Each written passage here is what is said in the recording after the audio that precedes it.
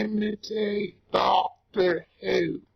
I'm wearing an official Doctor Who scarf from Tom Baker's episodes. I'm wearing an official Doctor Who hat. I'm also wearing an official, well, not quite official, Doctor Who coat. The reason why I'm emulating or trying to emulate Doctor Who is because I'm going to talk about evolution. Evolution is something quite contested, as you well know, in Christianity and in other places. Now, Doctor Who doesn't really use a Cockney accent. He rather talks rather more scientifically. So we'll talk scientifically right now, with a little slip into the Cockney every once in a while, because I haven't practiced this sort of thing. This is my first time even using the voice for camera. But see here, the point is that the scientists think they are so smart and logical, but they haven't even bothered to read the Bible as it is written to know what to argue against. Similarly, the Christians themselves, well, they didn't really read the Bible either. So we're going to go through what the Bible says versus what the evolutionists say about the Bible and what the Christians say about the Bible. And hopefully we will come to understand that it's really a very different story. I must get control of my accents, don't you think? At any rate, this is the point. You will see in the right-hand side of the video description the various parts of the correction of what the Bible actually says versus both sides in the debate. So please click on, how do I turn this? Click on over there, and you will find the parts of the videos to download and read what the Bible actually says in the Hebrew and Greek and English, and how we can know that, 1, Genesis means the origin of man, specifically the man, specifically the Christ. And secondly, that the Genesis story is about a parallel to salvation. It is not, repeat, not the initial creation of the earth and the universe. The initial creation of the universe, as you will see in the videos, if you click on the download links, you will see that the initial creation is in Genesis 1:1. Genesis 1:2 introduces the fact that the earth was trashed by Satan and company, which you find out in other Bible verses. So in the parts after part 1, which is on Genesis 1:1, and part 2, which is on Genesis 1:2, you will be able to find the other Bible verses which clarify and prove that this is in fact the story the Bible is telling you. Because the earth was restored, not initially created, in 6 days, that's what you're going to see in the rest of Genesis, because Genesis 1:2 tells you it was restored very plainly in both the Hebrew and the Greek. Okay? So we're going to take a trip through time and do this. We're also going to uncover why it is that Christians... Oh, I'm slipping now into my other accent. I must not do that. If you can't travel, you know, you slip accents. Now, it is important to understand why the Christian community mistakes the Bible and reads it as initial creation and reads it as 6,000 years. That is owing to an individual who couldn't read the Bible very well, named Bishop Ussher, who happened to read Genesis 5:5, mistaking it as the beginning of time with Adam. Unfortunately for him, he didn't read very clearly what Genesis 3:22 said, that Adam's days began numbered at his fall. So, unfortunately, Christianity has indeed been mistaking this for, 6,000 years. The Jews mistook it also. They have been mistaking this for about 6,000 years, I suppose, or for a long time. We time travelers, we don't always know what time it is. The Jews and the Christians have been mistaking the origin and the dating of the earth for a very long time as a result of misreading Genesis 5 and not noting it in Genesis 3:15 through 22, how Adam's days began to be numbered at his fall. So that will be covered also. Meanwhile, this is the introduction. I will be putting all parts in the video description as I do them. So, I would ask for your kind attention, to the extent that you feel you wish to have done it, to repeating the looking at the video description. Each new part will be put there. In Blip TV, you can download these. And I'm very bad at these accents, huh? So, this is the end. Enjoy! Ha ha ha ha ha! Okay, this is the first of I don't know how many I'm going to have to make videos on the restoration story that Genesis tells. It's not the initial creation story. This simultaneously is designed to correct the arguments that are being made about evolution, pro or con, and at the same time to show what God's really trying to do when he tells this truth about origin. You see in front of you, I've tried to enlarge the fonts, Genesis 1:1 in Hebrew and Greek. I should roll it down a little so you can see a translation. The first translation I'm showing is the NASB because NASB tries to literally track the Hebrew and the Greek when it can. It does a little better job than the KJV. KJV is also designed to track the literal words, which gives rise to some crazy translations sometimes in English, but if you know the original, it's a really helpful translation to use when you're tracking. So that's what I'm going to use here. Alright, what I want to demonstrate with Genesis 1:1 is that you do not know when this occurred. So if you're a young earther, this doesn't refute being a young earther. If you claim that the universe is 13-some billion years old and 4.5 billion years old for Earth, like some people in science claim, this doesn't refute that either. And I'm going to show why.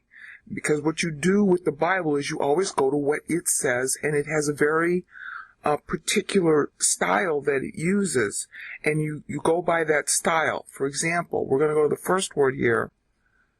If I can get my mouse to work. It's hard for the mouse to work with the recording going on. Okay, you see here, Bereshit, alright? This is a verb. If you look in the lower left-hand corner, it's actually a noun in the Hebrew, but Hebrew nouns often work like verbs. Alright, in the beginning. Ba means in. Reshit means beginning, and you're seeing at the lower left all the words that derive from Rosh. Rosh means head. Like your own head. The beginning of a year, Rosh Hashanah. In modern Hebrew, they pronounce Rosh as Rosh. Alright, so it's real important to look at all the different uses of Rosh or any other Hebrew word, because that tells you a lot of things. God's always playing on etymology, and he's always playing thesauratically. So Bereshit, okay, this next word is bara. Oh, my pastor stresses this so often. There are very many creation verbs that God uses, and each one has a slightly different meaning. Here, bara means to make from nothing. Alright, it's ex nihilo creation. We are looking here at the Lord Jesus Christ doing the creating. You don't find that out from this verse. You find it out from other verses in the Bible, which I hope I'll have time to do maybe, but right now I got to narrow my focus. So it's Bereshit bara, all right? And I'm sorry about my American accent, but I'm just trying to get the words out. As you can see in the lower left-hand window, that's bara, create, to make, all right? New thing is really not a good translation of the noun. It means something that was that there was no existing material. Asa is the Hebrew verb that's used when you make something out of something existing. All right, and that's a verb that's used for Adam because God is existing. All right, and that it's a clever way in Genesis 2:7 to stress that God is making man in his own image. But here we're talking about something that is not in God's image. There was absolutely no existing material. God just speaks it into existence. That you see in other verses like Matthew 4:3 from Satan's mouth attesting to it. So Bereshit bara. Bara means from nothing. Ex nihilo. Elohim. Alright. That's God. It's a common name for God. It's his last name in the Bible. And then at is, as you're seeing in the lower screen, I'm putting the mouse on each individual word. At is used to, is used to signify that the word that's going to follow is either a direct or an indirect object. Alright? That's not quite the best way to talk about the function of et, but right now it's accurate. Okay? Alright, so now you're seeing, alright, how do you want to pronounce that? Okay, there's a dagish inside the sheen. So, Hashemayim. Hashemayim. Alright, that means the heavens, the sky, but Bible often uses Shemayim to mean, the universe. And that's what he's talking about here. Okay, see this thing here. I mean, it's used, the and is used as a prefix. I can't get the mouse to work. Okay, just the first letter here where the cursor is flashing, and to the right of it is the wa, with a little shua underneath it. Okay, and then, there's the at. So this is heavens. Damn, I can't get the mouse to work. This is heavens. This is the wa. I won't do it right. See, wet. This is wet. The wa is the first letter, and then there's the aleph, and then there's the tet. That's the signified. Okay, direct object to come. Because you had the first at here. Here's the first. Damn it. Excuse my French. You had the first. See, this is why I hate Windows. It's not really Windows' fault. Et, and then wa'et, right here. Okay, and then you have ha'eretz.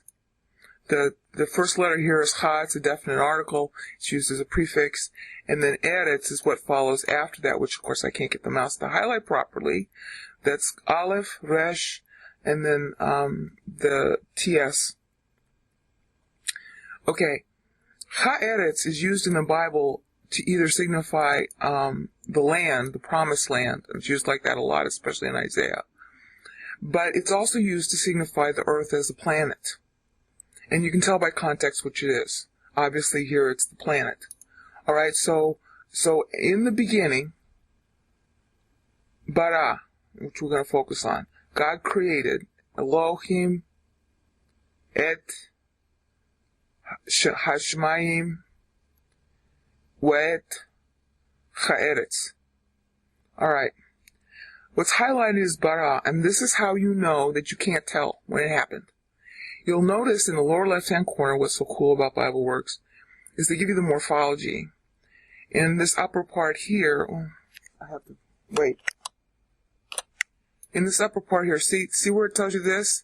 It's the verb in the cal perfect third person masculine singular.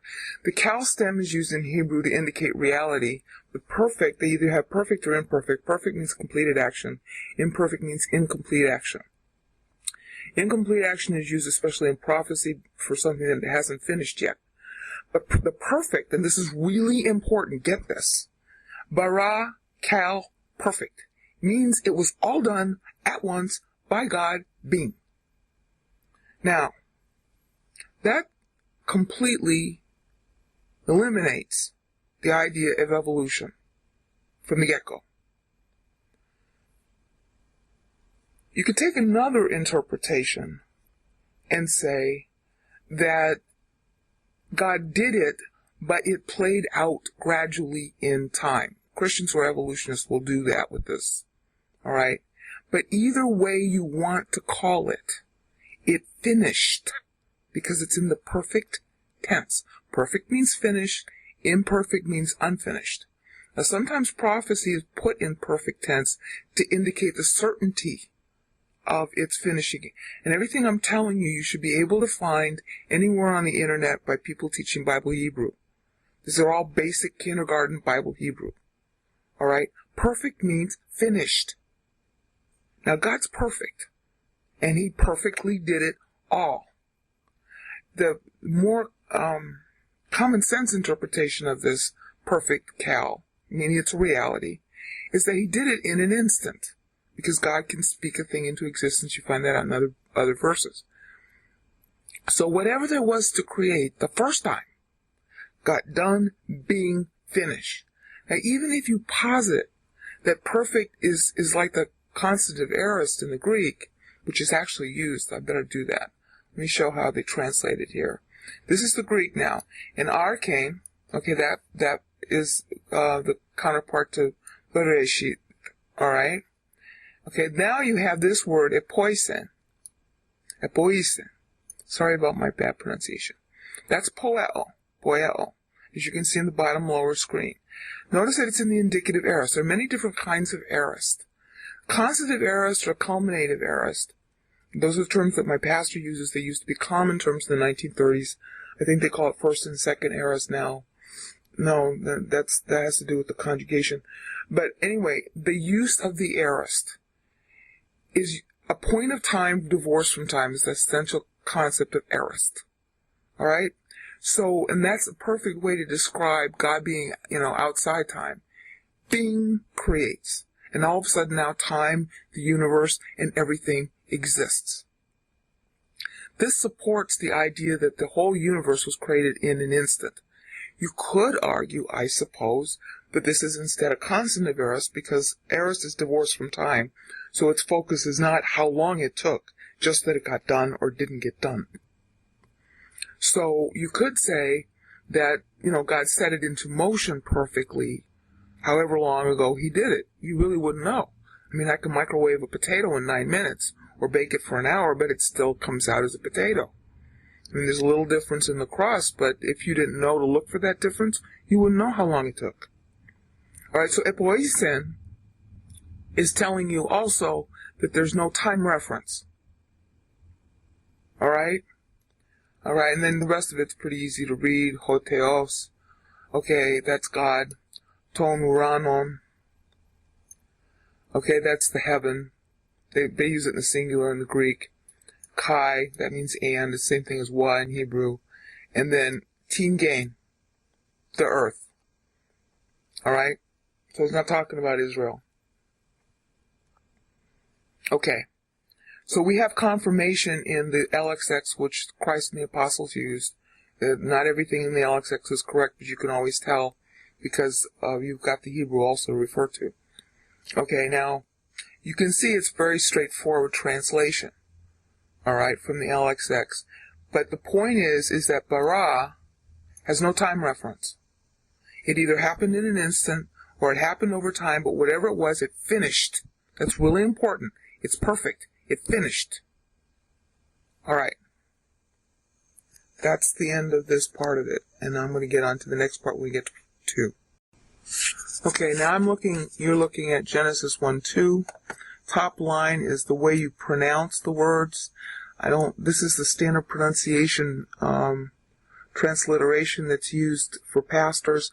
I can't stand the system any more than, it's just as bad as the Wade Giles system. They make crazy little assumptions about the letters, like they translate sheen with a little thing over the S. It's very confusing. I don't like it. But you have to learn it if you're going to learn it in seminary.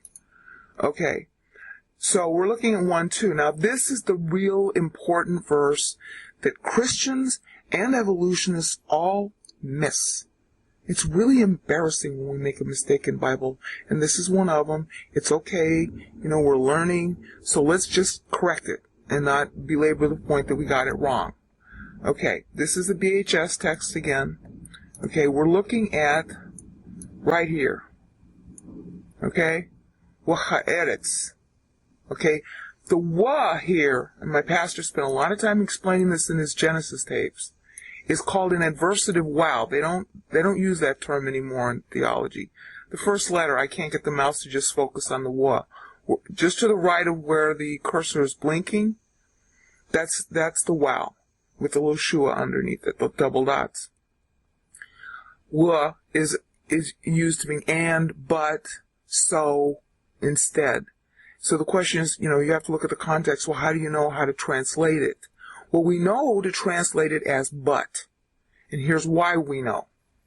Here in the Greek, LXX, we got this, the. And if you look below, you see the lexicon of just Thayer's is showing, not Bauer-Dinker's. They're all scrolled underneath. But the is used, you can find this out anywhere. You should be able to, unless modern Greek scholarship is really tanked. Okay, first of all, we got the hey. There. Hey is a definite article, ho. That's used as relative pronoun, alright? And then you got da, but da is where we're getting from the meaning for the wow. Alright, that first letter in the Hebrew is being translated by this da. Da is a conjunction of contrast. They usually call it in seminary a conjunction of mild contrast. But that's not really the best way to think of da. Da is always a transitional particle. Okay? I believe it's also used to stress the transition in Hebrews 10:5, but I don't want to look there now because I'm going to waste time in the video. Okay, da is used as a transitional particle. What it's doing is it's saying, hi, I just told you one thing, now I'm going to tell you that thing I just told you about changed. There is a change being stressed in Genesis 1:2. In other words, the whole thing was done over a long or short period of time, whatever, in Genesis 1:1. But now, after it got done, something changed. So all that stuff that Christians say about Genesis being the initial creation of the earth and the universe is flat wrong. Please absorb that. There's a contrast being introduced by the particle da. And that's what that's how we know that this wa here, first letter to the right of the cursor, is an adversative wow, wa. I think they call it a vav today. Alright? So something changed so it's like but the earth. But the earth. Not and the earth. Let me move this down so you can see the translation. Okay? You'll notice that in the translation they leave the wa out. And that's sometimes alright to do. Here it's not. Alright? Because you have cheda. Hey standing for the earth because it's a feminine noun. Come on, mouse. Heda. Gay. The world. Alright, now your second big hint that something changed is in this little verb here, which is being used to that's imi. Alright, come on, cursor. Come on, cursor. Imi. See imi? Modern Hebrew is ime. First person is used as the vocabulary form of the verb. Alright, hain, or ain rather, is in the imperfect. Look at this. Look at this. Wait a minute. Alright?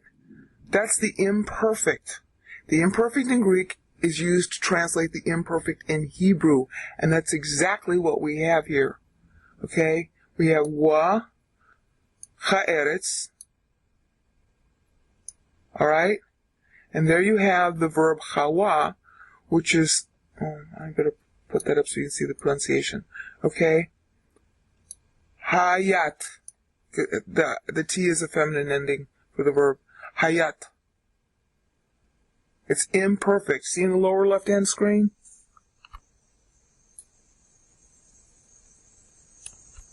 Haya. This is one of the verbs that's used to create the word for, it's a sacred tetragrammaton, the last half of it. Verb cal perfect. To be. You know, because God's name is to be, really. Absolute existence. Haya is a very old verb, but Hawa is another version of it that's even older. That's why you got Yahweh. The point is that it's Haya is in the imperfect. Alright? Well, actually, perfect here. Oh, that's interesting. Sorry. Oh, that's really interesting. Okay, look. The world became something. It was the first totalities in Genesis 1:1. And now the earth became something else. Because you got Hain here. So see, the translation is off. They should have noticed what the Greek is doing. The Greek is using the imperfect. Oh, that is so clever. To show a change in status, which the adversative wow, with the translated by da, also shows. So that it was complete. Oh, wow, that's just what my okay. The perfect in Genesis 1:1 is now being paralleled. There's more to say about this, but wait a minute. The perfect in Haya, to show that it became perfectly bad. Alright. You'll know that when you see the rest of it. This here is Tohu. Tohu wa bohu. Let me go through that again a little slower. Tohu is a really important word in the Bible. It's used a lot of other times in the Bible. Tohu, and then there's wa, which means and. Bohu. Now, tohu and bohu are severally used in the rest of the Bible to tell you, to refer back to this verse. Okay? Tohu, as you'll see in the lower left-hand corner, it's translated there confusion, but it really means chaotic, chaos. Okay, so we started in Genesis 1:1, we had perfect creation finish, and now we have a perfect confusion. Now, if you really should do this. If you're into the Hebrew at all, search on Tohu in the Old Testament. It's really interesting what you're going to come up with. My pastor spent some time going through that, but you can do a word search and, see it yourself. And then bohu is also separately used. Tohu wa bohu. In future videos, I'll go through some of those uses. So here's the translation. Wa ha'eretz, hayat, tohu, wa bohu.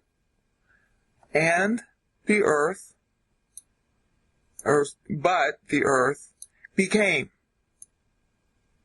And you'll see that in the NIV. They actually figured that out. Tohu wa bohu. Became chaos and a wasteland. Bohu means wasteland. And you'll see, and it's used, the Bible tracks this. It's always referring back to Genesis 2 when it does that. Because God is making analogy to us being a wasteland in our souls. Now, when my pastor covers this, and I really recommend you get his stuff on Genesis and Satanology, he explains, and he's not the only one, you can find this pretty much on the internet, this tohu wa bohu status that became hayat, is the angelic conflict period. That the universe was trash, and at least the corner, the quadrant, the little tiny quadrant that constitutes Earth's section of the universe, all the lights were put out. I mean, angels' bodies are made of light. They had a big war, and they destroyed a lot of stars and planets. All right? Now, my pastor covers this. He's not the only one, but at the time he did it, he might have been the only one. I don't know. This was back in the 1960s when he covered it. His Satanology series is 1967, and I can't remember his Genesis series. I think it's 1972 or 77. Might be earlier. All right. So we have, but the earth became tohu wabohu, chaos and wasteland. So the story you're going to get from Genesis 1-2 onwards is what God did to restore the earth from the conflict. This keyword tohu wabohu is used for the angelic conflict also. It's also used for the wasteland of our souls after sin. So right there you know that some undefined period in the past, all right, the earth was created, everything finished, in the universe, but now we know, wow, ha'eretz, the earth, hayat, became, finished destruction, tohu, chaos, wabohu, all right, wasteland. All right. Now, what you get in the rest of the verse is how the Holy Spirit restored it. Okay, so we say, wa hoshek. It's interesting how the vowel pointed that. Okay, and it was complete darkness. So that means all the lights were out. I mean, stars can explode. Angels' bodies are made of light. It's not too hard to understand that they could do that. Okay? Al Pani, face. Al is, I should have covered that. I'm sorry. I forget that I should explain these things. Al means, it's got a connotation of upness. That's why, it's really related to, even though it uses the ayin, it's related in sound to, the prefix of el for God. And Isaiah plays on that sound a lot. It's a connotation of upness, the thing that's foremost in front of you. Okay, so, and the face, upon the face, you could say. Darkness, hoshek, wahoshek, upon el, the face, pani. Okay, and now you got here, tahoim, tahem. Tachom is how they've spelled, Tachom. The deeps, like Mariana's Trench and all that, the lowest parts of the earth. Ruach, this is one of the words for the Holy Spirit. Ruach, of course, is and the Holy Spirit. Ruach means holy, spirit rather. Elohim, that tells you he's God, hello. Second person of the Godhead, or third person of the Godhead introduced, hello. Okay? This is my favorite verb. Ma, ra, chef, fet. Marachefet. Okay? Unfortunately, rachef, that's the Hebrew verb rachef, you're seeing it down at the bottom. It's in the PL stem. PL is intensive stem. Participle. Notice the Holy Spirit is treating himself like a mother hen. Really what Rahaf means is a mother hen brooding over her chicks. So I call the Holy Spirit Mom because of this. The Holy Spirit broods over us, as it were, broods over us to care for us. Okay, God's making an analogy to that future by showing how the Holy Spirit is the one who restores, get the pun? The Holy Spirit's restoring the earth just like the Holy Spirit restores us. The Holy Spirit's saving the earth from its destruction, tohu wabohu, and now the Holy Spirit's going to restore it.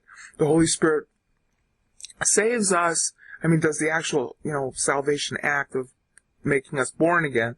That's Titus 3:5. And is brooding over us like mother chick, like a mother over her chicks.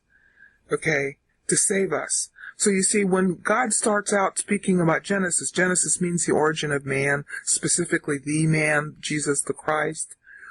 That's the analogy God is making. So the point of God telling you this story It's like, hi, if I'm going to, restore the earth with all this love and care, like a hen brooding over her chicks, what do you think I'm going to do to you? Aren't you more precious than sparrows? So that's the perspective that the Bible has. Now, again, if you look at the Greek, you've got da. That means that's transitional. Hi, something had changed. Gay, the world. Ein, rather, became. Imperfect. Auratas. Alright? Unseen and invisible isn't quite the only meaning of aurata.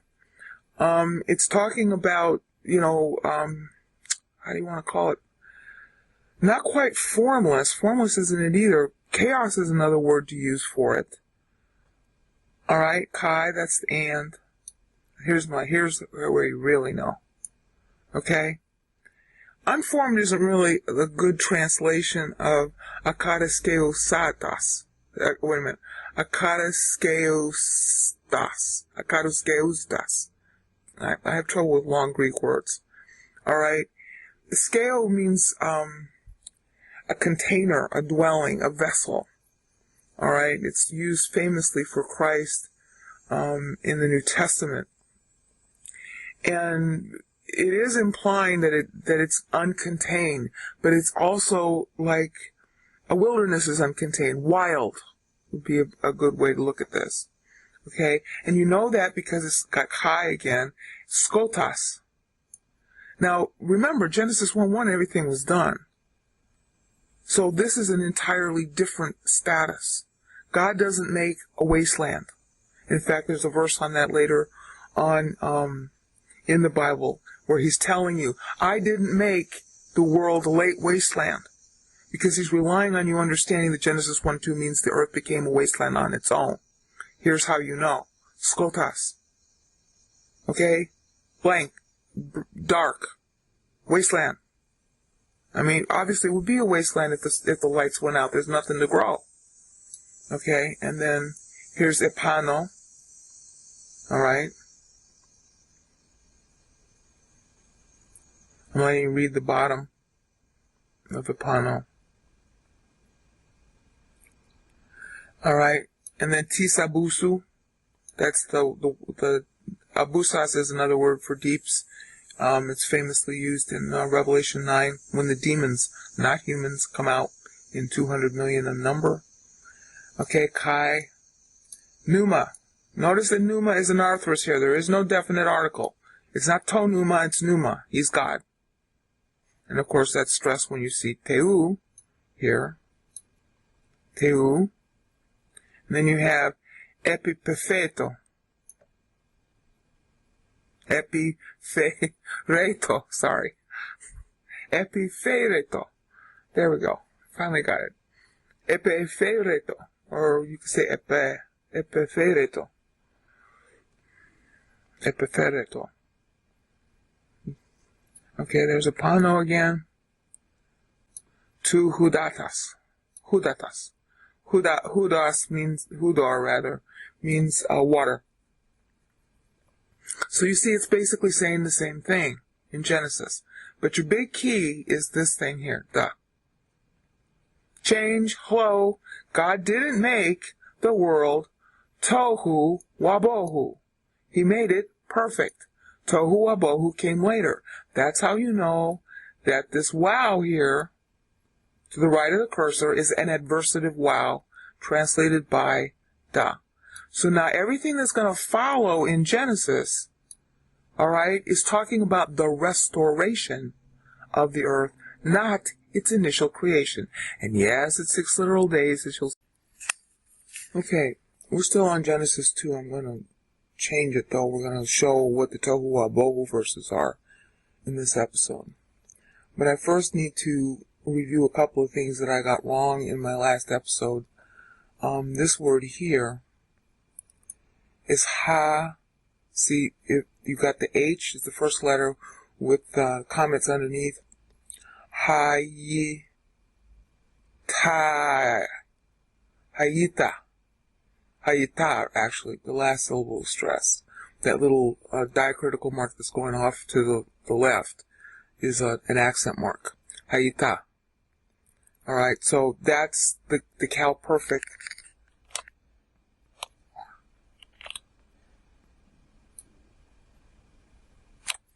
That's the Cal Perfect of Haya. And I didn't pronounce it right, I was just saying Haya. So I wanted to fix that. And then the next thing is I didn't show you a sample translation so you can see why we get it wrong in English. Formless and void just doesn't cut it, okay? And the other translations are not any better. See, I mean, I've got a whole bunch of them, but all these translations here, this is the New American Standard, this is the NIV. NIV there's another version of the NIV which says became. It's footnoted. Instead of saying was, it's footnoted. My hard copy of the NIV has that footnote in it, but I don't know how commonly available it is now. I gave my NIV away to somebody, so I can't show it to you on screen. Here's the KJV. I always say that wrong. See, without form and void. Now see, we're thinking from a modern perspective, from an evolutionary idea that things formed over time, so we would expect it to be without form in the beginning, but that's as you've just seen, that's the exact opposite of what the Bible is saying. It became without form. God didn't make it that way. And you're going to see in this episode, hopefully, I'll have enough time to show you the verse that says that God didn't make it this way. Alright, so it's the earth became. All you have to do is change that word was to became. And change this to but. But the earth became. Now, without form is not really good. It should say the earth became chaotic and a wasteland. Alright? And your key word that you would know that, even in English, darkness. Darkness? God is light. He didn't create darkness. Darkness came as a result of. Alright? And it's the angelic conflict. And there are enough pastors teaching the angelic conflict out there that this ought to be common knowledge, and I don't know why it isn't. This is Breton's English translation of the Greek here. Here's the Greek. It's a compilation of manuscripts that BibleWorks uses. Alright? So, as you can see, the translations are failing here. And there's no excuse for it at all. The other thing I had stopped yesterday's tape at Merahef. I love that word. Hefet, rather. Should have looked at the T. And then I did Al-Pani. See, the mouse, the display doesn't work real well. Okay, but this is the word I left out. Okay? That's ha, and then that little dot inside the M there, see, the M even looks like a mouth. Hebrew letters are mouth pictures. They tell you how to say the word, the letter, by going from right to left of the letter. That's the airflow. Alright, and like with this H here at the beginning, you see that the hey, the air is coming out of the top of it, the top of your mouth. You're basically saying H in your throat, and you're letting the airflow come out through the top of your mouth. Alright? So this is ha, ma, and that's got an accent mark. And then this is yim. Alright? That's the Y, the yod. And that's the mem. Okay, so it's ha, ma, yim. Now, ha, ma, yim, as you can see in the lower left-hand corner, is waters, plural. Now, when my pastor explained this, it makes a lot of sense. He said, if you're trying to date when the earth was restored, this description gives you a sense of an interglacial period. Now, if you look on the internet, you should be able to look up a word called Pangea, P-A-N-G-E-A. That's part of the theory of continental drift, which was made famous by Wegener. Early 1900s.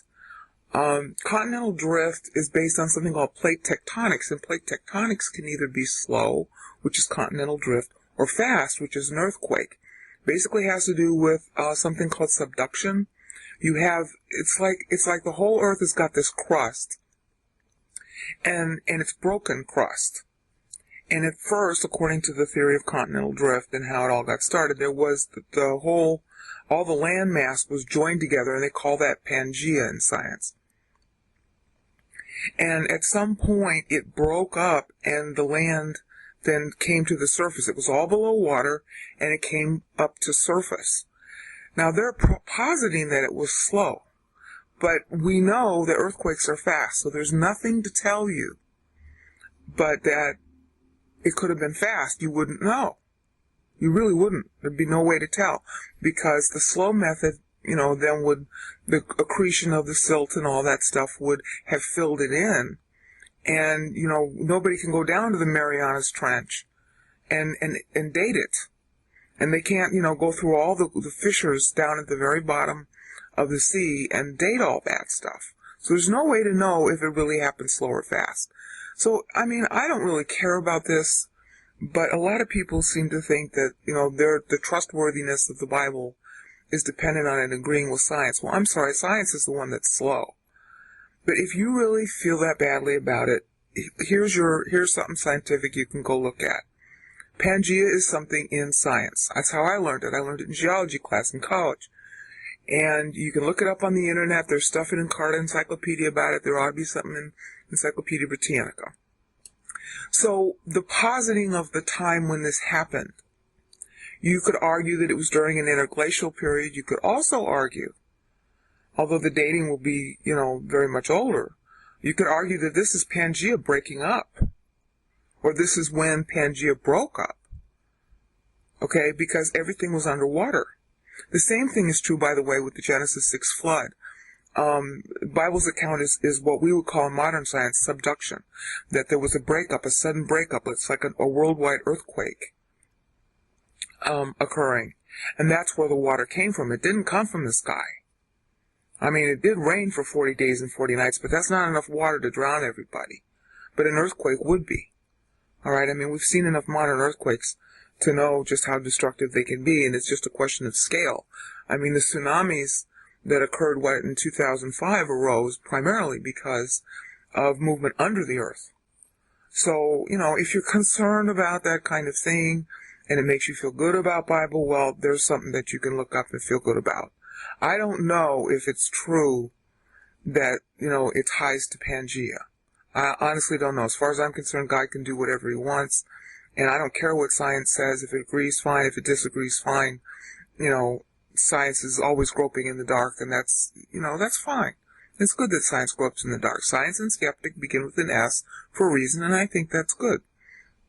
But for my purposes, it's like, well, they're all behind where God is on anything. So if they discover something, I'm happy about it. If they don't, big deal.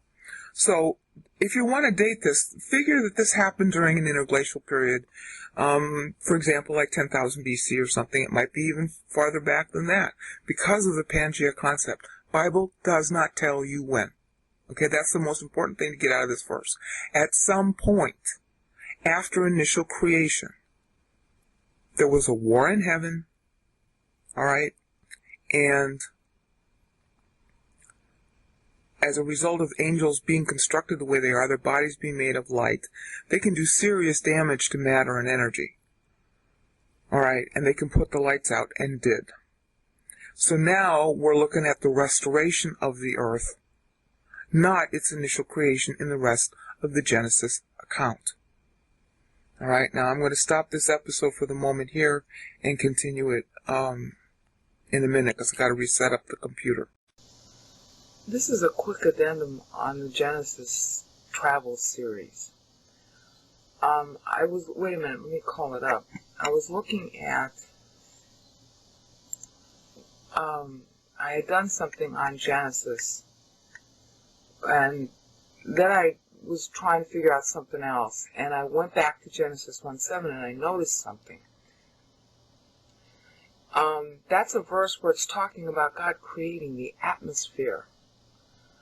Now, if he has to create the atmosphere, based on what we know in modern science today, if he has to create the atmosphere, that means that the angelic conflict was so bad that they burnt up the Earth's atmosphere. Now, I'm just talking off the top of my head, but I do remember that with all the theories, which they think is, talk about why the dinosaurs were extinct and all that stuff. One of them is about some kind of asteroid.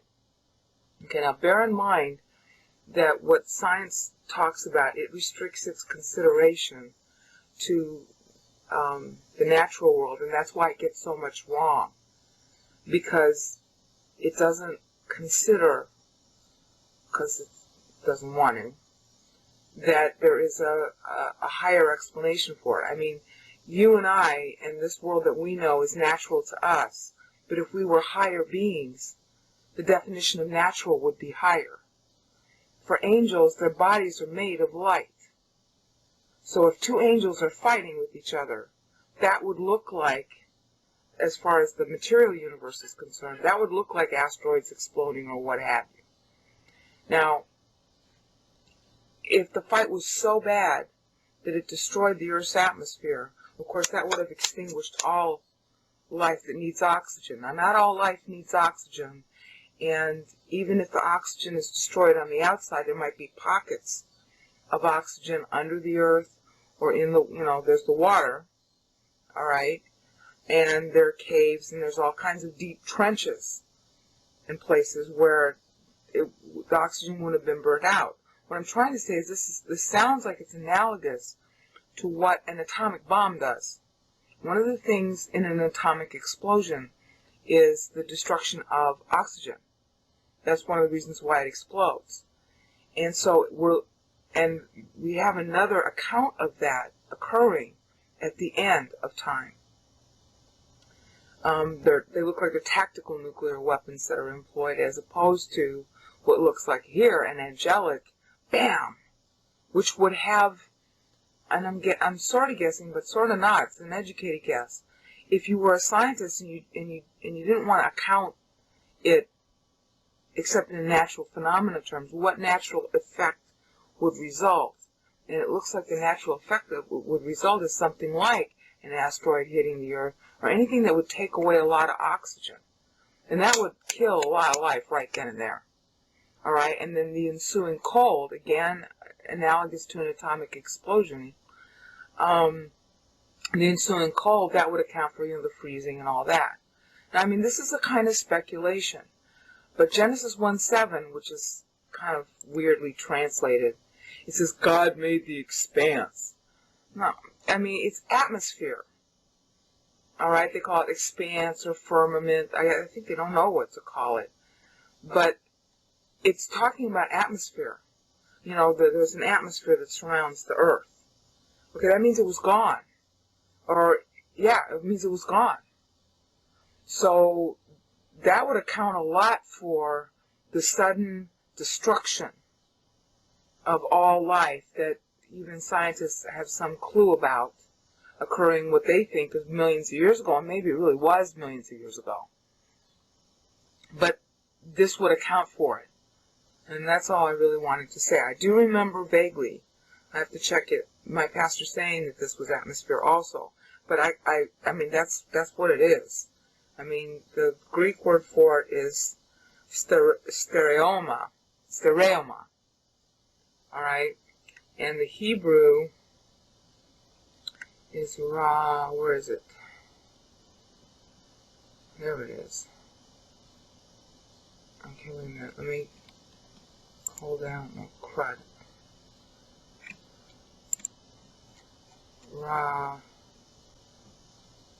Rakah.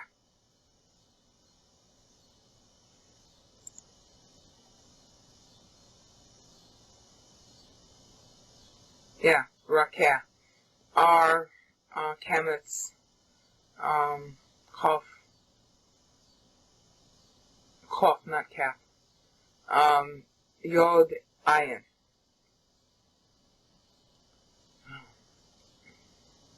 That's gotta be right.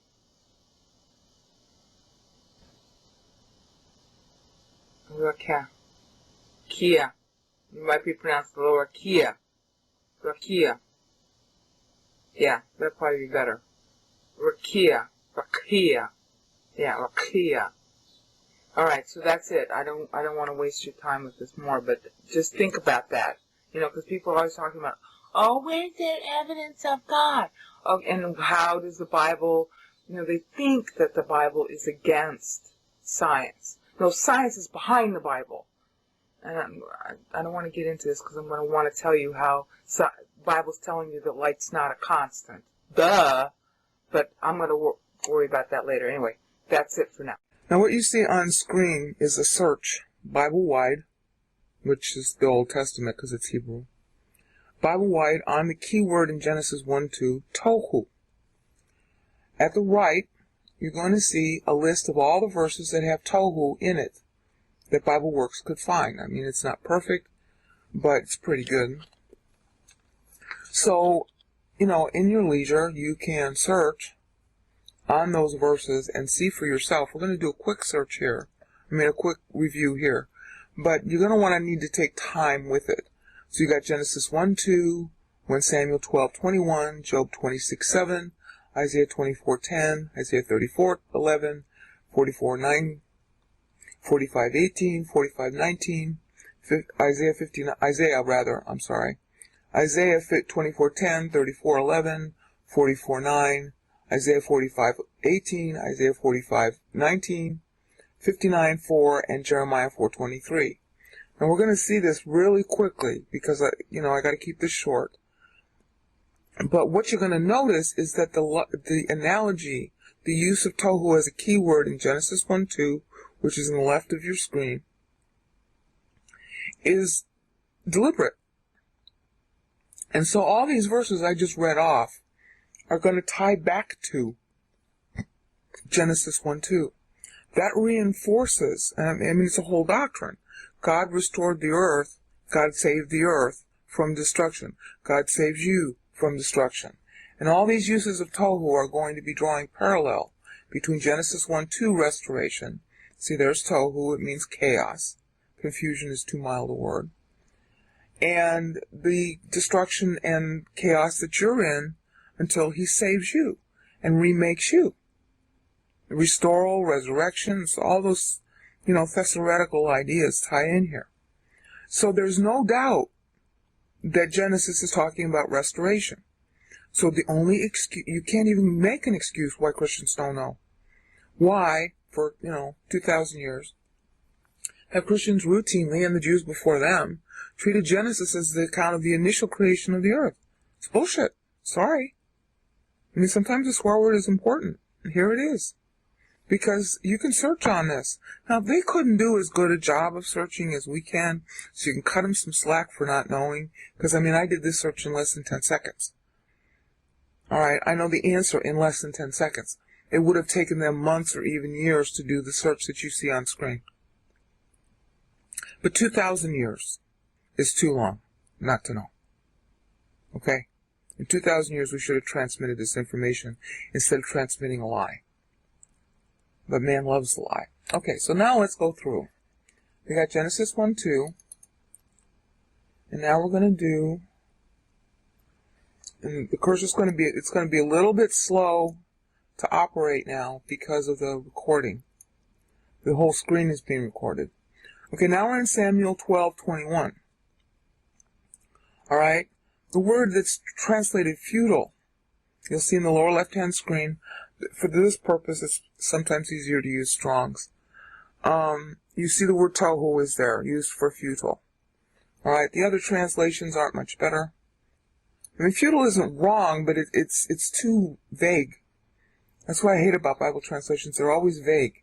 Futile, okay, the no good in NIV is what's, useless, I'm sorry. Useless is used in the NIV. Okay, vain is the translation in KJV. Vain meaning empty. In Old English, that's what vain really meant. And then that's translated in the Greek.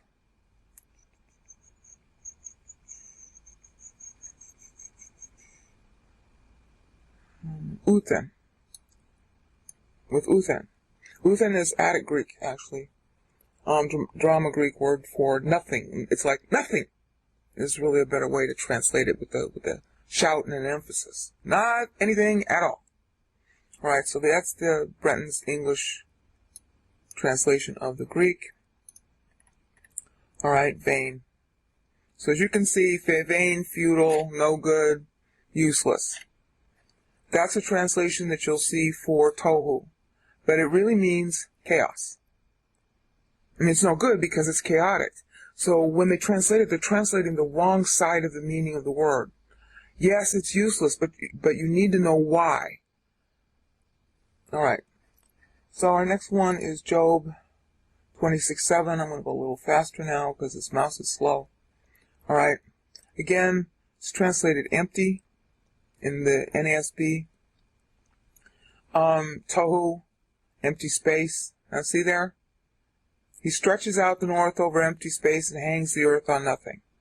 Okay? That is poetic language. Alright? That's showing that the earth is, unsustained. Okay? It's not on a string. It's on God's string. Alright. The city of chaos is broken down. Now there we go. See, this is a little bit better. Make desolate, lay waste. Alright? Tohu. Tohu. For chaos. That's what it really means. Why they don't translate it that way in the other places, I don't know. Okay. Isaiah 34:11. Okay. Emptiness. Well, we got tohu and bohu in this one. See, here's tohu, and then here's bohu. Bohu means wasteland. Tohu means chaos. Alright? And desolation is the word that they use in the NASB this time to translate tohu, which you see in the lower left-hand corner. Alright? So that's that verse. I mean, again, you're going to have to spend more time on these. I just want to show the list. Alright. Futile being used here. Notice the analogy. You're futile, you're worthless, you're chaotic, just like the earth was before I restored it. See the clever analogy here? Just by using a special keyword that everybody should have known from Genesis 1:2, a whole ream of doctrine is given because everybody once knew, once upon a time, that the tohu wabohu in Genesis 1:2 was caused by Satan and company. Okay, now, this is the one. There we go. This was the verse I really want to focus on. Look at this. Even in translation, I did not create it a waste place. See the word used for waste? See, they do know the things I'm telling you are the right translation. They just don't translate it that way all the time. Tohu, confusion, chaos. Alright, tohu is sometimes used. Is bohu in this one? No, okay. Tohu, it's a structure that you use sometimes in Greek and Hebrew when you have a famous expression, tohu wabohu being one of them. In order to reference it again, you just use the first word. Like if you had a list of 10 things, and everybody well knew that list, all you have to do is mention the first thing in the list, and everybody knows you're talking about the whole list.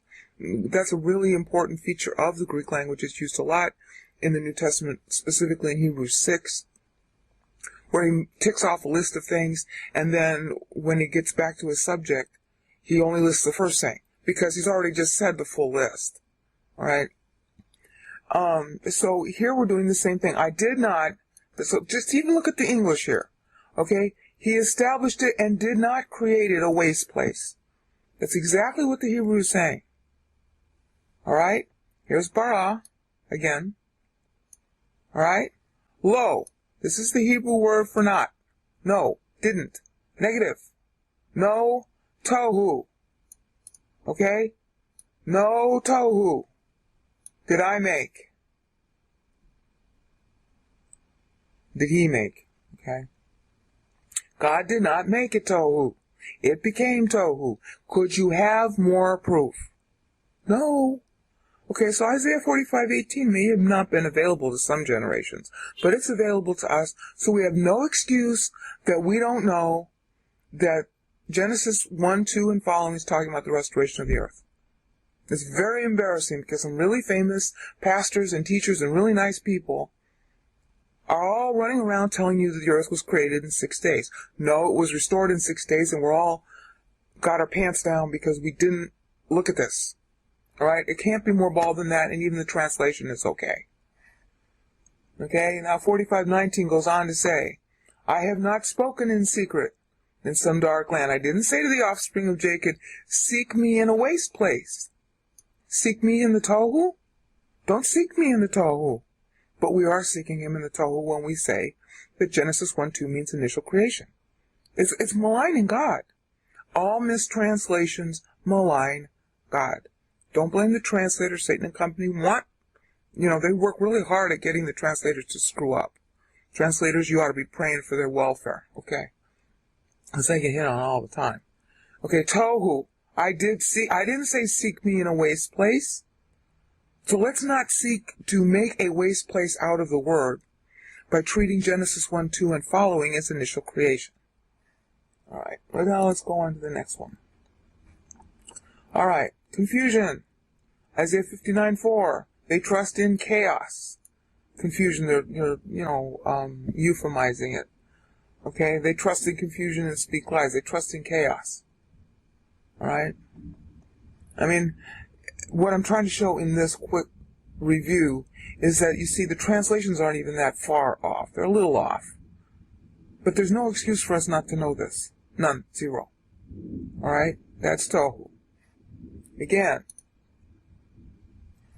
All right?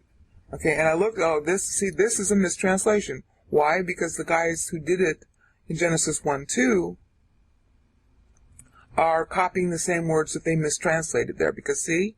Same words. Tohu, wa, bohu. Alright? Tohu. And then there's that W with the comments underneath it. That looks like a little T. Bohu. Alright? So the NASB people repeated their erroneous translation from Genesis 1:2. Now, you're going to want to focus on this. Let me, Jeremiah 4 is a real important chapter about how the Lord didn't make it bad. Alright? So start in Jeremiah 4. Looks like the context begins in verse 22. And, just read that for yourself. I don't have time to do this. Okay. Oh, my mouse is stuck. Alright. Back to the Hebrew. Okay, so that's Isaiah. That was Jeremiah 4:23. Let's get it better. That's the end of it. Okay, that's the end of the short list. Oh, we got to search on bohu. Okay, now we're looking at bohu, and you'll notice that there are only 3 verses in the Old Testament that cover bohu. The first is the Genesis 1:2. Next, you have Isaiah, and we already saw this with Tohu. Isaiah 34:11. Now, I'm going to take a little more time on the bohu verses, but what I'm going to say is also true for Tohu, because it's really the whole phrase that's in mind. You'll notice, like, for example, this is Isaiah 34:11. When you go to look at that in context, it is a prophecy about the desolation of Israel and the desolation of those who attack her. God is just, and therefore he has to execute stern justice when warranted. And he's making a point that, all of Israel's attackers think that they're using the fact that he judges Israel. They're using that as their excuse to judge Israel themselves. So he is asserting his husbandly right, so to speak, to judge Israel and also, therefore, all of her attackers. This particular passage is talking about the wasteland that will result from the judges and, Israel being negative. Therefore, you're seeing the analogy again to the desolation in Genesis 1:2, which also was caused by rebellion. Again, if you look at that in context, you'll see it better. I just want to show you that this is what the Bible's trying to, this is what the Bible means by using the term in Genesis 1:2. Now, there are other verses to look at, but I'm just going through a few of them that are easy to view in a video. Okay, and then the big passage you're going to want to spend a lot of time on is Jeremiah 4, because he's talking about the case, his case against the people. I mean, Jeremiah was the prophet to Israel when she was about to go out under the fifth cycle of discipline, as my pastor likes to call it, national destruction. And that's why this is a very bad translation, formless and void. Okay? Formless should be chaos, and void should be wasteland. Laying waste. Okay? The rebelling angels laid waste to the universe. Planet Earth was Satan's headquarters.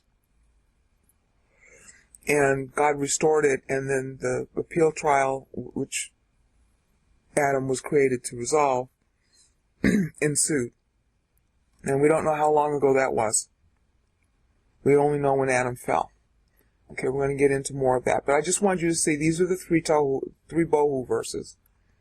Okay, and that's bohu that's highlighted in yellow on your screen, with the wa in front of it. Okay? Now, I'm going to turn off the tape for a second.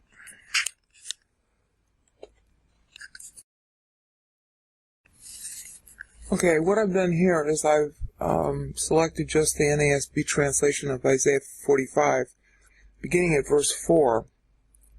I'm going to give you a little time to read it and make a couple of comments to show you how God's making an analogy to Genesis 1:2. If you start at the beginning of 45, he's making a comment about his deliverance of Israel, mentioning Cyrus by name and in advance. I know there's this stupid theory about multiple Isaiahs, but it's really only one Isaiah. And you can tell that by the way the text is used. Okay? They make all kinds of arguments, but if you look at how the unity of the text, the concepts involved, the way the words are used, that sort of thing, it's the same writer. People will make up any argument they want in order to debunk the Bible. And, when you're young and you hear these arguments, they seem distressing. But after you've gone through about 50 of them and you find out that the guys that are arguing against the Bible really didn't do their Bible homework, you just begin to ignore it. So I'm ignoring this. All right, I want to focus on this. For the sake of my servant, Jacob my servant, and Israel my chosen one. All right? Let me see if I can get this to highlight. There. All right, that he chose Israel as his voice because he chose Abraham.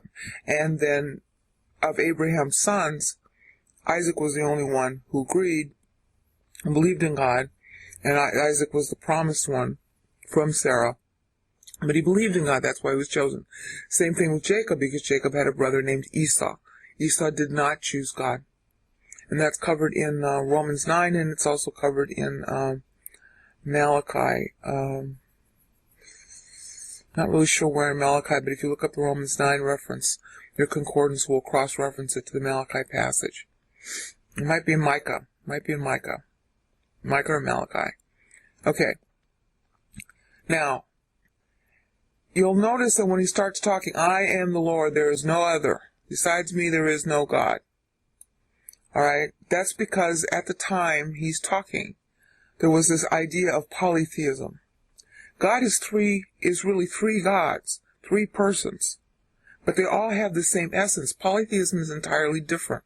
Polytheism is unequal gods with little g. Alright? Like, the pantheon of Olympus and all those other myths. 3 co-equal persons means 3 gods. I don't know why we shy away from that in Christianity. Couldn't be any clearer from the Bible. Their equality, they're co-equal, co-infinite, perfect. They're all, my pastor's favorite word for them is triplets. All right, they're not unequal. Polytheism is a system of unequal gods, ranked in a hierarchy of powers. Like with Zeus at the top. This isn't polytheism. All right, salvation doesn't work without 3 gods. One to judge, one to take on humanity and pay, and the third one to empower the humanity of the second one. All right, now anyway, now we're going here. That man may know from the rise to the setting of the sun.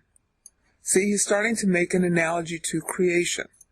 The one forming light and creating darkness. Okay, it doesn't really say creating darkness. I mean, he's creating it by making light. Let's see what the Hebrew says. One forming light.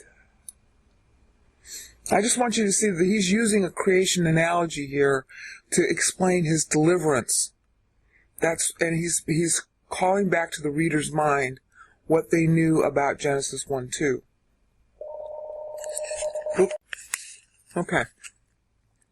Now, if you remember what Genesis 1:2 had as its text,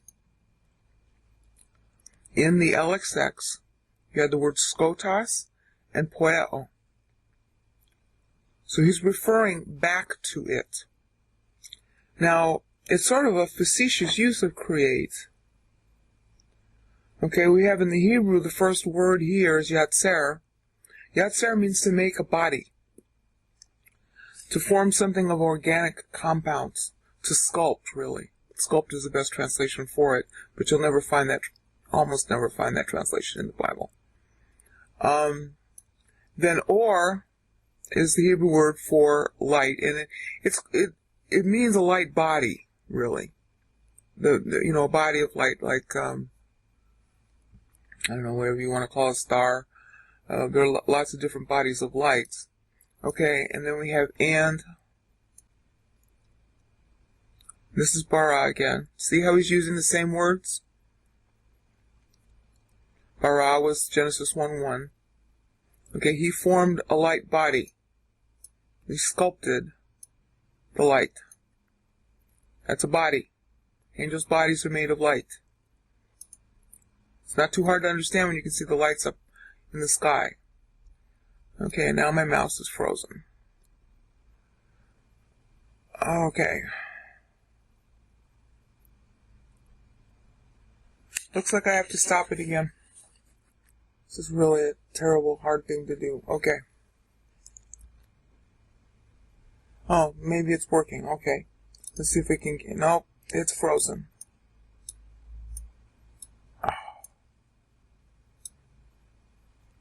Alright. There's bara. Okay, ubara, again, it's the wa.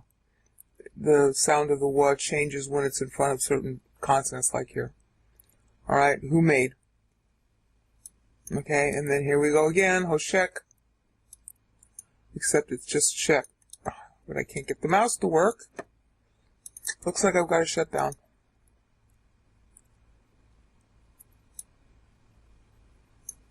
There's shek. Hashek. The shek. Hoshek. A little better. Alright. But the point I'm trying to make here is you can see that in Isaiah 45 that he's referring you back to Genesis 1:2. And here's our friendly Asa. Alright, that's interesting. I thought it was spelled with a summix. It's not. It's spelled with a C. Okay, here's Asa. This is making something out of something. Now, God doesn't directly create darkness, he creates light. But the opposite of light is what? Darkness.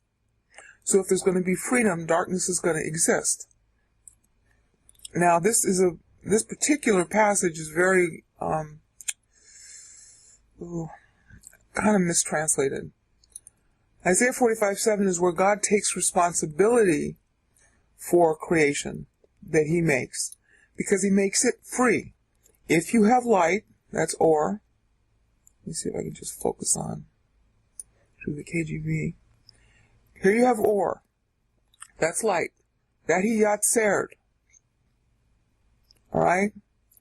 Therefore, from nothing comes darkness, because if you have light, you are free to choose dark. I don't know if that's going to be making it very clear or not. Alright? And so this is Asa making something out of something. And this is our friend, peace. It really means reconciliation. It's a reference to what happens to you once you believe in Christ. And he was always called Christ. The anointed one is what Christ means, and it's Messiah in Hebrew. Alright. Here we got bara again. We have it here. And we have it here. This is God taking responsibility. And what is he taking responsibility for? Right here. Evil. Now, when my pastor exegeted this verse to explain Genesis, it was part of what he went through. Ra'ah means evil. And you'll notice that the spelling is pretty much, similar.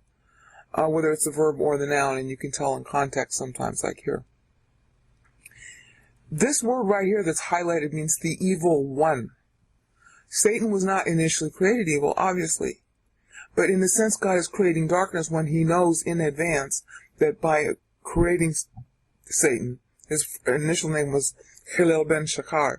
And that's in Isaiah 14:13 and 14.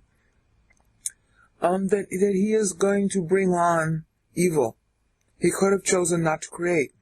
He could have chosen not to create Hitler. So God's taking responsibility for creating freedom. And he foreknows who's going to do what.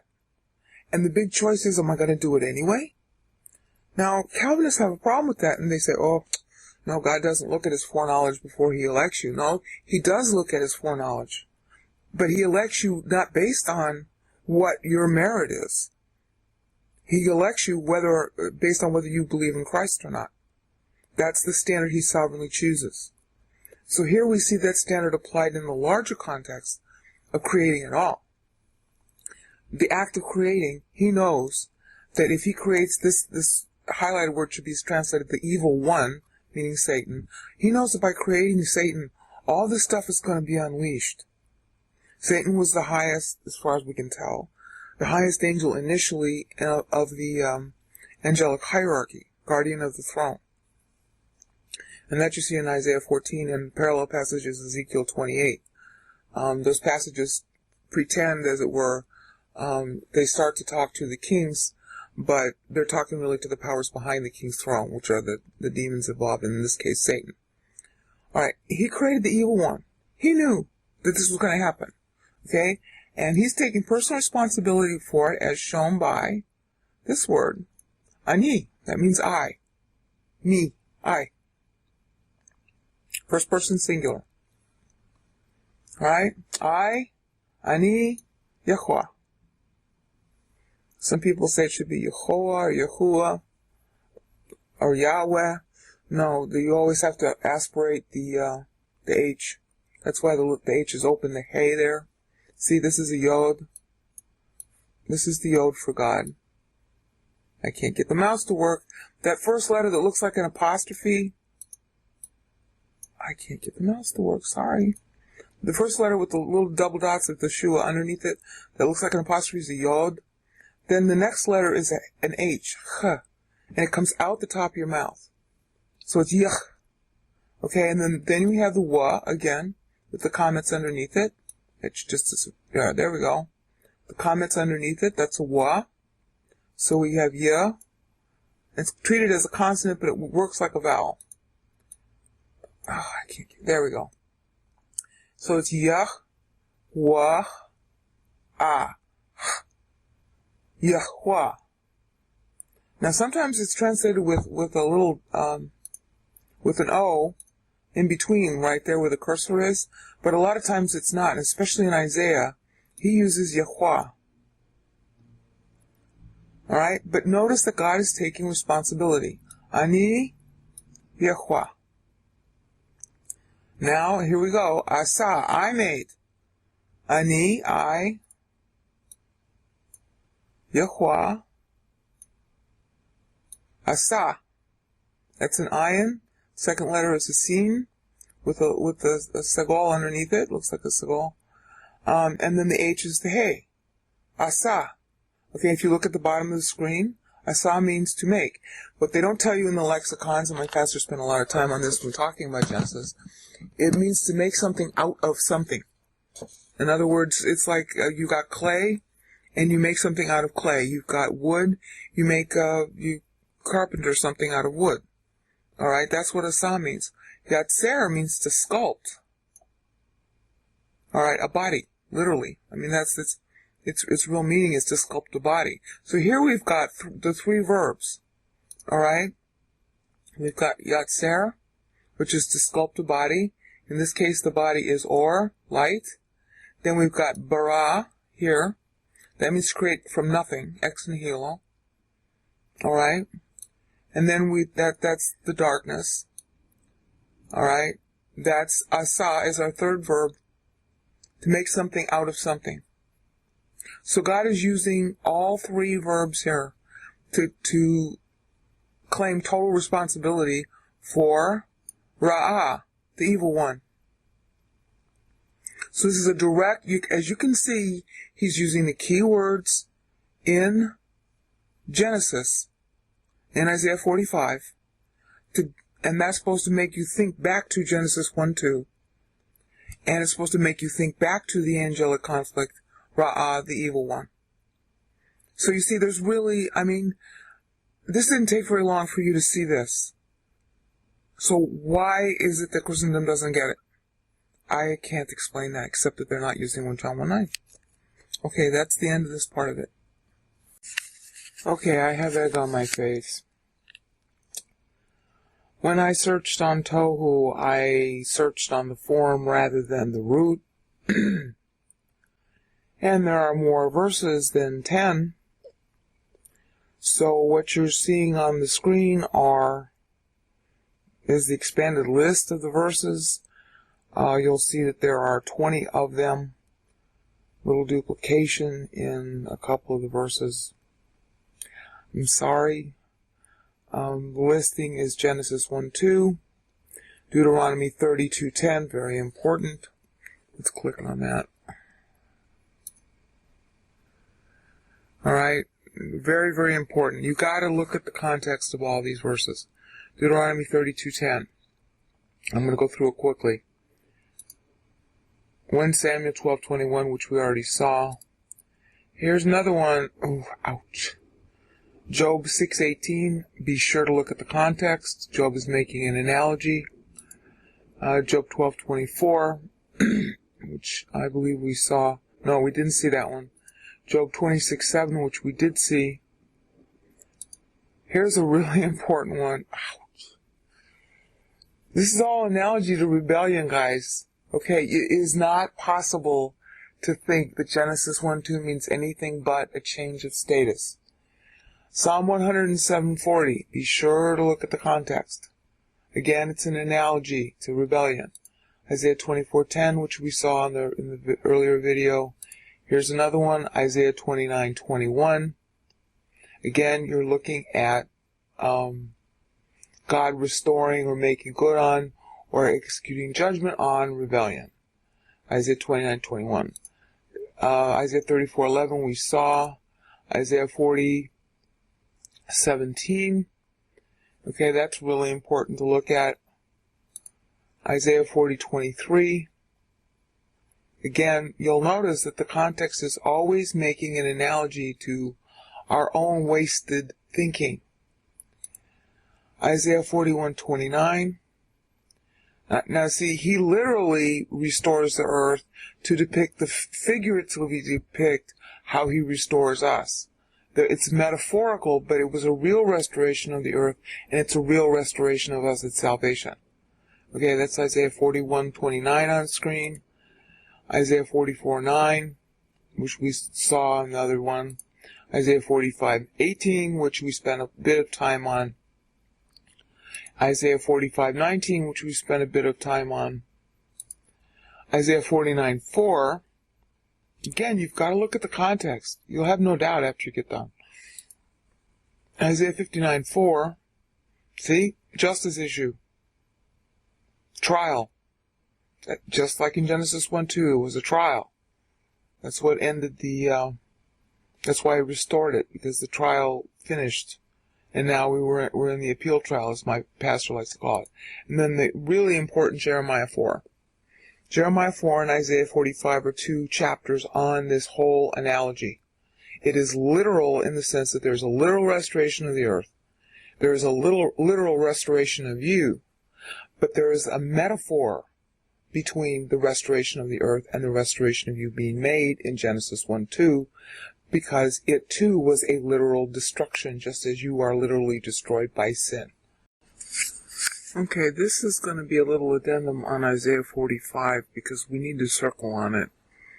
Its lack of proper attention to Isaiah 45, which could probably account for the fact that Christians and pastors are so ignorant of the fact that Genesis 1 is talking about the restoration of the earth. Now, I'm going to ask you to look at it on your own. I'm just passing on what I learned. Skepticism is important, but what's more important is that the whole goal of the spiritual life is for God's head to get in your head. And that doesn't happen if you just swallow or spit out what somebody says. You have to turn it over in your head. You use 1 John 1:9 and you keep on asking God, okay, what should be in my head now? What am I supposed to understand? What is it that I'm not learning, or what should I learn better? You're constantly in a dialogue with God. And that's why you need 1 John 1:9 all the time. I use it like breathing because I have a really bad temper. Everybody has his own soul weakness, and that one happens to be mine. I can't stand willful stupidity, and I can't stand it when things don't work. And there's no excuse for my being so intolerant. So I use 1 John 1:9 all the time. Okay. So this verse we're looking at on the screen is Isaiah 45:7. I already spent some time on it. The big phrase here that's mistranslated is right here. In the NASB, it's causing well-being and creating calamity. In the NIV, it's create prosperity and bring disaster. In the KJV, I make peace and create evil. Of these three translations, KJV is closest, but they're all off. Now, the last time we went through Isaiah 45 here in episode 4, I pronounced this as Ra'ah. That's a resh and an ayin, and really the right pronunciation is Reh. It sounds like evil, doesn't it? Reh. Reh. Reh. Sounds like bang. Okay, Reh. Eh. That tells you an awful lot about the original pronunciation of ayin, because if you go to seminary today, they'll tell you, oh, it's silent. It's just the same. They know that the students aren't really interested, so they simplify it. Okay, but look at how the letter is shaped. Okay? Hold on. Highlighted here, well, it's not highlighting very well, are two of the ayins. Ayin is the name of the letter. Would you look at it closely? It looks just like a mouth where you're sticking your tongue out. I have to move the cursor. They look like two Y's, backwards Y's, to the English speaker. But think about the picture you're getting. It's like you're sticking your tongue out. Because, Hebrew's right to left, so it's pointing left.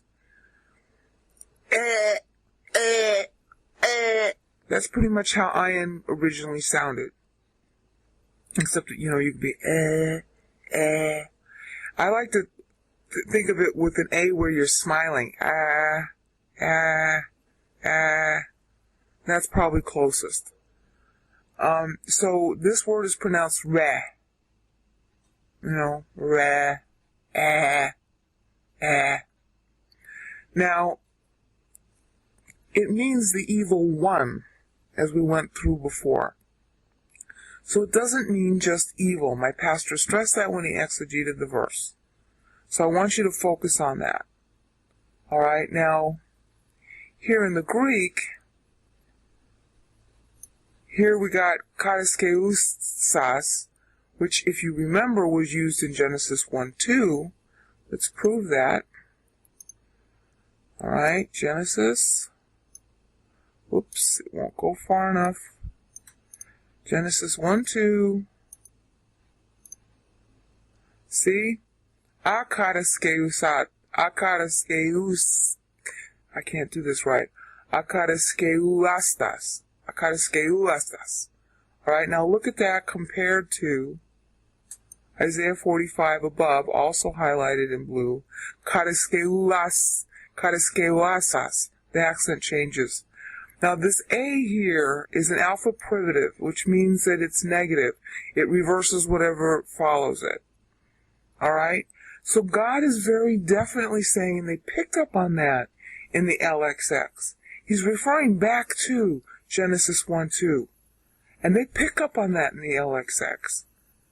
Alright? Because it's saying, let me move this out of the way here. And here's our definite article. They call it the article now. Alright, look down at the bottom. Kataskeuadzo. Okay, I made it ready. I did everything needed. That's really how you ought to translate it. I did everything needed to make light. And this is where you get sarcastic. Look at the bottom, because that's telling you the morphology. And I am the one, and the one. He's talking about himself impersonally. And the one making. Remember poieo? Poieo is also in Genesis 1:2. Could you ask for more references to a particular verse? Alright?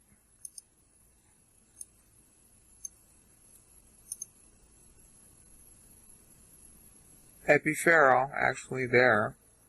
Oh no, that was in Genesis 1:1. I'm sorry. He's referring to Genesis 1:1. Hold on. See? There's poieo again. You can just barely see it. Let me move the window. See, there's poieo again in Genesis 1:2 compared to Isaiah. So he's contrasting 1:1 and 1:2. This is where he begins the contrast in 45:7. Up at the top window, Isaiah 45:7. And so in order to let you know he's doing that, he uses keywords from the verses in question. That's how you study scriptures, by the keywords. When he uses a particular word in a verse, you look back at the other verses where he used it, and you look forward to the other verses where he will use it. Okay, I'm running short of time. I have to do this in 10-minute increments or this thing's going to crash. Okay, so now we go back to Genesis 1:2. Here's our friendly verb in Genesis 1:2, skotos. And here we got skotos again in 45:7. So now the doctrinal pointer is making a contrast between 1:1 and 1:2 again. Because here you've got kataskeuassas. Alright, let me move this out of the way so you can remember what it is. That comes from kataskeuadzo. See in the lower left-hand screen? Okay, phos is the word for light. Chi, even. It's emphatic here. The emphatic use of chi would be translated even. In fact, no, even is better. Even the one who makes. Translated even. In fact, no, even is better. Even the one who makes. Now, why is he calling himself the one who makes darkness? Because you're going to see him deny it in verse 18 of this chapter. Because here in the Hebrew, it's the evil one. And they're translating that can't highlight both of them at the same time. They're translating ra with skotas. Alright? Because evil is dark. But this is the evil one. And there's no exact way to translate all that. And you could argue that this was a euphemism then. I mean, think about it, think it over. I'm just showing you this stuff. Okay, and then here's poieo again. Oops, I gotta move the window so you can see it. Okay, there's poieo again. Again, he's pointing back to Genesis 1 and 2. There's our friendly irene, which is shalom.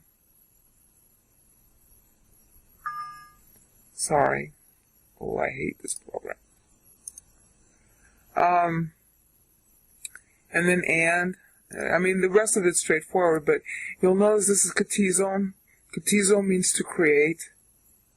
Alright, so these are all, okay, kaka is used, the evil one. That's used as a substantive in the Greek. That's used for ra. Ra. You should have been reading better. Okay? And then this is the translation for ani. Ego is the Greek for ani. That's ani in the Hebrew. This is ego in the English. Kurios is the translation for Yehua. Kurios, actually, is how you pronounce it. Okay, Kurios Hotheos, he's using his fuller name here in the Greek. Okay. And then we have poieo again as a participle. Okay, the one making everything. Tapanta, tautapanta, because it's a plural. And the accusative. Alright, so do you get the idea that he's king on the key words in Genesis 1 and 2? Because I got to hurry up and move along now. Okay, now we want to move down to verse 18. This is where it gets really important. See, even in translation, let me minimize that. Okay, even in translation, he established it and did not create it a waste place. Okay, and what do we have in Genesis 1:2? We have tohu wabohu, remember? Here's tohu wabohu. Alright? And that's translated with this. Here, wait a minute. That's how they're translating it in the Greek for tohu wabohu. So obviously you're going to want to do a search in the LXX on this also to find maybe more verses. But look at the contrast here. See up above? He established it, in highlighted in blue, he established it and did not create created a waste place. So Genesis 1:2 is what he did not do. Genesis 1:2 begins how he fixes it. And he's using the same keywords, alright, here in Isaiah 45:18 to stress that fact. Alright, Greek parts, conjunction Allah is a conjunction of strong contrast. Alright? Uk, denial of fact. Ais kenon, uk ais kenon. Not empty. Kenon is usually used for tohu or wabohu. Right? I didn't make it a waste. Kenon doesn't. Kenos. Yeah, let me show you. Kenos doesn't just mean empty. It means wasted. Alright? Useless. We saw that before when I did the search on tohu wabohu, how kenos is often used to translate tohu or bohu. Alright? Uk means not. Definitely not. Ais is a preposition of destination or result. Often translated because, and it's often chained. But I'm getting astray here. I just want you to see, uk, ais, kenon, not wasteland. Did I make, right here at Poisen? Did he make? Alright? This is kind of an anacoluthon right here. That means it's an inserted phrase that stands on its own. Sometimes regarded as bad Greek. Okay. So, God is using the words, we saw this before. Okay, this is Amar, God speaks. This is Yahweh, God speaking. Okay, look at this. Bara, from nothing. Hashemayim, the heavens. I'm the one who created the heavens. Or He is. This is the third person singular, He. Okay? Why don't you? Chalochim, Ha'elohim, Ha'elohim. Okay? Yatzer, that's another creation verb for sculpt. We're going to see that in Genesis 2:7. Ha'eretz, the world. The earth. Okay? Wa'asa, here's our third creation verb. All of those are used in Genesis. He is going back to Genesis. Asa is used in Genesis 2:7. We'll also see it coming up later in Genesis 1. Where is it? Bara, we saw in Genesis 1:1. Hashemayim, we saw in Genesis 1:1. When who is used, it's stressed. It's kind of like the rule in French. You don't have to put in the pronoun, but when you do put it in, it's stressing it. Chalochim, even more stress. Yatzer, shape, sculpt. That's going to be Genesis 2:7. Ha'eretz. Okay? Wa'asa, he. Wa'asa, he's the one who made. Established, kun, very important verb. This is one of the verbs that's used to predict when Christ will be born on Hanukkah in the priestly courses. Lo, there you go, tahu. Okay, there we go. Lo tohu, okay? Not tohu, not. Okay, what do we see? Genesis 1:2. Tohu. And what do we see here? Look at the top screen. That's the L. Aleph is with the dot. You don't see the dot there. Lo tohu. Tohu versus lo tohu. That means I didn't do Genesis 1:2. I fixed it. Alright? I don't know if God can make it any clearer than this. And it's because we don't pay attention to the original language that we don't know that Genesis 1:2 is the restoration of the... This is episode 5. I want to recap what we've been learning so far. If you're like me, you probably feel a little bit tohu yourself right now. Because you're wondering, how is it that for so many years, this pretty obvious statement that the earth was restored from Genesis 1:2 onward, that's actually talked about elsewhere in the Bible, 2 whole chapters on it, Isaiah 45 and Jeremiah 4, how is it we don't know that in Christendom? There are a lot of reasons why. It's a two-sided answer. But first, let's recap what we know. We know from Genesis 1:1, Bereshit bara Elohim, the Lord, that's Jesus Christ. We'll find that out in later episodes. The Lord Jesus Christ created the whole universe from nothing. Perfect. Finished.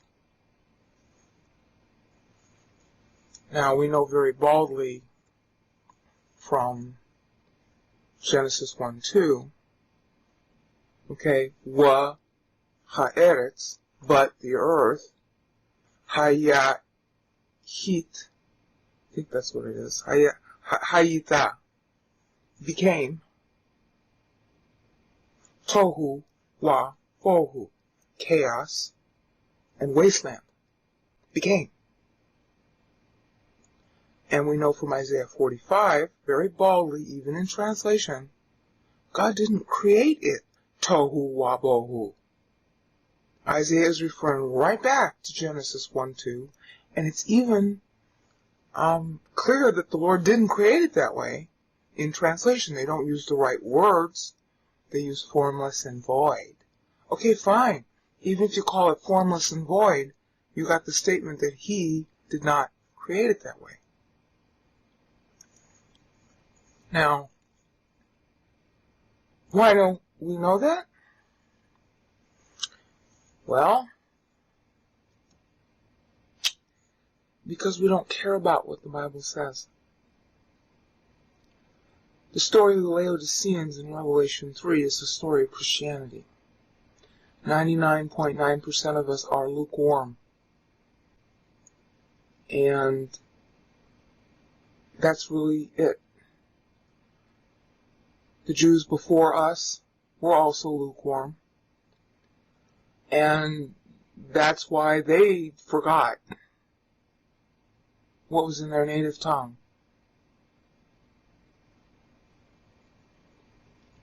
So now we're all to blame.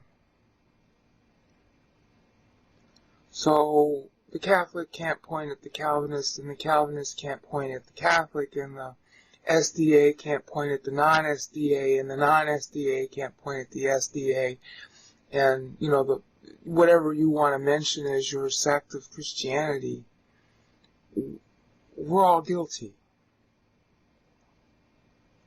I mean, common sense would tell you that Genesis 1:2 is not God's doing. When we read it, we're thinking evolution. Well, but we know evolution isn't in the Bible. You know, with evolution, you'd start out formless and void. You'd start out a wasteland, and it would gradually improve. Magically, of course. I mean, evolution is magic, right? But our light bulbs don't turn on. So by the millions, we're running around telling the evolutionists how wrong they are.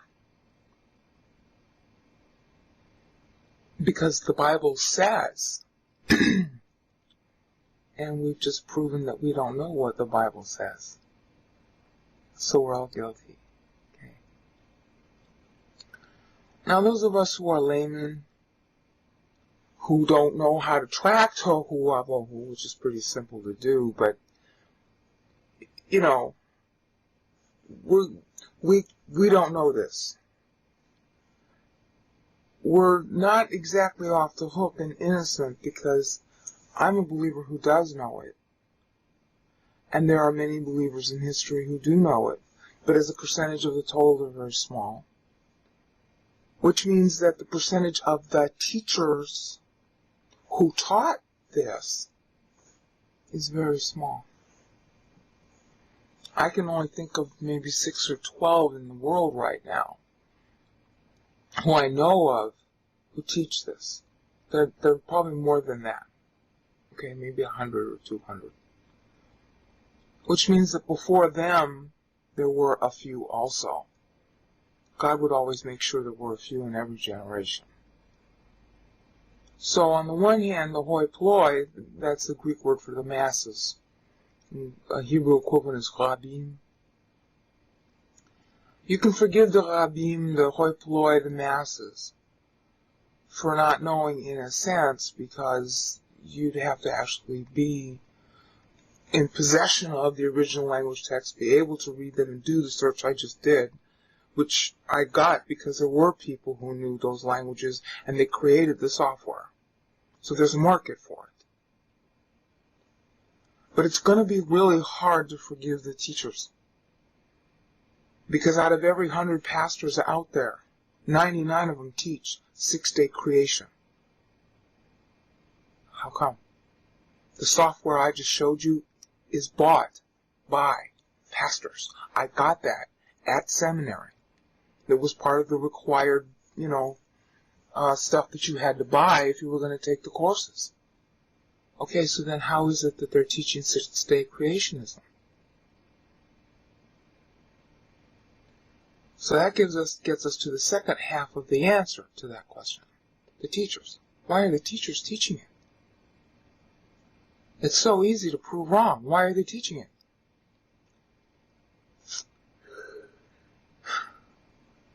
In science, in academia, and in religion especially, and especially in Christianity, there's this problem of being in a peer group. It's very political. If you go against, it's true in the military too, if you go against somebody who was respected in the past, and this whole myth thing about Genesis is based on one person in the past. If you go against some respected person in the past, you get ostracized, you get shunned, you get told how bad you are. So it's a really hard decision for a would-be teacher to make if he finds something wrong that somebody in the past who's respected taught. It's really hard for him being new and of the current generation to say, you know what, this guy in the past is wrong. Now, it's understandable that we make mistakes, but when people are older and respected, we shy from that. And it doesn't even matter that the Bible is a casualty in the process. And if you look at my James 4:5 videos on YouTube, you'll see how we have copied the error over and over for 5 centuries. We mistranslated the verse, and it turns the Holy Spirit into a sinner. And that's okay, so long as we don't disagree with dear old Dr. So-and-so from the past. So this is another flavor of that kind of fitting in. Now we're all to blame for that too. Because we, the hoi polloi, the rabbin, the masses, get very ticked off if we find out our leaders are wrong. In our minds, they're little gods, and they're not allowed to make a mistake. The bigger you are, the bigger the mistakes you're going to make. So that's another pressure against the teachers to not teach what they may even know is wrong. I mean, I don't see how anybody couldn't know that James 4:5 is mistranslated. My pastor taught it was mistranslated. But people like my pastor are very few. They're there, but they're very few. And they pay a really heavy price for going against their peers. So what you're seeing in Christianity basically is 99.9% of the teachers go along with the past. All of the translations of Bible go along with the past. They don't really translate much anew. They don't really look at the Bible. They look at the past translations and, ooh, if we're too different from the King James, that's bad because the King James is respected. Same thing here. Now, I said earlier that there's one guy upon whom all this false dating of Bible is based. The guy's name is Bishop Ussher, U-S-S-H-E-R. You can look him up on the internet. I'm talking from memory now. My memory could be faulty. I want to say he was around 500 AD. Might have been earlier, might have been later, but it was real early in time. He was Catholic. And, you can, enjoy and respect and even laud him for trying to date when all this happened. I mean, it was a big topic in Catholicism. You got Aquinas' treatise on the 6 days. That's something else you can look up on the internet. You had earlier, or later, Augustine trying to figure out how evil got into the world. And he wrote his treatise on free will as a result of that. That was really what he was trying to get at. And then some stupid guys named the Pelagians, misused what he wrote. And the Calvinists have been arguing against those people ever since. You have this issue of a guy in the past who did a calculation misreading Genesis 5 as if Genesis 5:5 is talking about Adam's lifetime. And he's looking at that to think, okay, the first day would be the first day of Adam's creation. But that's not what it says. All right, the words are very precise in Genesis 5. The days that a person lived from A point to B point. Now, in the people after Adam, it's using the same language, and it is true that that's their birth and death. But we know it wasn't Adam's birth. Okay? Because in Genesis 3:15 through 22, God makes the judgment that now, as a result of Adam sinning, his days are going to be numbered. So the fall is the beginning of the dating in Genesis 5:5, not before. Okay, well maybe Bishop Ussher was tired that day. Maybe he later changed his mind, and we don't have on record him changing his mind. But we do have this calculation that he did. You can hardly blame Bishop Ussher for the fact that we have deified his calculation, especially when we have the Bible text ourselves. And you especially can't blame him, since for the last 150 years, we've had the best Bible texts have been uncovered. That began in the 1850s. And of course, Satan and company fought against us then by, coming up with a fake Bible, which was the Joseph Smith thing with the plates, and then coming up with evolution, which is a counter-explanation to Genesis. All coming up at the same time that Tregelles, Tregelles, and Tischendorf were uncovering the best manuscripts that we had. Tregelles was Codex Vaticanus. Well, Tregelles did his own manuscript from memory of Codex Vaticanus, and then the Pope finally agreed to publish Codex Vaticanus in 1889. And then Tischendorf found a palimpsest at St. Catherine's Monastery, and I think he also got from a monk who had hidden a whole copy of the Bible that the monk had hidden. The palimpsest was being used to light fires. They were using scripture to light fires. And that got sold to the Tsar, and then when the Bolsheviks took over, they sold it to the British Museum in 1917. That was Codex Sinaiticus. So these were two of our best manuscripts, and they weren't really uncovered and made publicly available until the last half of the 1800s forward. So really, before then you can cut the teacher some slack. So it was really hard to get access to scripture. But from 1850 forward, you can't. And you certainly can't cut him slack today. You saw, in less than, 5 minutes, I was able to show Tohu Wabohu is talking about the restoration of the earth in the other Bible verses, particularly whole chapters of Isaiah 45 and Jeremiah 4. And my pastor's been teaching that very thing for 53 years, and he's not the only one. So for pastors to parade now against evolution and say, oh, the earth was created in 6 days.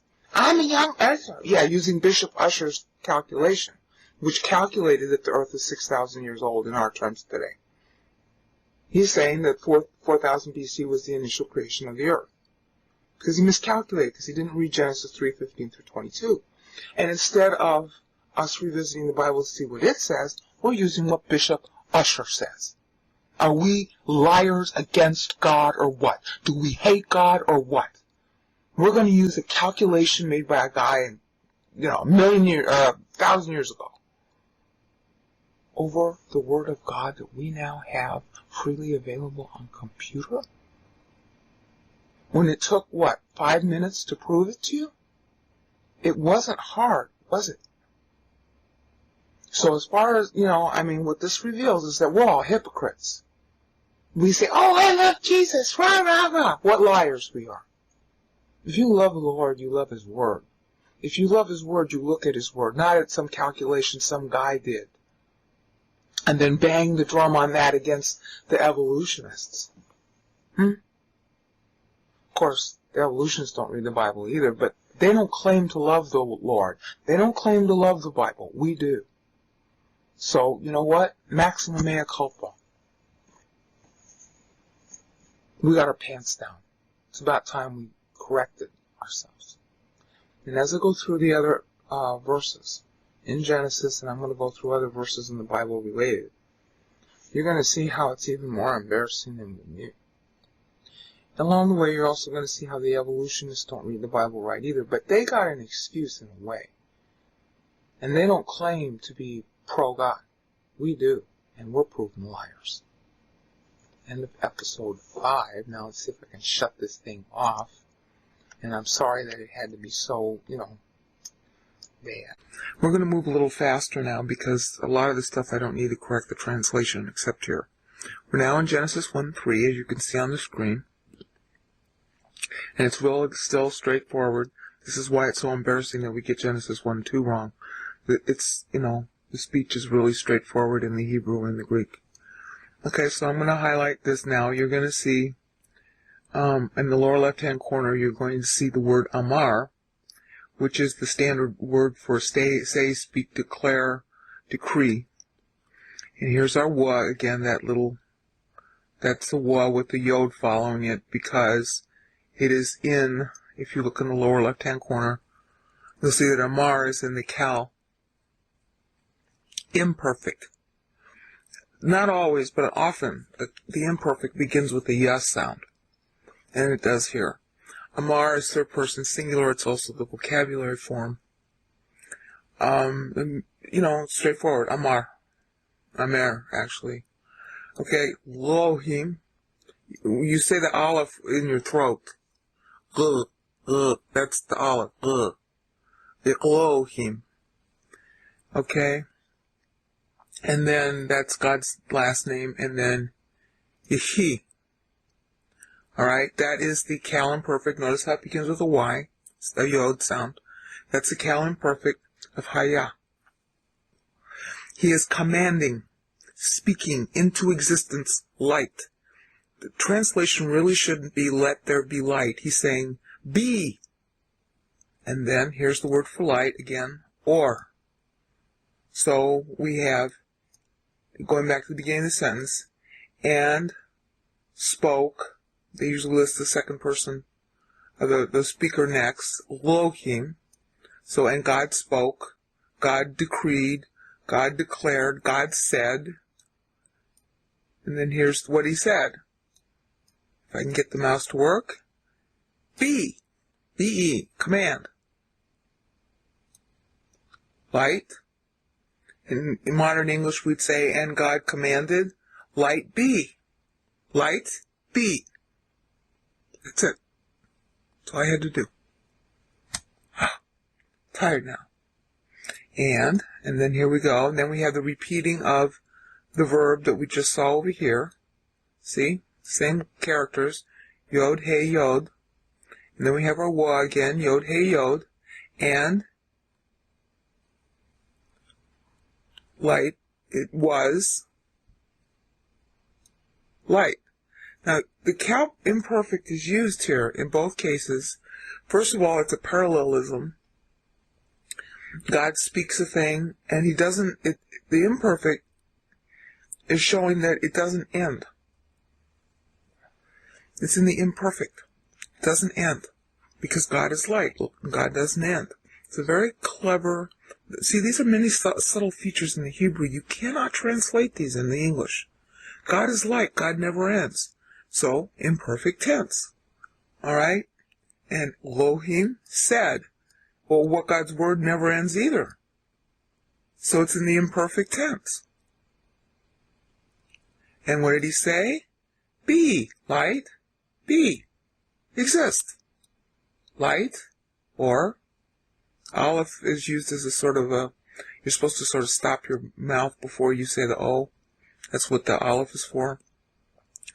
And it was light. There's really no it there. It's just it's the third person. All right? Simple. Simple, right? God said, light, be. And it's light. Now, right there, you know, God doesn't need evolution. He just speaks the thing into existence.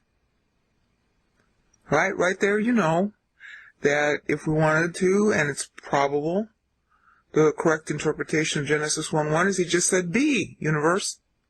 Just like he's saying here, be, light. And that's really more likely. I can't find anything in Scripture that says that it took, a long time. Now, what constitutes a perfect state is debatable, I suppose. I mean, Aquinas was wondering in the sixth treatise on the 6 days if the angels had a hand in creation. And I sort of play with that idea in the novel I wrote, Pleroma Dei Rapture Video. Is the trailer with the link to the novel, which is PDR doc in my web pages. It makes some sense that God would create something and then he would stop at a point where creatures could be involved so they could learn things about God by, getting their bodies involved. In this case, angels' bodies are light, so maybe he, created everything a certain way and it's perfect, but it's perfect up to the point of their involvement. And then do they want to be involved further with it? And it gives them little jobs to do, which I sort of played with that idea in the book, in the novel. Did they, because essentially you're talking about matter and energy as a spectrum. So if angels' bodies are light, they can do serious damage to light. They can do serious damage to matter, which would be lower than them, more cooled down essentially. And so, maybe he made everything stars because the angels are depicted as the stars of heaven. That's one of their nicknames. So maybe, they had the job of cooling off the planets. Cooling off the stars to make them into planets. It's theoretically feasible to do that if you had the technology. And since their bodies are made of light, they would know how to do that, and God could give them that power.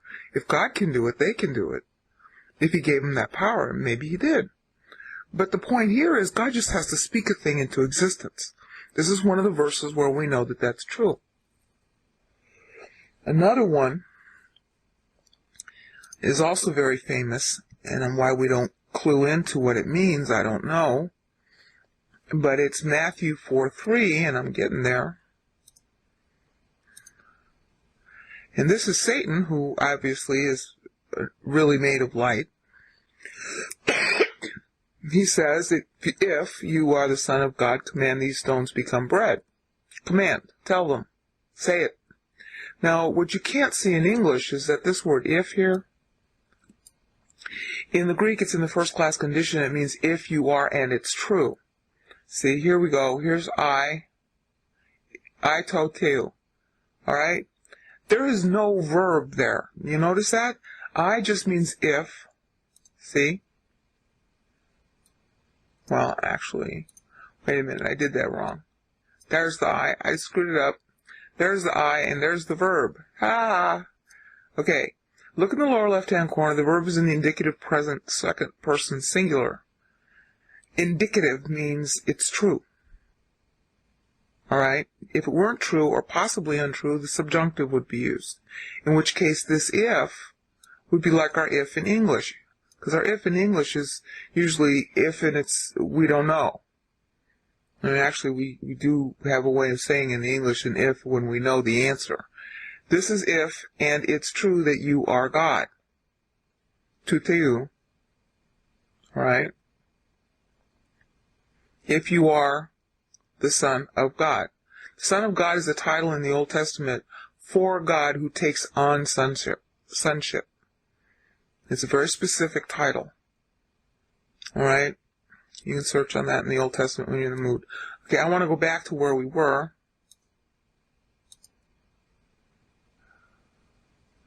And my mouse is stuck again. There we are. Oops, that's not where I want to be. I want to be at Genesis 1:3. Okay. Alright. So the same person who could command the stones to become bread just by saying so is the same person who the same godness as the Holy Spirit, who we saw in verse 2. So the Holy Spirit is in view here. Then God, the Holy Spirit, said, because we saw him in 1:2. Remember? This is the God in context. Context, context, context. Alright? Ruach. Where is it? Where is it? Right here. Ruach. Elohim. Holy Spirit. Same person is in verse 13. Verse 3. Light be. Be. Light. And it was light. Okay? Alright, now we're going to move a little more quickly. I want to skip down to this verse. You're looking at the New American Standard Translation right now, because it's keyed to the Hebrew. I can always call it up to show you what Hebrew word is in view. Alright, God called the light day, and the darkness he called night. Now look at this, this is real important. And there was evening, and there was morning, first day. You should say first day. One day is alright too. Alright, this is the first day of the restoration.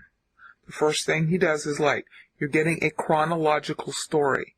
In Genesis 2, it's going to switch to an explanatory story. So if you're looking for the order in which God did it the 6 days, you look here in Genesis 1. If you're looking for explanation behind what was done, you look in Genesis 2. The order is not different. Hebrew always gives you the sort of outline first, and then it goes into detail. And a lot of people who read Genesis 2 and they see what they think is a different order just flat don't know how to read, because we do the same thing in English. We present a summary first, and then we go into detail, and when you go into detail, you jump around to different parts of the summary. And that's what happens in Genesis 2. Alright, the other thing I want you to notice is that evening and morning, that is a Hebrew idiom for a 24-hour period, because the Jewish day begins at sundown. Remember, Moses is writing this. This is the first written book, so far as we know, of God's Word. And the reason why it was put in writing after being oral all this time was simply because there was such a big market for it owing to the Exodus. The Exodus caused a huge uproar in the civilized world, because Egypt was considered a world power, and here this world power and its gods were turned totally upside down by this God of the Hebrews. And so everybody wanted to know what the story was, and that's why Moses had to put it in writing, also because Israel was now a nation, and a nation who is a nation of priests needs a book. So that's why that happened. But this is literal. You cannot stretch it into anything else because of this expression, which is repeated 6 times in this chapter. Evening, morning, first day, one day. Day number 1. Day number 1 of restoration, obviously not of creation. Because we just saw, alright, verse 3, God said, light be, and there was light. So, universe be. That's how he did it. I mean, I know some Christians are going to try and read evolution into that, but I don't see how they can. But it is true that there's no time reference, as we saw in Genesis 1:1. This is after the earth became tohu wa bohu. And he's restoring it now. Okay. Alright, and then I don't want to bore you with the rest of it. You already know this story. The second day, he separated the waters. Now, I suppose, right here, you could call that the breaking up of Pangea if you wanted. I don't know that that's what it was. But you're obviously getting a separation here, see? Expanse in the midst of the waters, that's the landmass. Okay, and according to geology, Pangea broke up and floated, and that's how come it got out from underwater. And, things like the Grand Canyon and all that stuff make sense, either because of that or because of the flood. Alright, so this here is the second day.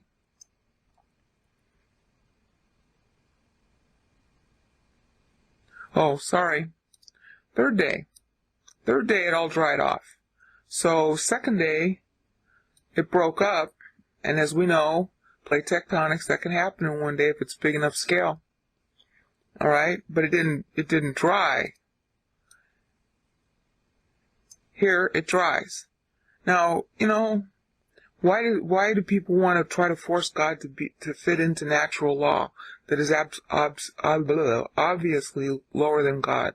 If God wants it to operate by what he creates as natural law, he will, and if he doesn't feel like it, he won't. So, he says, light be. Oh, okay, you're dry now. Right? And when it says God saw that it was good, it's not like he didn't know. When you say you see something, it means you're ruling on it. Okay? You see to it, rule on it. I looked it over, I pronounced on it. And we use that expression see in English to mean to rule on. I mean, people are really stupid when they read the Bible. Oh, God didn't know until after he did it? He had to look at it first? No, dummy. Alright? So after the dry land, here's the earth sprouting vegetation. Third day. Now, did everything sprout on the third day, or did it get set in motion on the third day?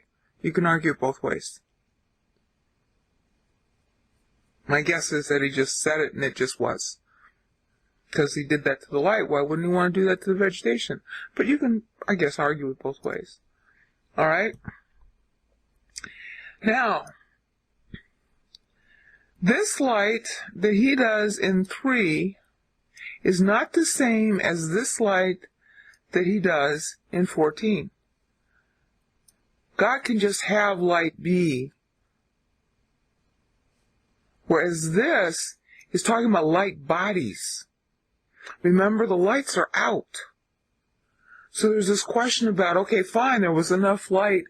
He just ordered some light, who knows what kind of light it was, whether it was even a star. He just wanted there to be light so they could do the other thing first, because he felt like doing it in that order. Because, he doesn't have to take all this time. He doesn't have to do one thing a day and then stop. He's doing it to show that there's an order that he felt like using. Alright, now, this one, however, is the rest of the lights. The light bodies. It says lights, but it really means light bodies. Let me show you. It's ma'or. Okay? See ma'orut. Right here. Ma'orot. Let me show you. Let me get up the lexicon. Alright? Luminary might be a better way to translate it.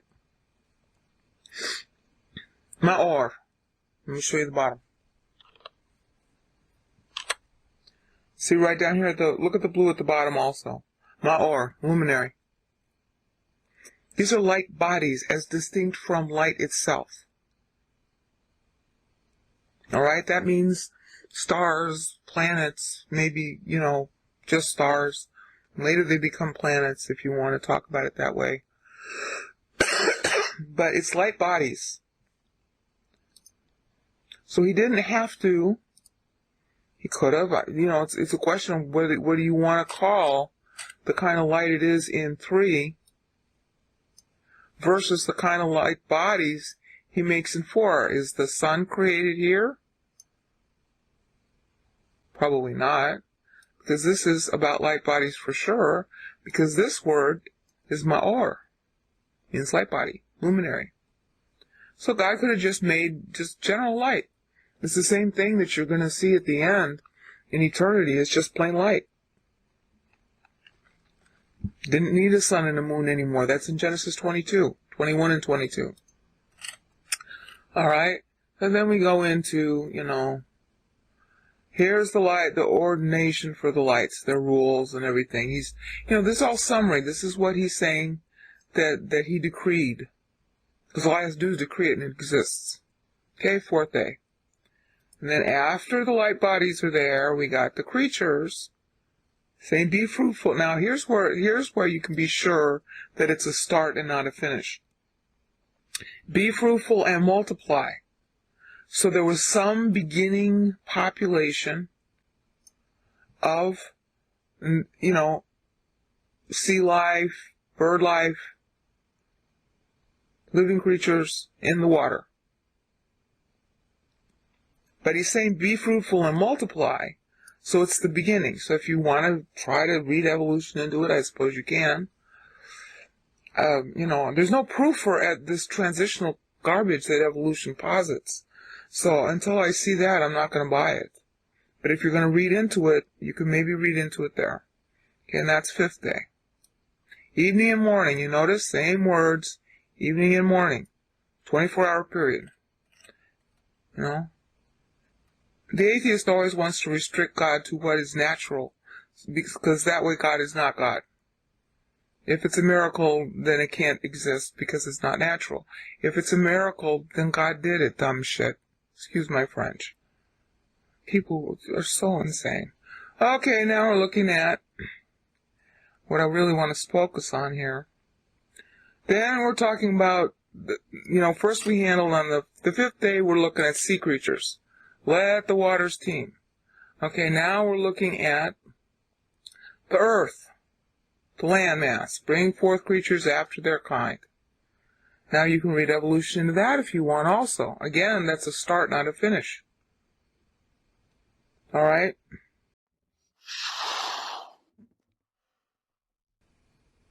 Because it's also obviously a be fruitful and multiply command that he's making.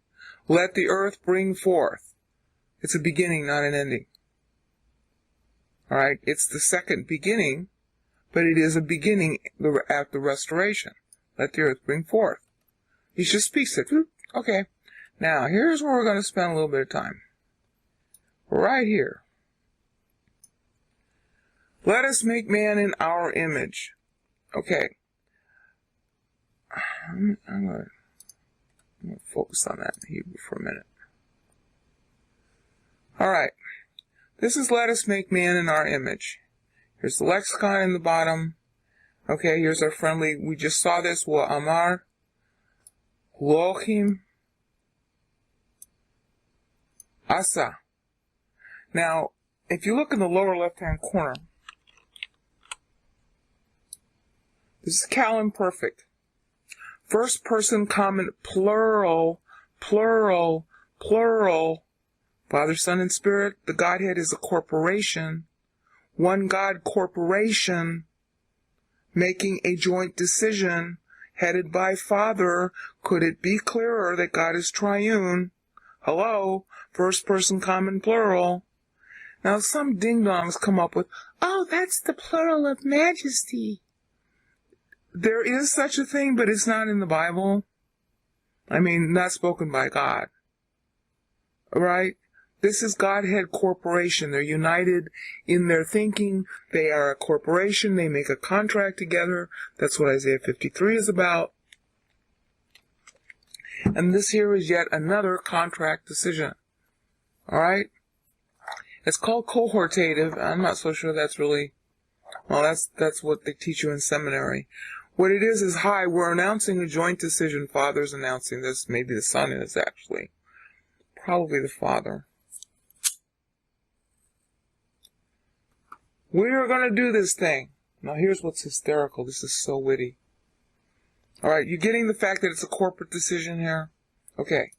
See this word here? That's Adam in Hebrew. You got the Aleph, you got the Dalet, and you got the Mem. With two commas, and it looks like a segol underneath. Can't read it very well. But anyway, it's Adam. Adam. Say DTH when you say the D, because there's no little dot underneath the D. So it's not hard, it's soft. Adam. Now, if you look in the lower left-hand corner, Adam is the same word for Adam is used for land. Except land gets the AH on it because it's... No. Anyway.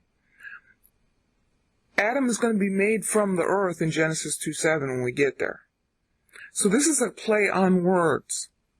Okay, earth. Adam. Red, actually. It's really funny because in the Navajo stories they use the same terminology. I'm not sure if it has the same sound, but it has the same meaning. Okay. Then we go. This little word here. Image. Tselem. This means, how do I want to call it? Common essence. Common essence and characteristics. B'tselem. B'tselemnehu. B'tselemenu, rather, I'm sorry. Okay, b'tselemenu. Again, the plural. In our joint. Plural. Image. In our image. Alright, well, what's God's image here? He's a person. He's self-conscious. He has volition. He has free will. Now, every other attribute of God besides that is passive. Okay? It's a passive attribute that he's omnipotent. It's a passive attribute that he's omniscient. It's a passive attribute that he's righteous and just and all that. Because all of those attributes are dependent on how he chooses to use his will. All right? So we are finite with passive all of our attributes are finite. So our use of our will and his use of his will are still the same in that it's free, but the rest of his attributes would determine his perfection. Because if he wills to use his attributes in the wrong way, he wouldn't be perfect anymore. And he wouldn't be omnipotent, he wouldn't be infinite anymore. Because his will is king over everything. Now, we don't have the same scale of attributes that he does. But we do have free will, we are persons, and we are self-conscious. So in that sense, we are tselem, in his image. And that's real important because what makes a human being is something immaterial. Personhood is immaterial. Volition is immaterial.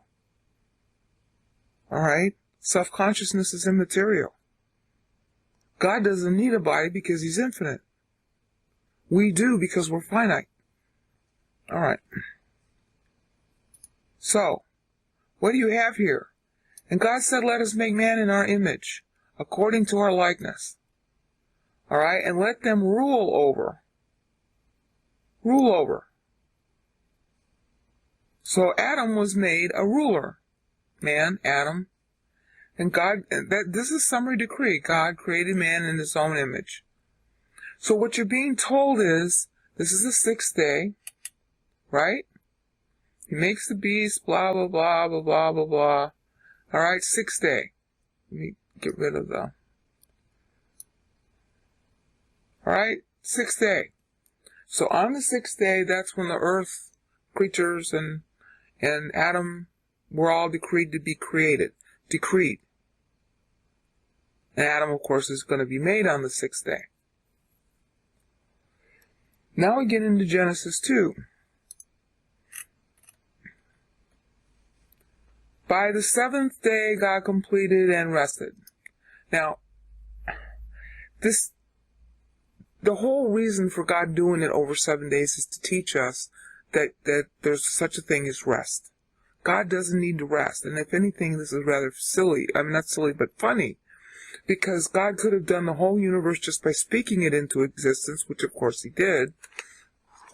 And now when he's restoring it, what? He's somehow restricted? Hell no. He could just speak the whole restoration into existence. But he's teaching Moses, and this is in response to Psalm 90, which Moses also wrote in the same 40 years that he wrote the Pentateuch. He's showing how to order your days. And I need to learn that lesson too, because I'm not good at this. Seventh day, you rest. So the whole idea of resting on the seventh day starts at the beginning.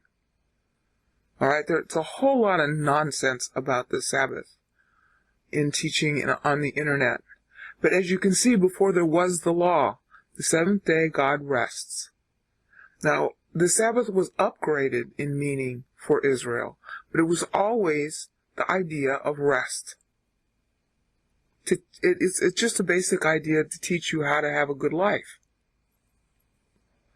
So the seventh day is rest. Now there's something else about 7 I want to focus on because he's getting into it here in this chapter. Let me go to the Hebrew. All right. Look real closely in the lower part of the screen. Oh, I hit the wrong verse. Yeah, I hit the wrong verse. I was wondering why I wasn't there. Okay. There we go. Alright. Elohim, you just saw that. See, this is and all, kol, wa, kol, Elohim,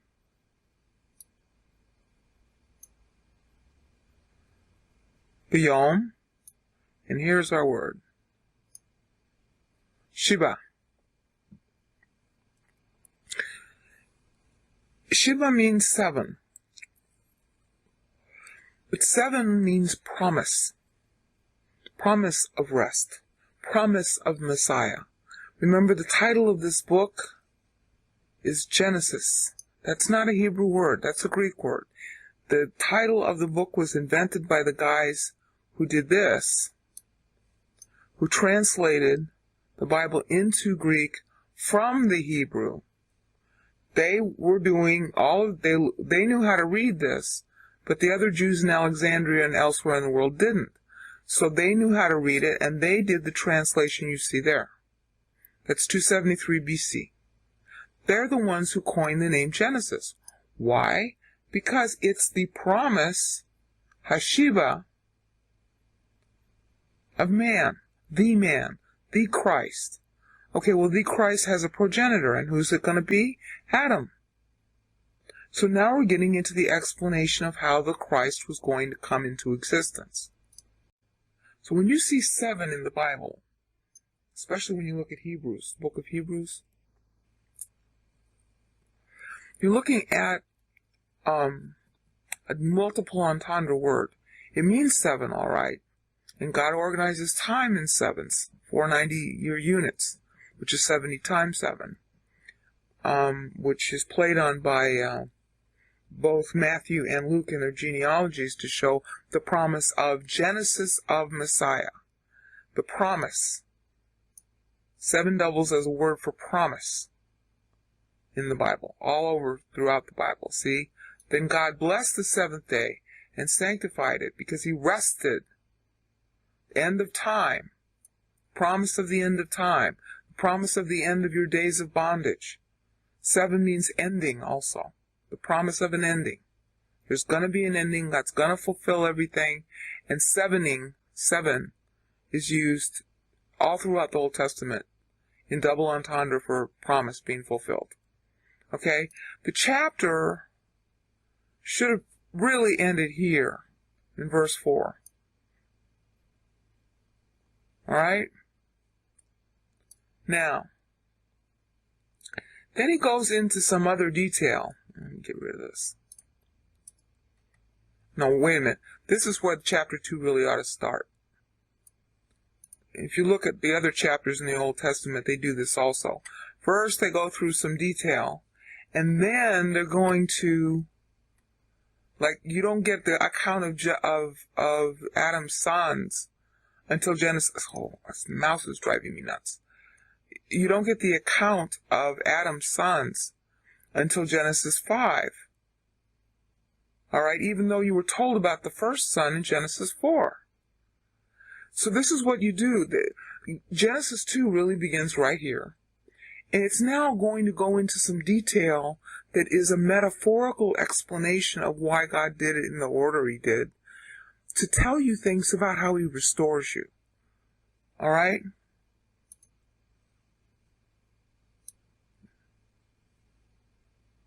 No mist. No rain. He did it with mist. Now, people, they're so dumb. I gotta stop being angry. When you have something that's been underwater and it comes up out of the water and it's huge, when it dries off, the water evaporates from it and the air becomes very heavy, very humid. In this case, so humid that it was a mist. So you didn't need rain in order for the plants and stuff to come up to grow. That ought to be obvious. I'm not gonna. All right, this is the next verse I want to focus on. This is real important. We're gonna have to look at the Hebrew here. Genesis 2:7. All right, we'll just leave one of the translations up here. They're pretty much okay, so we're going to go through this really quickly. Okay, this is Yatzer. Now, form, frame, sculpt. Okay, then sculpted. In Hebrew, the word order is reversed. Then sculpted Yahweh, that's the word for God, Elohim. Alright? Which God is it? Probably the Son. Because this is the most common name for the Son in the Old Testament. Yahweh Elohim. At, we saw that was the direct particle ahead and direct object ahead. Okay? Ha'adam. This is a play on words. From the earth man is made.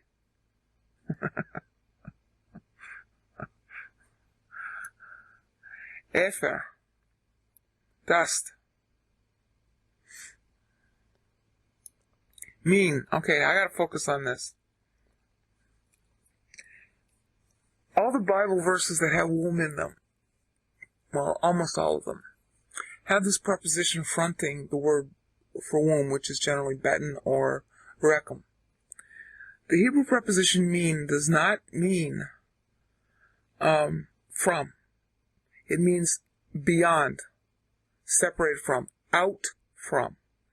Okay, so here we go. And sculpted, the Lord, God,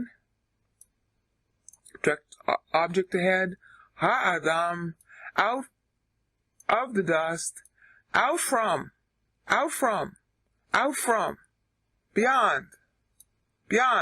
not inside, out from. Okay? So when you see those verses that say, I called you from the womb, or I knew you from the womb, instead of just saying from, say out from, separated from, beyond. In other words, at birth.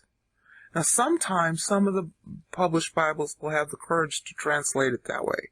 I've seen the New International Version admit that in certain passages like Isaiah. Well, no, they don't do it there. They do it in Luke 1:15. The Louis Sagan, which is French Bible, has the courage to translate it as birth instead of from the womb. All right? Which, because it means birth.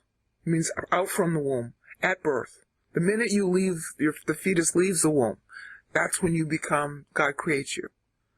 And so when you see from the womb, it means out from. And Louis Sagan and the NIV sometimes have the courage to translate that properly. NIV does it right in Galatians also. I think it's Galatians 1:15 when Paul calls himself called from the womb. Called out from the womb is how it ought to be translated. We'll cover that when I get into the womb series, but I just wanted to say that now. This is always used as a birthing preposition in the Bible. It is a play on words. Okay, min, and then we have ha'adama. You see that? Isn't that clever? At, ha'adam, ha'adam. Come on, mouse. That's Adam, that's the guy, highlighted. Mean, out from, beyond. You're going to need to know this when we get to Genesis 3:22. Beyond, ha'adama, the earth, dust.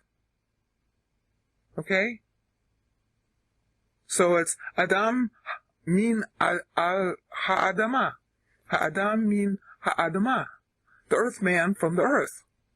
Out from the earth. Out from. Not inside. Out from. Beyond. And God made Adam, this is God, and God sculpted ha'adam from dust, out from the earth. The earth man out from the earth, separated from the earth. That is the pattern of creation. Out from, not from inside. Okay? And then here's pa. Ugh. There. Alright? And he breathed. Nefa. This is Yifa, right? Yeah, Cal Walp. Sure. See? Begins with a Y. Cal, consecutive, imperfect. Look at the bottom there. Nefa. Breathe. That's what it is. Sometimes used for anger. It's very cute. So is the word nostrils, as you're going to see in a minute. God breathed. Breathed. Breathed. What did God breathe? Ba? Did you figure it out? What did God breathe?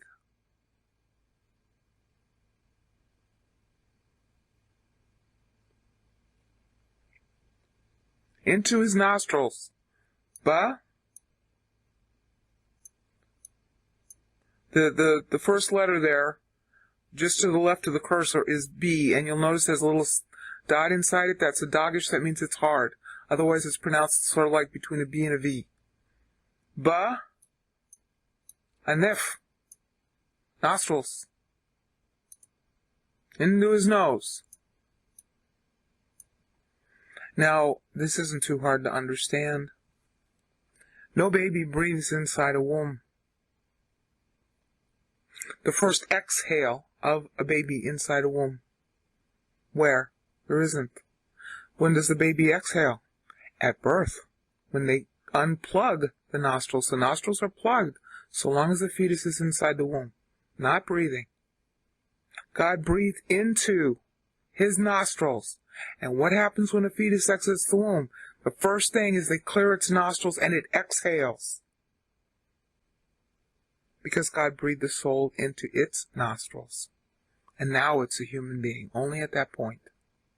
Okay, and then what did he breathe into the nostrils? Neshama. Okay, now, neshama means breath, so he breathed breath into the nostrils. That's why the first thing a baby does is exhale. And there you go. Chayim, plural. All right? Life, plural, plural. See? See at the bottom? Hey, common masculine plural. Let me show you.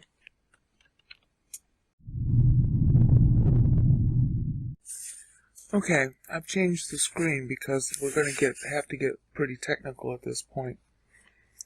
Chayim, which is highlighted there. Let me see if I can adjust this a little better for you. Okay, let's not, there we go. Chayim is plural for life. In the left-hand side of the screen, you're seeing, what I did is a search on Chayim. There are 83 verses that show up. I'm not going to go through all of them. But Chayim is both a plural and an idiom. One of the problems that gives rise to a lot of confusion in Christianity, and it's kind of understandable, is when do you look at this word in the idiom and when you look at it literally. And you have to look at it literally because otherwise the whole nature of the spiritual life can't be understood. But it isn't always literal in meaning. It's wordplay. Basically, the idea aliveness is what Chayim means. But it's literal is plural lives. Okay? Now, we're still looking at Genesis 2:7, and the question in this verse is whether we're looking at a literal lives, plural, or whether it's the idiomatic meaning of aliveness, or as we would call it in English, living. Living, livingness, okay? Nouns are used as adjectives in most languages, including Hebrew. Here we have nefeshet, neshemet. One day I'll be able to pronounce this correctly. Okay? Neshmat, rather. Neshemat. It's the little double dots over what looks like a W there, that's a sheen. That means you hurry up to get to the next syllable. It's called a shua. Sometimes it's silent, but you still hurry up. Okay, Chayim is right here. Alright, so Nishmat Chayim. This is soul. Okay, breath, but it really means soul. You can't separate breathing from soul. It's really important. And you can't separate breathing from soul from life. Now, the point that I made in the last episode was, if you're not breathing, you're not alive. Therefore, no fetus in the womb. Preview of coming attractions when I do the No Soul Life, No Womb Life series. Here we're approaching the same issue from the standpoint of, is man evolved? And the answer is flat no. Because God has to breathe, remember? First, that's God making your body. Excuse me. Adam, from dust, that's his body. Okay, this is to sculpt a body. Alright, this is what he sculpted from. Wait a minute, mouse is stuck.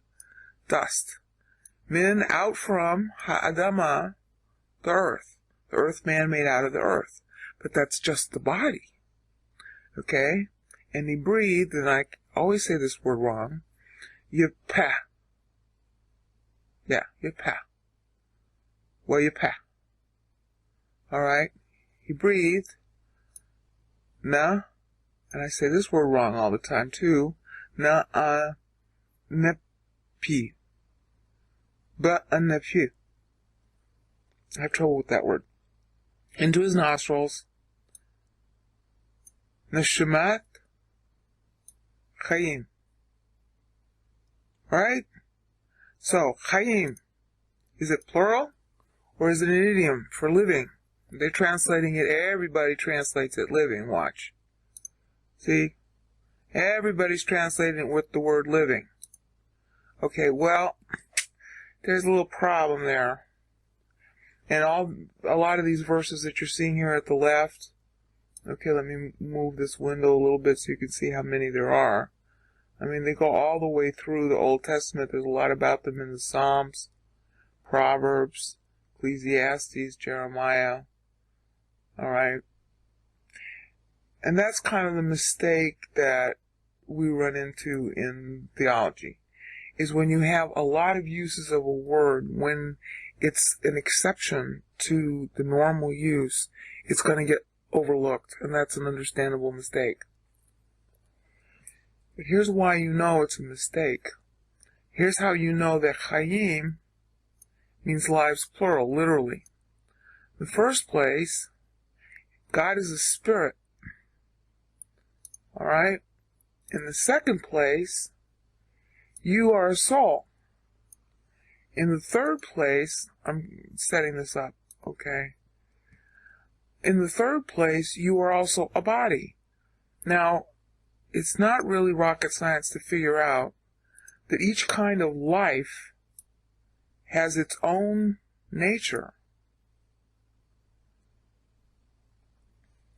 And therefore is separate in its nature as a separate kind of life.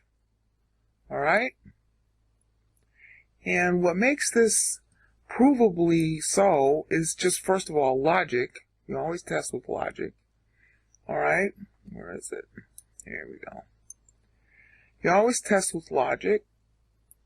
And if God is a spirit but you are not, then you can't have life with God, because you've got to have the same kind of life He does. Your pet dog or cat you love very dearly, but they don't really have the same kind of life with you that you have with other humans. Why? Because they're not the same type of life. They're animal life. They don't have souls. Wish they did. Alright? So you have soul life in communication with other humans because they also have souls. You have a commonality of biology with your pets, but it's not the same kind of life.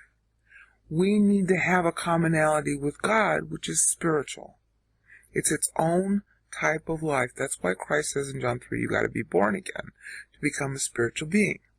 So, now we're going to answer that question about what Hayim means in 2:7. When Adam was made, he was made perfect. Hayim is in red there now. Alright, when Adam was made, he was made perfect. Let me get rid of the red. Alright, now we'll cover you up again. Okay, when Adam was made, he was made to have life with God. So he's getting spiritual life and he's getting soul life. Obviously, he got biological life when God made earth man out of the earth. All right? But God doesn't have a body. God is a spirit. That's John 4:23 and 24. God is a spirit, actually. There's no there. God is the spirit. Play on words. And it's a play on words here, too. It's a play on words in that Chaim, lives. Okay? So we're looking at here, into his nostrils, the breath of lives, plural, which God breathed. All right? Now, are you really alive if you don't have life with God? Answer, no. To see the play on words there, Chaim is usually translated living or aliveness. So there's a very keen awareness of the both meanings of Chaim, especially since 83 verses, about 75 of them are used that way. But this is plural lives. One life to have life with God with spiritual. One life to have soul life with other humans, soul. And therefore, look in the bottom of the screen in the blue. Okay, that's bemotai. Okay, bemotai. This ties back to a verse we're going to get to, hopefully, in this episode, of Genesis 2:17. Adam had 2 lives, so Adam has 2 deaths. This is a verse in the lower corner when the blue is about Christ dying on the cross. He also has 2 deaths. That word highlighted in blue, bemotai, is plural deaths. Well, you can't see it because the mouse isn't in the right place. Okay, now you can see it. All right, look. See in the lower left-hand corner,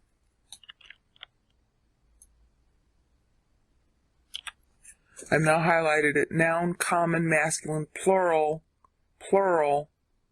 deaths, because Christ, like the first Adam, the last Adam, had spiritual life because he too was perfect at birth. So he had spiritual life with God, duh. How else could he stay perfect? All right? Adam had spiritual life. The last Adam had spiritual life. The first Adam dies twice. The last Adam dies twice. So, like my pastor likes to say, the last Adam dies twice, so we only have to die once, physically. Now, when we get to Genesis 2:17, this is going to be really important. So try to absorb this now. Okay, I'm going to close the window on Isaiah 53. Oops, what happened to it? There, now it's back. All right. These verses, I'm just going to read them out loud. You'll want to check them in your free time. Genesis 2:7, 6:17, 7:15, 7:22, Genesis 26:19. Well, here, why don't I just briefly, I'm going to just briefly show them. Trouble is my mouse goes crazy when I do this. Okay?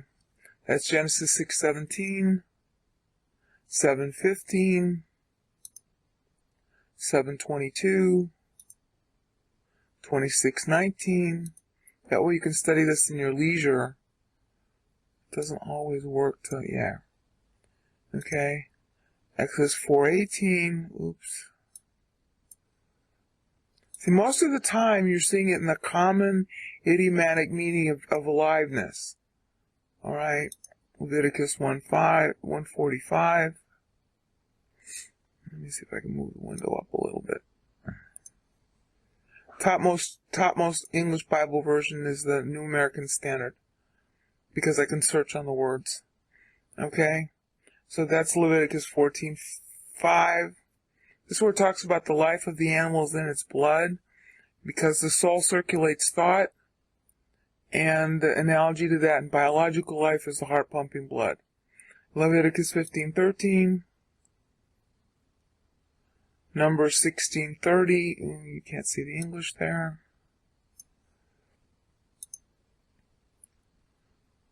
Numbers 16:33. Oh, I hope the mouse is going to work. It usually does not like it when I do long searches.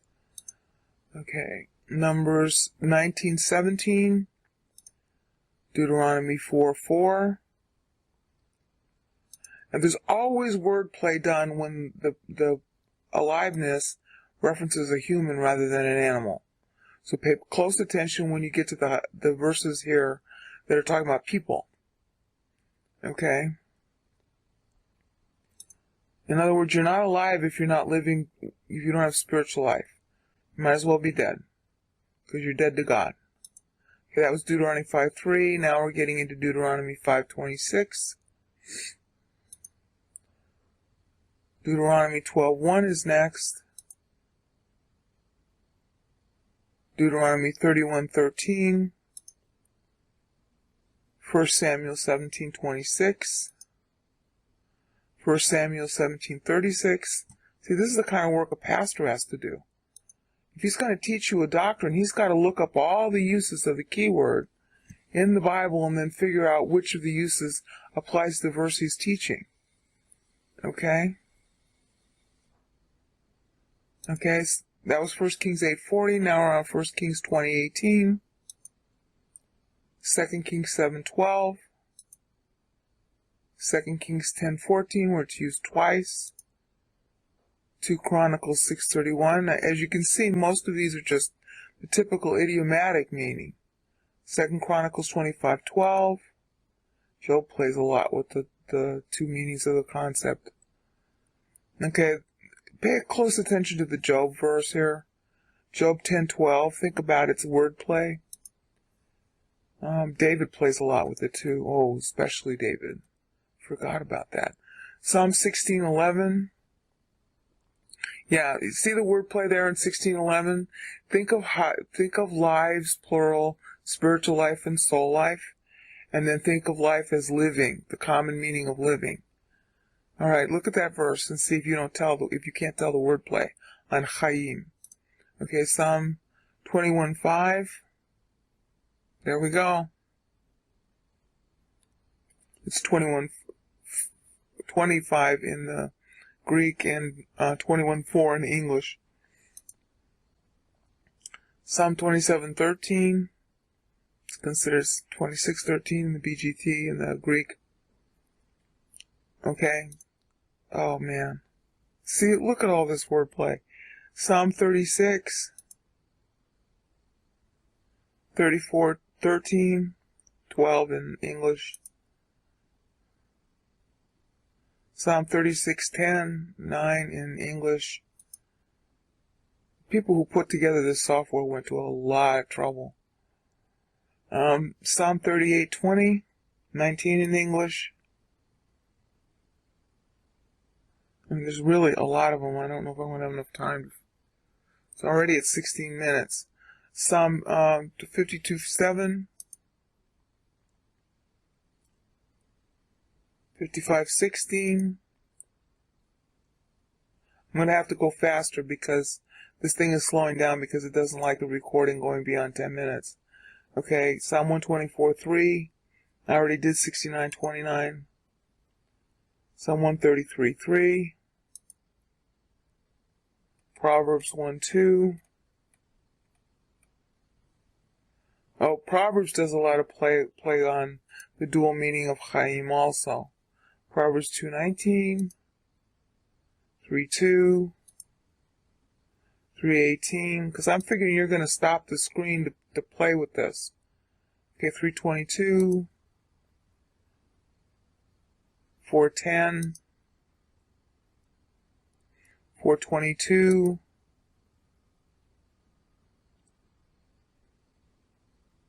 Oh, I don't know if it's going to make it. I may have to stop at 4:22. It's beginning to kick out on me, and I'm almost at the end, too. Okay, I've already clicked it for 4:23. It finally worked. Okay, Proverbs, we're now in Proverbs 5:6, 6:23, 8:35, 9:11, 10:11, 11:30, 12:28, Yeah, he plays a lot with the dual meaning in Proverbs. Okay, 13:12. Oh, wow. 13:14. Yeah, especially look at that. The fear of the Lord is a fountain of life. Yeah, spiritual life, double life.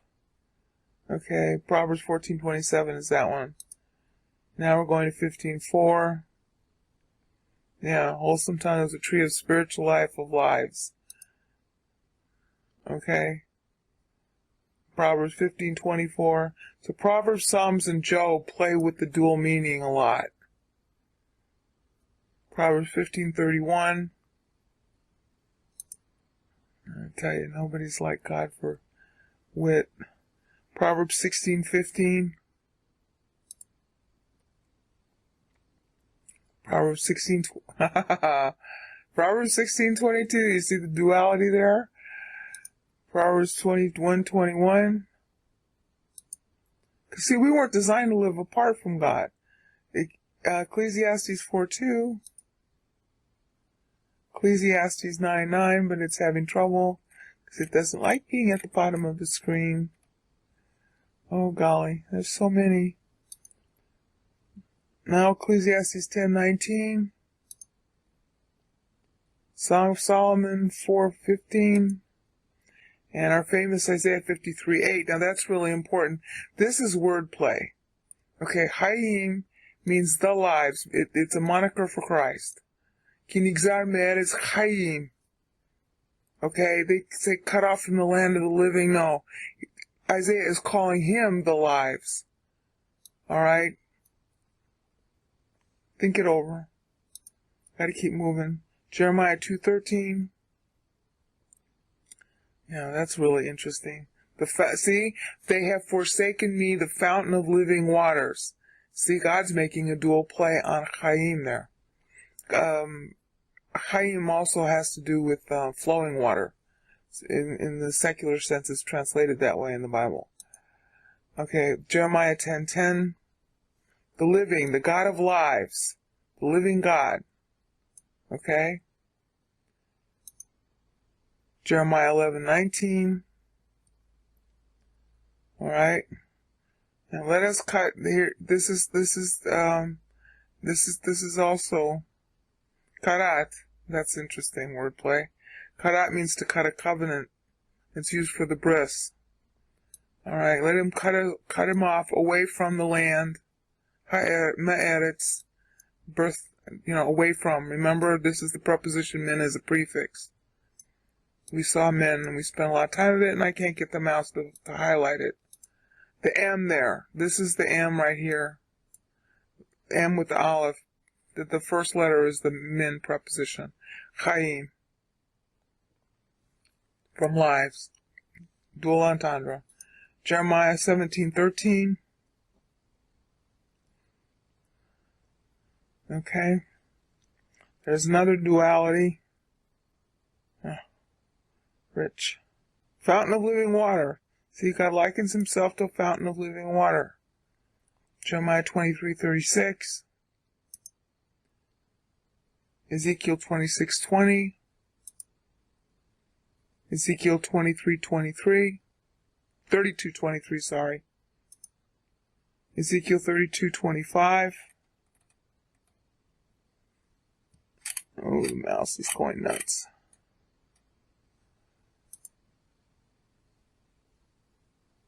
And Ezekiel 32:26,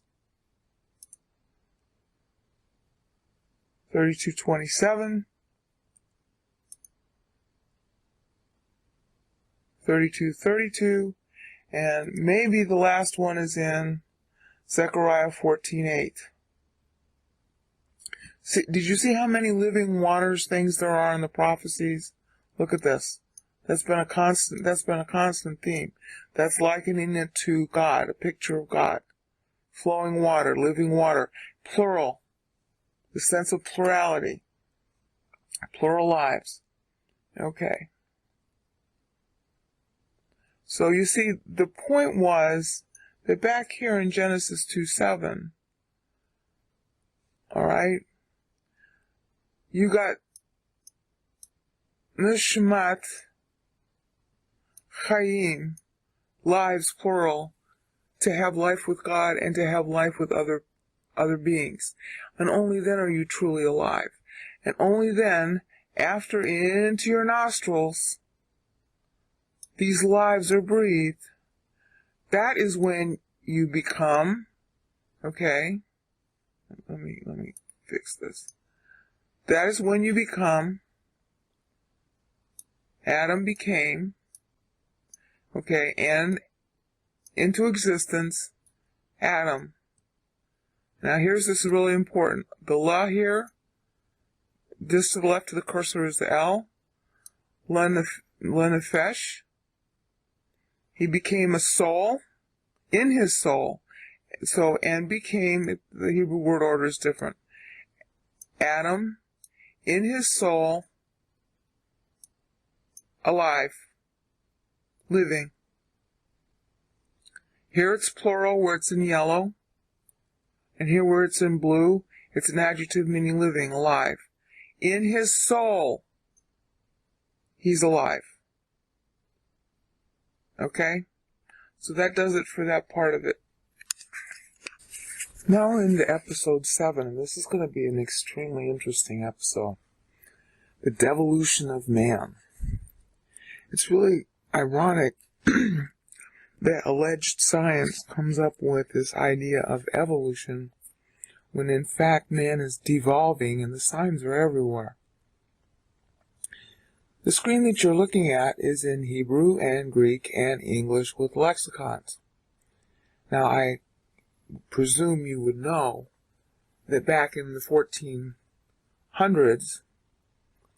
BC, when Moses wrote Genesis, people just memorized it.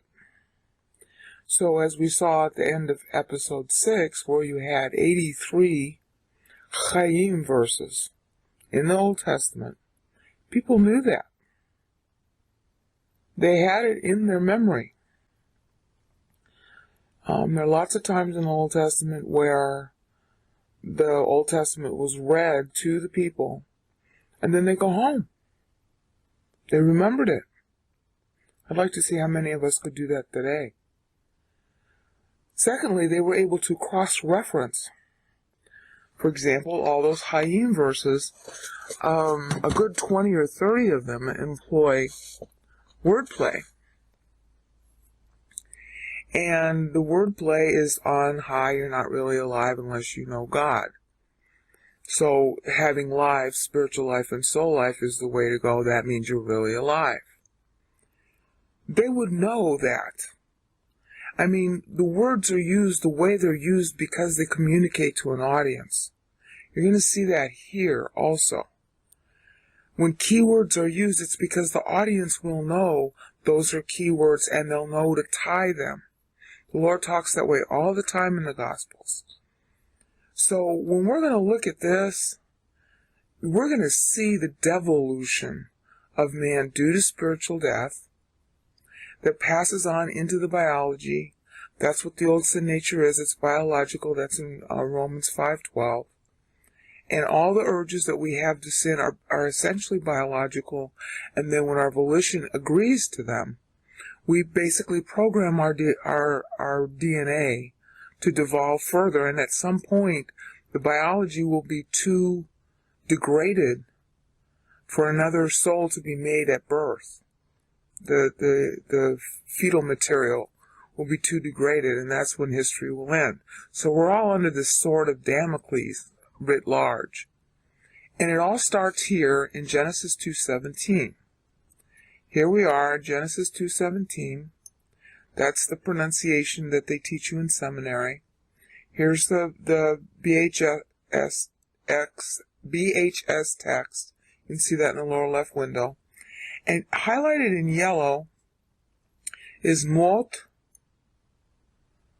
Tamut. This is the two words for death. They are always mistranslated. And as always, whenever there's a strategic mistranslation, lots of false doctrine follows. The false doctrine in question here is the nature of spiritual death. Okay, let's look at this first one, mot. All right? If you look in the lower left-hand corner, you'll see that that's a cal infinitive absolute. Whoops. I need to turn that on. Wait a minute.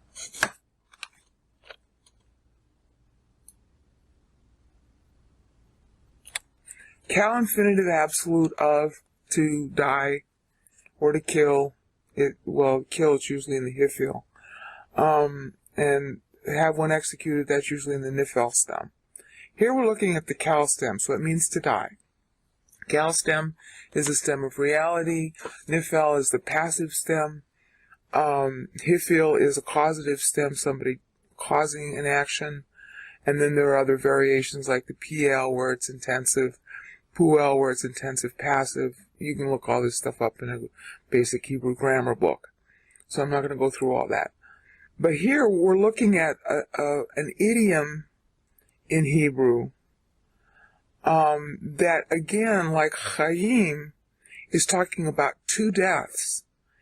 And it's also done sometimes as an idiom of intensification. But since the PL stem is already used for intensification, the translators should have been alerted here, especially considering how two deaths are talked about in the New Testament. But they weren't. Their brains were off, okay? You know, I mean, it's a very rough job being a translator. I've tried retranslating Isaiah 53 for years, and I still am not satisfied with the translation I've come up with. Okay, but here we're going to just look at this, because it's really important to get this. Dying, this is a first death. There are two of them. Okay, it's a cal infinitive absolute, as we just saw. And then here is the second use of the same verb, and you'll notice lower left-hand corner, blue, it's in the cal imperfect. Now remember, the cal imperfect is often used for a prophetic statement, something that will begin and is not yet contemplated as terminating itself at the time that it's spoken.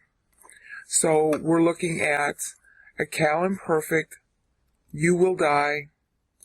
I mean, the right way to translate it is dying, you will die.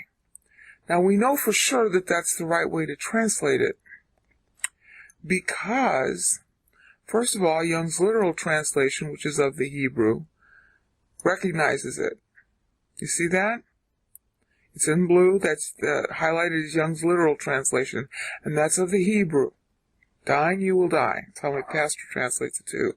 But there's another way we know, which, you know, for all of us who, oh, well, that's just your opinion. Okay, well, how about the guys who are closer to it? Thanatoi, apothaneste. All right? Same expression in the Greek translated by Jews. In 273 BC, these are the guys who wrote this, who translated the Hebrew into the Septuagint. The Septuagint was used by the Lord, the apostles, and all the writers of the New Testament. It's frequently quoted from. It is not always correct, just like no single manuscript is always correct. But we've got many thousands of manuscripts, and that's how we know when there's a mistake. Okay, well, look here. Thanatos, in particular, is used for spiritual death in the New Testament.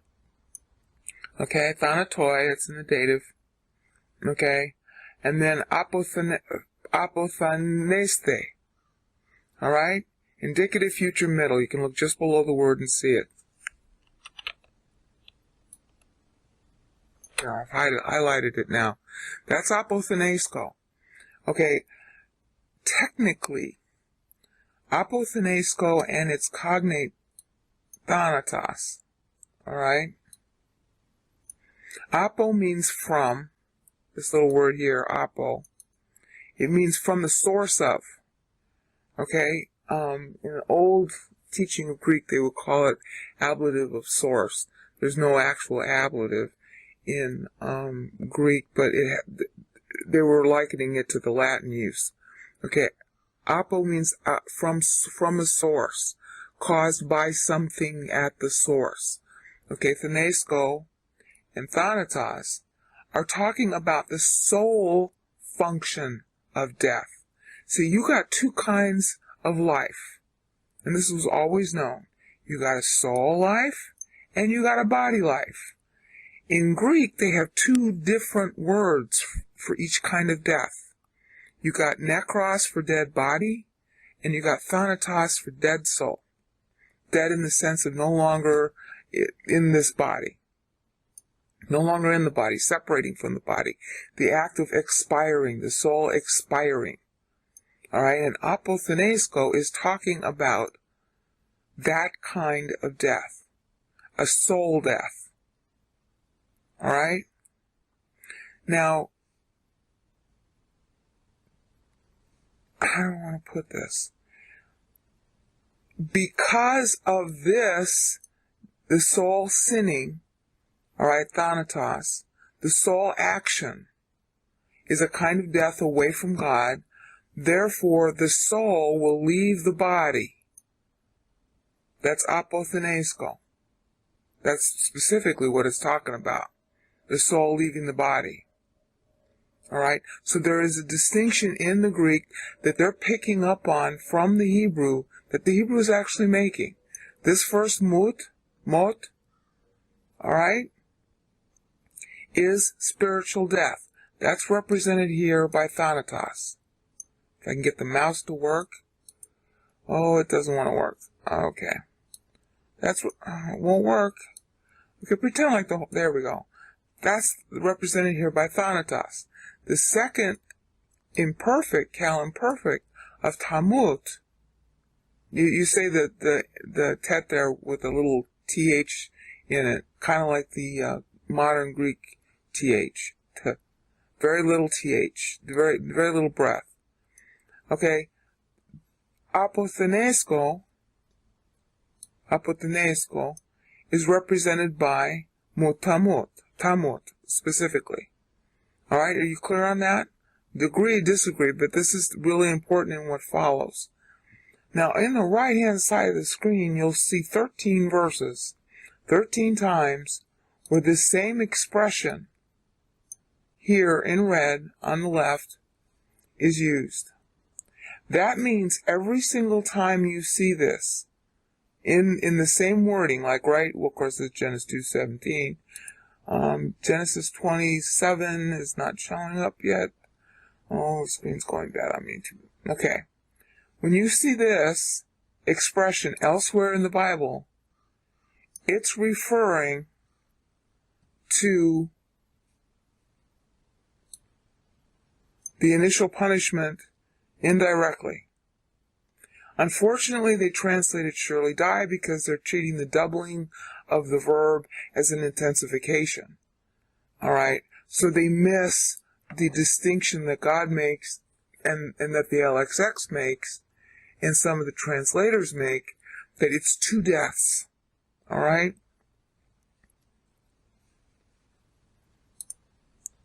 When Samuel 1:44 is 14:44 is the next verse. Alright? Now, I mean, sometimes, like I said before, they are using it idiomatically. And the idiomatically, it's got something of the surely die concept, but it's never divorced from the initial meaning. The initial meaning, remember, in Genesis 2:17, I mean, you can look this up in English yourself for the context. God is giving a warning. If you do this bad thing, I'm cutting you off. You'll have no relationship with me. So that's what's going on in these verses too, is that initial, even if one person, like in Genesis 27, alright, and in 1 Samuel 14:14, those are people talking to people. Alright? See? They are invoking the idea of judgment and cutoff that was the command in Genesis 2:17. It is never outside the idea. Okay? So we have 1 Samuel 22:16. Alright? See? Each one of these is a judgment, because the initial one was a judgment. Motamot. Alright? There you go. Mot tamot. And that was Shimei. See, why didn't I'm going to get off topic if I talk about that. David was dead 3 years at the time that verse happens. The context tells you that clearly, so he didn't die when he was age 70. Okay. Alright. See, there's more about Shimei in context. This is 3 years after David's death. Okay. 2 Kings 1:4. See how there's always this judgment. And they're mixing up with it, and it's, again, understandable. The translators, again, are mixing up an idiom with a literal explanation of two deaths, spiritual and finally physical. Okay, here's 2 Kings 1:6. See, they're all judgment-oriented. These are all judgments being pronounced. Alright, let's leave it there. Okay, see? 2 Kings 1:16. Now we're in Jeremiah 26:8.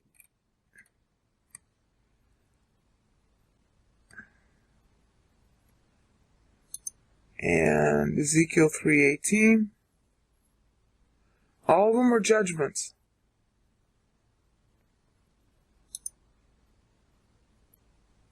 Again, another judgment, Ezekiel 33:8. And then again, Ezekiel 33:14. Okay? So, the idea is, again, wordplay. The other thing these verses all have in common is they really are still talking about two deaths. The initial two deaths, bing, bing, bing. This one is this back to Genesis 2:17. That's a spiritual death, loss of connection with God, loss of human spirit, so we can't have a relationship with God or understand Him. And then this is referring to physical death, because the physical life depended on, and you're going to need that because I'm going to get into Genesis 3:22. The physical life depended on the spiritual life. Oh, gone now. Okay, but in each of these other cases, the duplication has a different meaning. Look, mot, your soul is going to leave your body, and therefore, tamot, your body dies. See the word play? Okay, this is episode 7 continued. I got to try to keep it in 10-minute increments. Now, you see before you, in English, the last half of Genesis 2 starting at verse 16 and Genesis 3, because there's more on Talmud to go over. It's very, very important. The Bible story is about the devolution of man. Man becoming progressively animalistic. Not what he was intended to be. Man's initial life was intended to be in fellowship with God.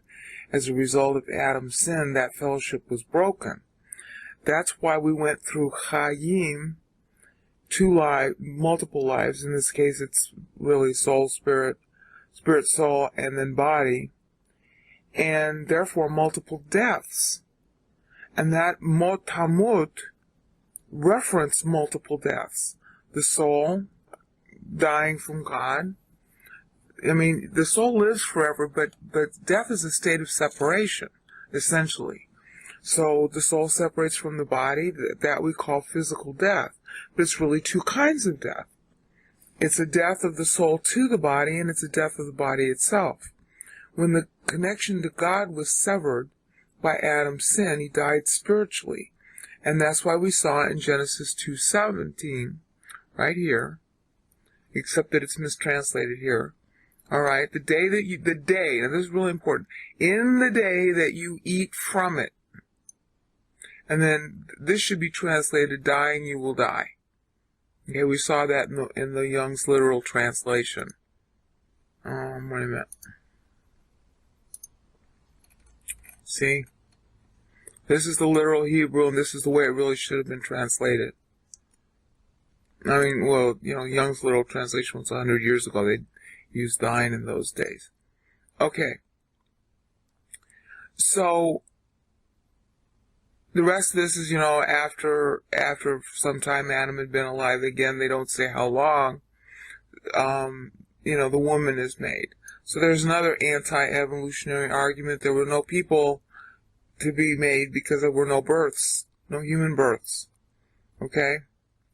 The other thing is that if you look here in 20, Adam gave names to all the cat. He's a taxonomist, not a hunter-gatherer. And he's not eating meat either. Okay? He's eating from trees. Tree. See? Look.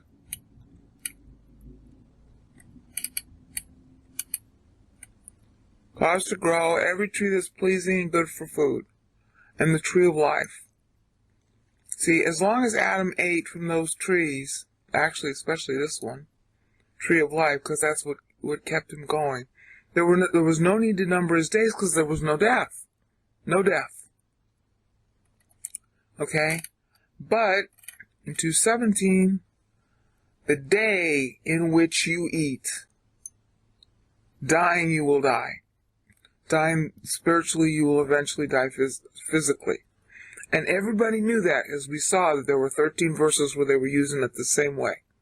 The day that the soul separates from the body, that's a kind of death for the soul, and that the soul experiences, and then the death the body experiences is, necrotic death. They even use that term in English today. Okay, I need to skip down here to this. Okay. The same expression is going to be used here. But here, Satan is using it to tweak the woman for her bad use. She twists Scripture. Okay, this is Genesis 3:3. Satan's tempting the woman to let me start here. He's being cute. He says, you can't eat from any tree of the garden? As if God banned all the trees. We just saw he didn't. Okay? And then the woman repeats what she learned in Genesis 2:17. That we call it Genesis 2:17. She just learned it as a command. Okay, watch how she says it. You shall not eat or touch it. Or touch it. That word isn't there. Where is or touch it in 2:17? The day that you eat from it. But she's adding or touch it. See, we've been adding to Scripture ever since. So she's already negative. Alright, now watch this. This is so cool. Genesis 3:4. Do you remember? Let me show you. 2:17 is the original verse.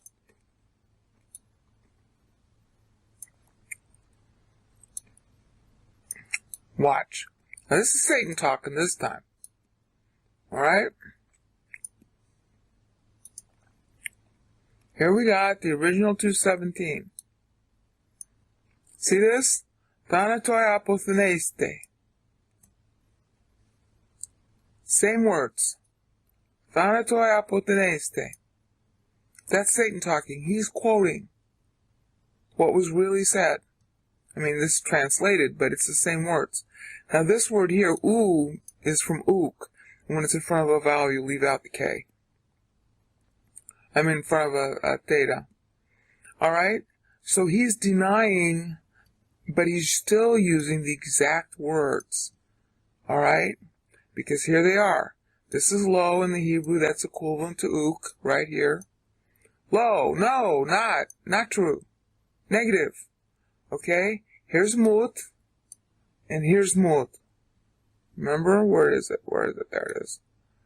Mut. Both muts. Okay? Tamut. Now, that ending there, tamutika, tamutun, rather, I'm sorry, I always mix up the K's and the N's. Okay? That's just the feminine ending. Wait a minute, let me move that down so you can see it. Oops, I'm sorry, wrong. Okay? That's not right. Well, anyway, it's the same idea. It's the cal imperfect. Alright. They don't always get everything right here. Alright, the cal infinitive is used in both places, Genesis 2:17 and here in 3:4.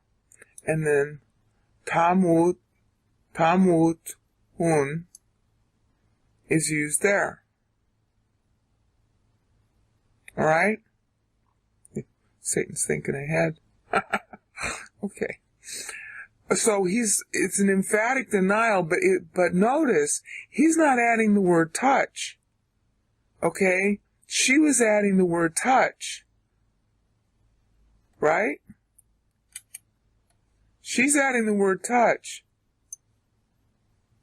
But he doesn't. He's quoting it correctly. Adding the different suffix because he's talking to her. And of course putting a low in front of it. So she's a sucker for that. She didn't listen the first time. Alright. So, she takes it. She gives it to him. Yeah, because he's got a Hobson's choice. Lose God or lose her. No contest. Alright? I love this. And then the eyes of both of them were open. This is their idea of them being smart. Oh, we're so wise now. It's really important to get this. Alright, Genesis 3:7. Oh, our eyes are open. And they knew that they were naked. They knew that they were naked before. See this? The man and the woman were both naked and were not ashamed. Oh, but now it's a shame to be naked. Yeah, Operation Fig Leaves, baby.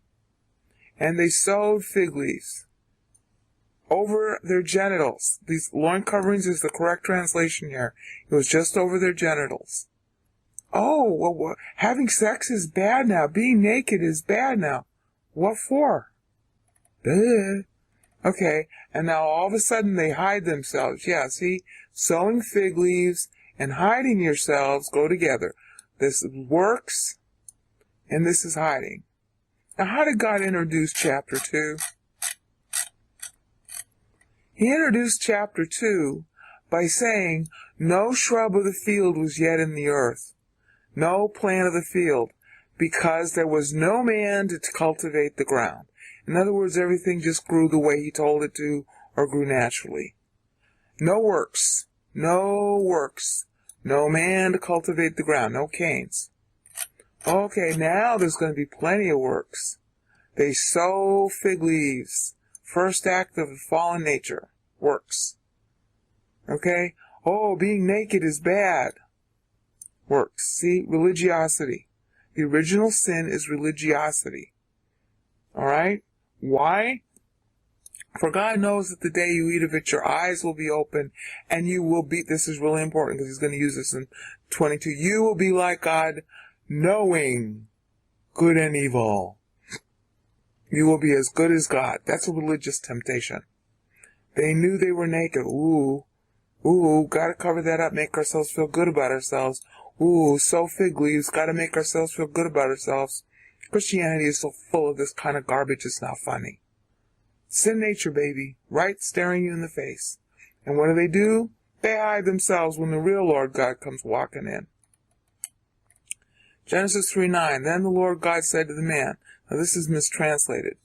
In the English it says, where are you? But it means, why are you where you are? Oh, please don't go. Please don't break on me now. Okay?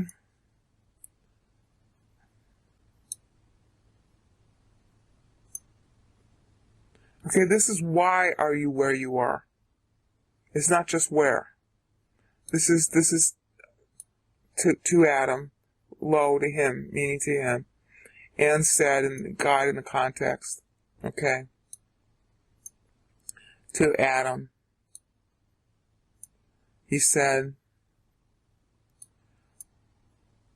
okay, to him, why are you where you are? You're hiding. Why are you there? Okay, And then in Genesis 3:11, I got to show this. I know it's slightly off topic, but it's showing the devolution process. Okay? See this? Who told? That's a mistranslation. All right, where is it? Not get. Okay, wait a minute.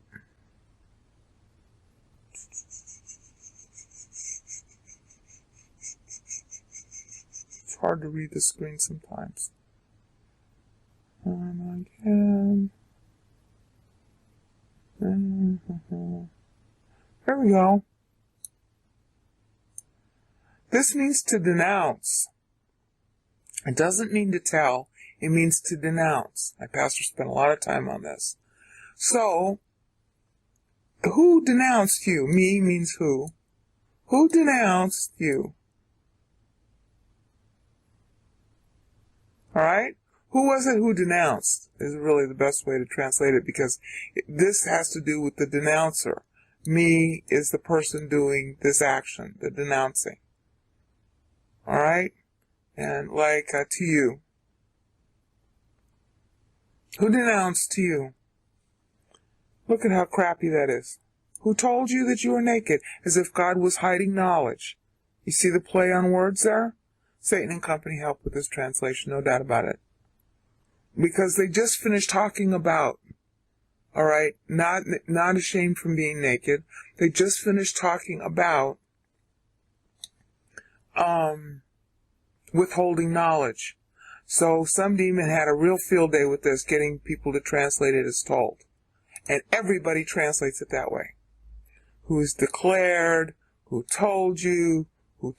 See, everybody just copies everybody else. They don't look at the Hebrew. Okay? Who told you? And so God gets denounced in the process as an ogre who hides information, just like Satan said to the woman. Who told you? Yeah, well, sorry. It means denounce, to tell against. It's not just make known. Alright? Alright, so there begins the devolution. Man feeling shamed about being naked, even though he had no shame before and he had no works, and he didn't hide himself. So there's the devolution beginning. Now, here we get to the crux of it. It should be clear that in perfection there is no death. Alright? But now sin has entered, and therefore death, due to sin, and we saw that in Romans 5:11, 5:12. Okay. Romans 5:12. Okay? Just as through one man sin entered and death through sin, which means there was no death before that. Zero. Alright? So since no death before that, now if you are going to die, that means from the moment of the sin to the day you die are all the days of your life. That's Genesis 3:14. Okay, all the days of your life means that your days are numbered. They are not infinite anymore. It's not a question of, today is always today. There's a future death coming. All the days of your life. Now this particular pronouncement is on, the serpent allegedly, but Satan was empowering the serpent, so he's really talking to Satan. Everybody knew that. She knew that she was talking to Satan. He was trying to be cute, using this cute serpent that was in those days really was cute. Alright? So all the days of your life means all the days that Satan's going to be allowed to play his game. Alright? Because he's talking to Satan. Satan's days are numbered too. Alright? There's going to come a judgment, an end. And then here's the clever childbirth. And Paul makes good use of that in 2 Timothy. I think it's 2:15. The woman will be delivered through delivery. Yeah, because you're going to bear a Savior, honey. Okay. Alright, but here's the one I want to focus on right here. Genesis 3:17. This is what Bishop Ussher missed. See? All the days of your life. All the days of your life. There is an ending now. There wasn't one before. So there wasn't any statement of all the days of your life. Because the life was never going to end. Now it will. Now his days are numbered. Until there's a fall, there's no need for kids. Until there's a fall, there's nothing. I mean, it's just the same old every day. Okay, but now we got an end point. Now we got a numbering. Okay, now look at this. Oh, this is so precious. I love this. Remember what Satan said back up here. Okay? For God knows the day you eat, your eyes will be open, and you will be like God, knowing good and evil. Keep that verse in mind. That's 3:5. Okay? Now let's look down to 3:22. This is the other thing Bishop Ussher missed, and everybody else in Christendom, except for my pastor and a few others. I don't understand why so few, but I guess it, Oh, now the mouse is stuck. Okay. Look at this. Is this clever or what? It's mistranslated, of course. Behold, the man will become like one of us, knowing good and evil. You remember that from 3:5. All right? This is where he's going to get kicked out of the garden because his days are now numbered. Okay, but this is all screwed up, this part. All right, let's look at what it actually says. All right? And said. You've seen Amar now several times. You should recognize it. Yehovah. Here's Yehovah. God. Elohim. You've seen that before. Him. This means look. It's an expression like, look here. By the way, alert.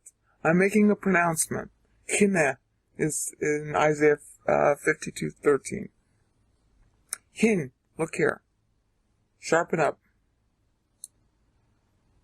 Hadam. Okay. Haya. Hayi. Haya. Ha. I always do this wrong. Ha. Ye. Haya. That's cute. Ha'adam. Haye. Kachad. Echad. Ka'echad. Like. Okay, now that part, like is okay. Alright, I'll show you what's the problem. Okay? Mimenu. Okay? It's not, he's not really saying, he's saying like, alright. Oh, mouse is frozen. Oh, okay. Mouse is freezing up here. Okay. Ka echad. Okay. But mimenu, how do I want to put this? He thinks he's born. It's really, I don't even know how to really see this. This is the preposition min again. Remember I said it's a birthing preposition? Okay, see at the bottom? Min, out from, more than. See? Birthing preposition. So, he's saying, so man thinks, okay, here we go. So, Adam is really sarcastic. Oh, I can't get the mouse to work. Oh, the man has become, this is in his own mind, like one of us. Okay, but it's really not, has become as one of us. I mean, on our level, as God. Because that was what Satan's temptation was in Genesis 3:5. Alright? Born from us. Separated from us. Remember, min is a birthing preposition. Separated from. Away from. Out of. Okay? More than. Separation. So he's saying, that Adam has become as good as we are, one of the same essence as us, but apart from, the min there is apart from us, away from us, separated from us, on his own. So this numbering of days is like treating Adam, I hope I'm getting this across. Okay, Adam, you're born just as good as God now. You are now going to be treated as if you were born. Your days are numbered, honey. And from now on is the first day for you. This is where the dating begins in Genesis 5. Okay. Let's do a little summary of what we've seen in Genesis. Chapter 1. We saw the initial completed creation of the earth, the whole universe. It was in Genesis 1:1. Cal Perfect Bara tells you that. The fact of it is stressed by the way Genesis 1:2 is worded, which uses, ironically enough, the Cal Perfect of Hayah with an inversive wow, saying that something became bad. Tohu wa bohu. Tohu meaning chaos. Bohu meaning wasteland. Now, we saw the search on Tohu wa bohu in the Bible, and there were 20 Tohu verses and 3 Bohu verses. And in every single case, the context was about rebellion, being judged, trial, man's soul being trashed up. In other words, bad. Always a bad context. Now, therefore, between the adversative wow and Genesis 1:2, the parallel Cal Perfect, this time used with Hayah, and Tohu wa bohu, which is bad, you know right then and there that the bad is not something God created. Okay? It's something that resulted from something God created, namely the angels. We find that out in other verses, which I haven't yet gone through. But obviously, to the dumbest person, a thing that's bad, Tohu wa bohu, and depicted as bad in 23 other verses in the Old Testament, and routinely and consistently depicting rebellion, judgment, the wasteland of the soul, that isn't something that God directly caused. Consequently, you know, as blatantly as the text in Genesis 1:2 says, but the earth became chaos and wasteland. So we're looking at Genesis 1 as the restoration of the earth, not its initial creation. That's the whole point of the chapter. Because the whole point of the chapter is, why did God create man? We already had the angels. Why would you stoop so low, Dad, to make puny humans when you had angels? Well, because the angels rebelled. Law of restitution, law of trial, law of judgment. Those are all Bible laws. And they're in the Mosaic Law, so we know what those laws were. Obviously, the Mosaic Law is like a further refinement for mankind, but it represents the primordial law. So we are immediately told that we're in a trial, and we're witnesses vertically toward God and the angels. And there are a lot of verses on that. Search on angels. There's verses in Peter and in Paul. I think in Paul it's in 1 Corinthians 7 and 11, and in Peter, I'm trying to remember where. I've documented them many times, but I don't have those verses off the top of my head. I think it's in 2 Peter. About angels long to look. I think that's how it's translated in the English. Craning their necks is how my pastor translated it. We're in stadium Earth. And there's a trial going on. And Satan is not yet in jail because the trial isn't over yet. And one of the reasons that there's a rapture is because the trial was supposed to be over with the Jews, but they rejected him. Satan thought, I win. But Christ says in Matthew 16:18, I will build church. Will build. Future tense. I think it's a quarter mesa. Okay? That's at Father's discretion. That's the John 17 prayer. Father's obviously answered it because we're still here. And of course, our still being here means we're not listening to our Bible because we're not growing up according to the trial completion criterion, which is in Ephesians 1:10 and Ephesians 4:13. I wrote about all this in my Rapture webpages, part 4 of the Thinking series. LVS4a.htm is the beginning of it. So if you're a masochist, read it. It's like 800 pages, just that part. Alright, but now we're back in Genesis where it all began. And it began as a trial.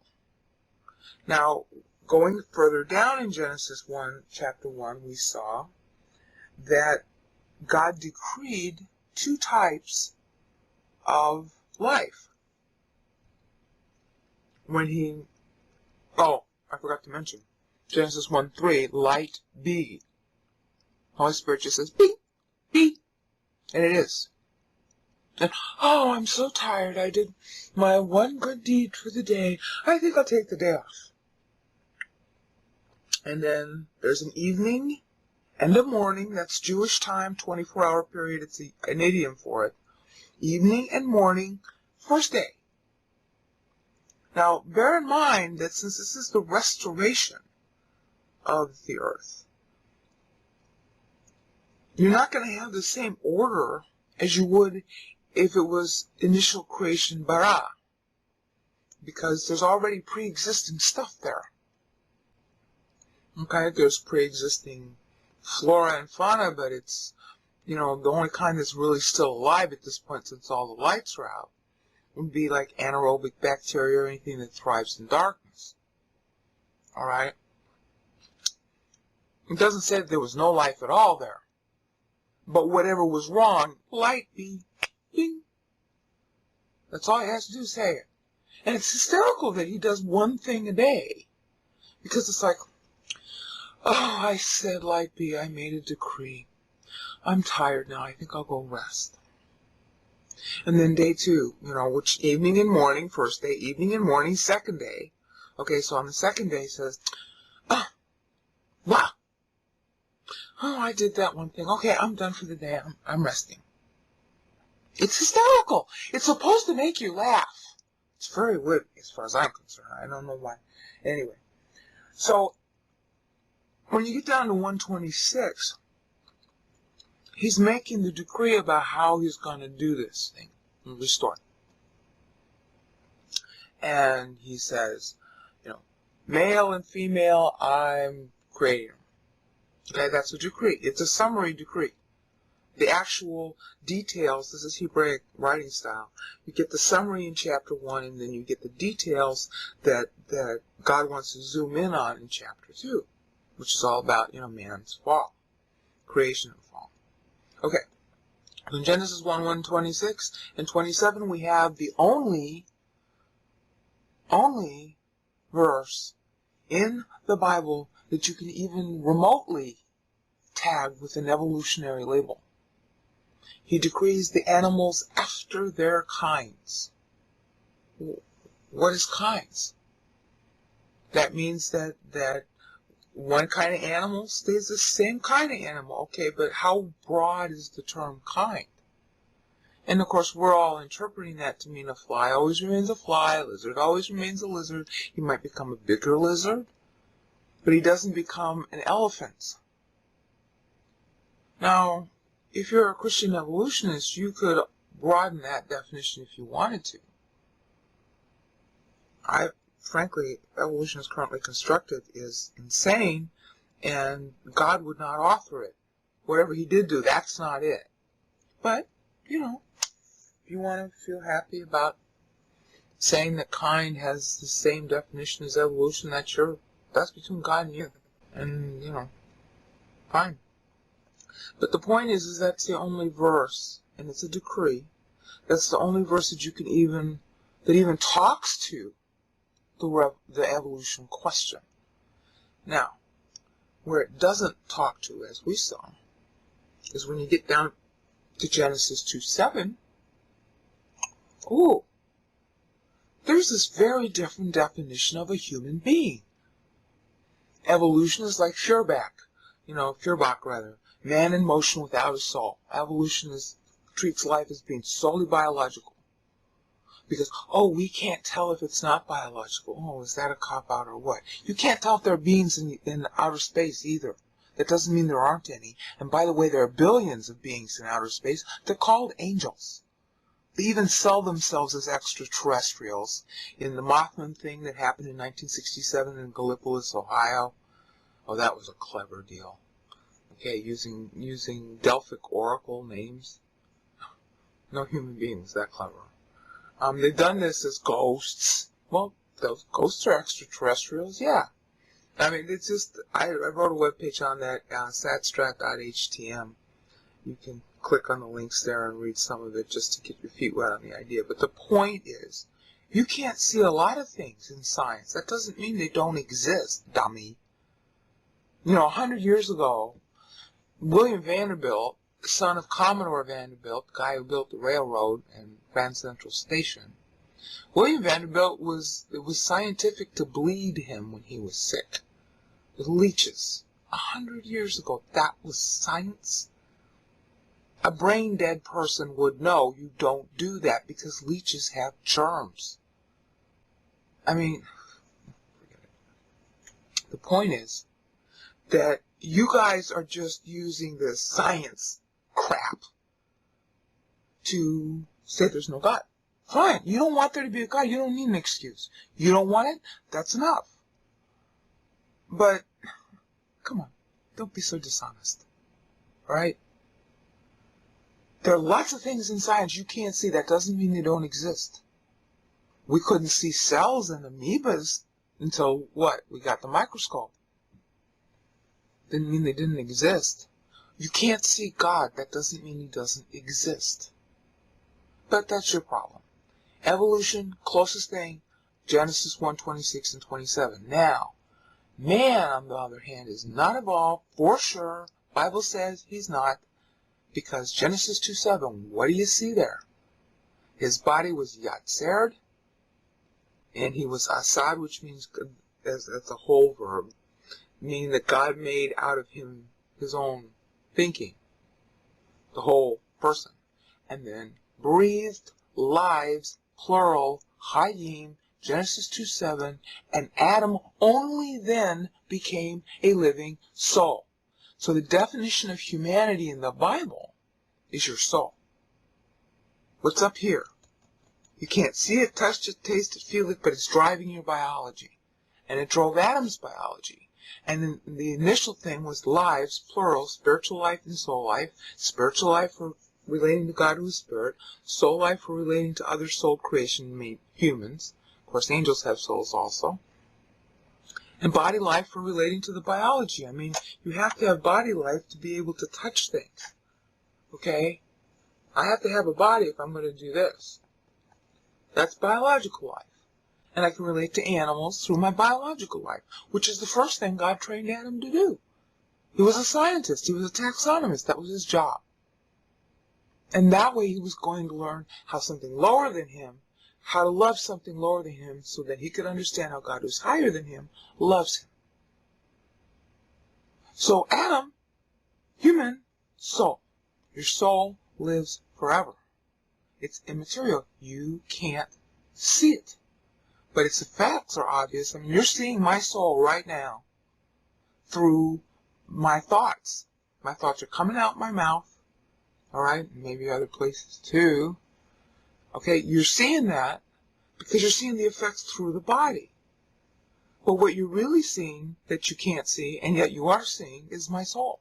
Well, it's the same with God. God's thoughts. We can see God's thoughts, not just because they're written in the Bible, but because He actually transmits the meaning of those thoughts through the written word.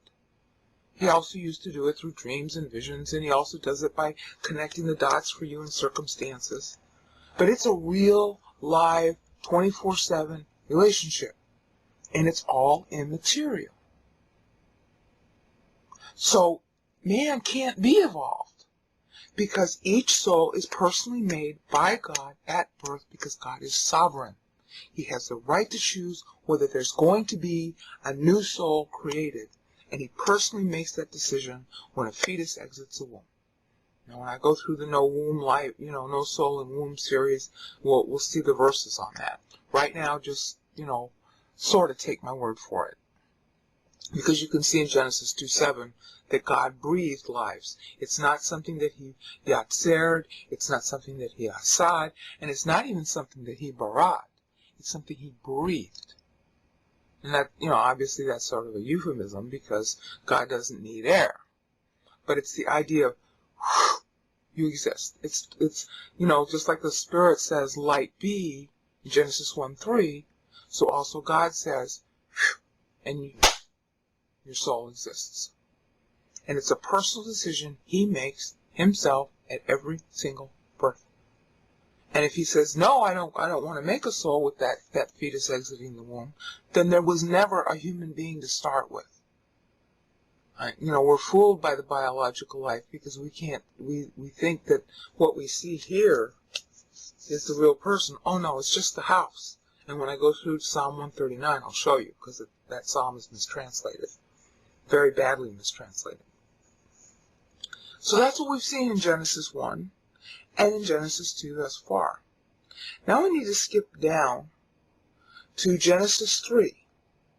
And in Genesis 3, we're going to spend a little bit of extra time on Genesis 3:15 through 22 as a segue into Genesis 5. Because that's where you're really going to begin to see the timeline that the Bible sets. And I'm going to end up stopping probably with Genesis 5, and then I'm going to go through a couple other passages. I'm not going to go through the timeline. But Genesis 5 does begin a timeline. So Ussher did have the right idea that there was a timeline. But and it's a simple mistake to make, he just mistook what was the starting point. In Genesis 3:15 through 22, as we're going to see, the starting point is the fall.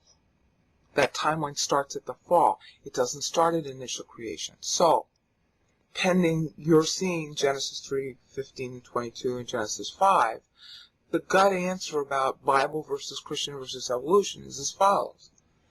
A, you don't know how old the earth is. You can't tell. Everybody's just guessing. And it really could be 6,000 years old. Okay? Adam's fall was 4106 BC, so it's got to be at least 6,000. But how much older than 6,000? Nobody can tell.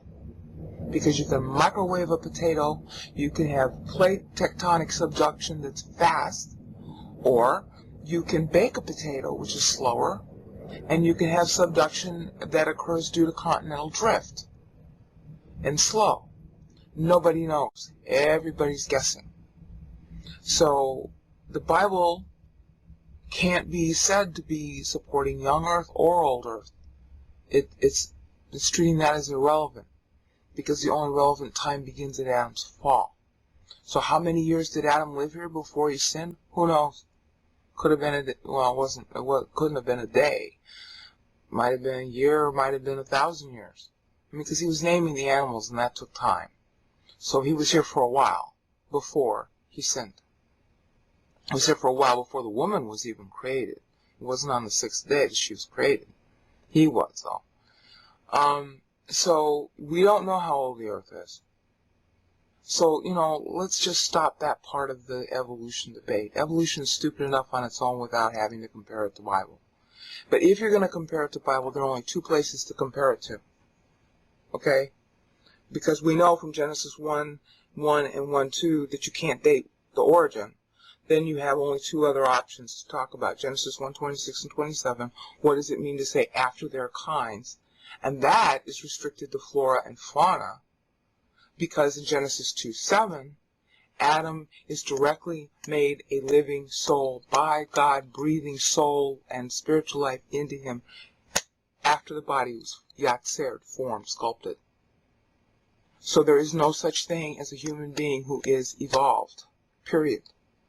Each human being is uniquely created by God at birth and is essentially immaterial. And that's why hell is an issue, because the soul goes on to forever after the body dies.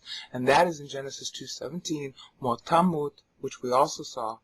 Dying spiritually, you will die physically. Again, my pastor taught this for 53 years. I am not pulling this out of thin air, but I can independently verify it in the Bible, and I'm trying to show that to you. Okay, this is going to be sort of easy to see. This is a search we're going to do in English. On the left-hand side, you have the verse we just focused on, all the days of your life. And this is the key phrase that will set up proof that Genesis 5, specifically 5:5, referring to Adam, is talking about from the point of the fall onward, not from the point of his initial creation. As we saw in 3:22, in the Hebrew, this phrase here translated this way. It doesn't, there's an extra layer of meaning in the Hebrew which the English doesn't reflect, and that's right here. Mimenu, out from, more than, apart from. It's a birthing preposition, min. Okay, that you're seeing in the lower left-hand corner. Okay, that's a birthing preposition. It's used an awful lot in Scripture, and every time it is, it's talking about a kind of birthing, a separation, an independence. And in this case, it's an independence of rebellion. And Christ is being very sarcastic here when he says, oh, he's become like one. It's really not like one of us. Ka means just as, even as. It's usually done in pairs. It's a preposition that's done usually in pairs. And echad, as you can see down at the bottom, really more often means same, single, united. It's one of the words that always gets mistranslated and misunderstood in Christendom.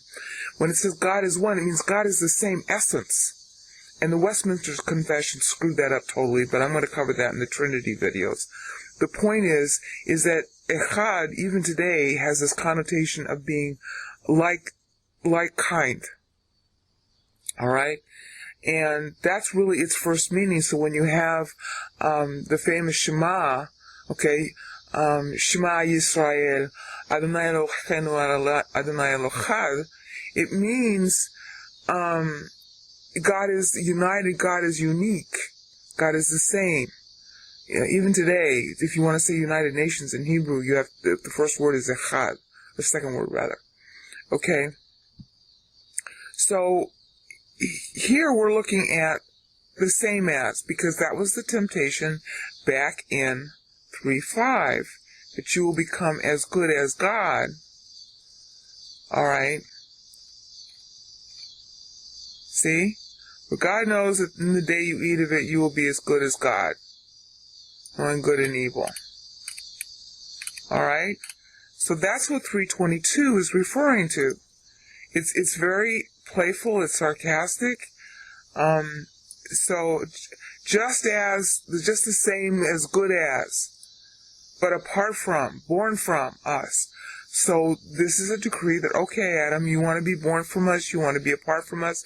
Today is the first day of the rest of your life. So that's why we see, let me show it. So that's why we see this pronouncement, all the days of your life. It's all the days of your life from this point forward. That's what it's talking about from this point forward. Now we're going to see that. Here, I got to put down the recorder for a second because I got to show you that. In this program you can do a search. I hope you can hear me. I'm trying to lean over and talk to the recorder. All days life. I'm just going to do it in English, okay? This is the New American Standard Version, but they all translate pretty much the same. You see all those words in yellow and red. All the days of your life. Now, our first passage that we saw, that of course is Genesis 3:14, which we went over. Okay, then we got Genesis 3:17, which is what I'm focusing on. It's all the days of your life from this point forward. All right, now here's how you know. Because the expression is used that way in all these other verses. Almost all these other verses, okay? Look at this. Deuteronomy 4:9. All right, maybe the print isn't quite as good as it needs to be, so I'll open it up a little so you can see in the left-hand corner if you can't read it in the right-hand corner. Okay? Look at the command. This is a command in Deuteronomy 4:9. Pay attention, obey these things all the days of your life. Now think about that. He's talking to them today. This is the day that they get the law. If they hadn't gotten the law, then it can only be obeyed from this point forward. So it really isn't all the days of your life. It's all the days of your life from the day I'm telling you. Because they didn't get the law when they were still in Egypt. You know, this is Moses talking to them after they've left Egypt. Okay, but they were alive before they left Egypt. So this isn't all the days of their life since birth. This is all the days of their life from the point he's telling them forward. Same thing here, Deuteronomy 6:4. All the days of your life. From the point he's telling you. Because when they were in Egypt, again, this is the lead up to the Shema. Okay, when they were in Egypt, they weren't keeping it all the days of their life, so it's not reaching back to the day they were born. Okay, and then here we go again. Do not eat leavened bread.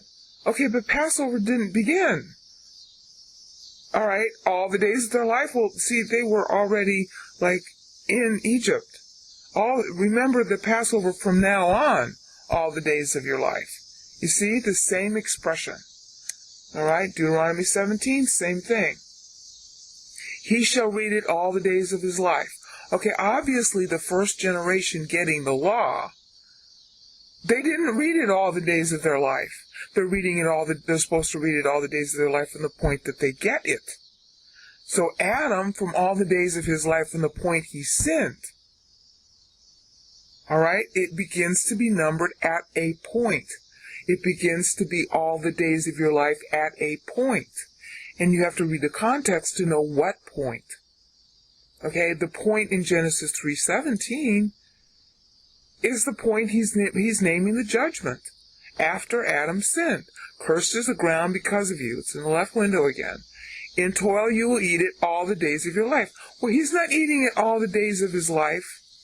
He had lived before the curse was pronounced. All right? So it's a beginning. It's a beginning. From this point forward, all the days of your life. Adam lived in Genesis 5:5 from a beginning. This is the beginning in Genesis 3:17. Well, actually 22, but they're all happening in the same day. All right, so now we come back here. All right, that was the law verse in Deuteronomy 17:19. Now we're at Joshua 1:15. No man will be able to stand before you all the days of your life. No man will be able. All right, that's all the days of your life from the point that the thing is said. This is, explaining, God's going to be with Joshua, promising to be with Joshua. But it's all the days of his life from that moment. It's a divine pronouncement from that moment forward. Okay? Joshua 4:14. I'm going to go through these quickly now because it's so obvious. All right? They revered Joshua all the days of they revered Moses all the days of his life. All right? All the days of his life. But it wasn't really all the days of his life since his birth, because he doesn't even go to Israel until he's 80. You see the expression? It's all the days from his life from a beginning point that isn't necessarily birth. So you have to know the beginning point. And, that's all Bishop Ussher did wrong, is that he forgot about the beginning point. All right, then here's one that goes with birth. Give your maidservant a son. This is Hannah praying. Give your maidservant a son, and I will give him to the Lord all the days of his life. All right, she's dedicating him. That's the Nazirite vows. 17, Samuel judged Israel all the days of his life. Now there, you're also not talking about from birth. The boy wasn't judged. Samuel didn't become a judge until he was an adult. All right? So you see, you have to know the beginning reference point. Okay, and then here's Solomon. All right, they served Solomon all the days of his life. Well, here we go again. Solomon, they couldn't serve Solomon all the days of Solomon's life. It depends on when Solomon began to be a ruler. All right, now I'm going to go through the rest of these, okay? I will make him a ruler all the days of his life. Well, but it isn't all the days of his life. It's all the days from the time of his rulership forward. So all the days of his life has a beginning point. You have to know what that is. All right? David did everything the Lord commanded him all the days of his life. Well, we know that's not true. All right? Except in the case of Uriah the Hittite. Yeah, but David didn't know. He wasn't appointed all the days of his life. What about the time between age 0 and 7? So it's not talking about from birth. Again, in fact, most of these are not talking about from the point of birth.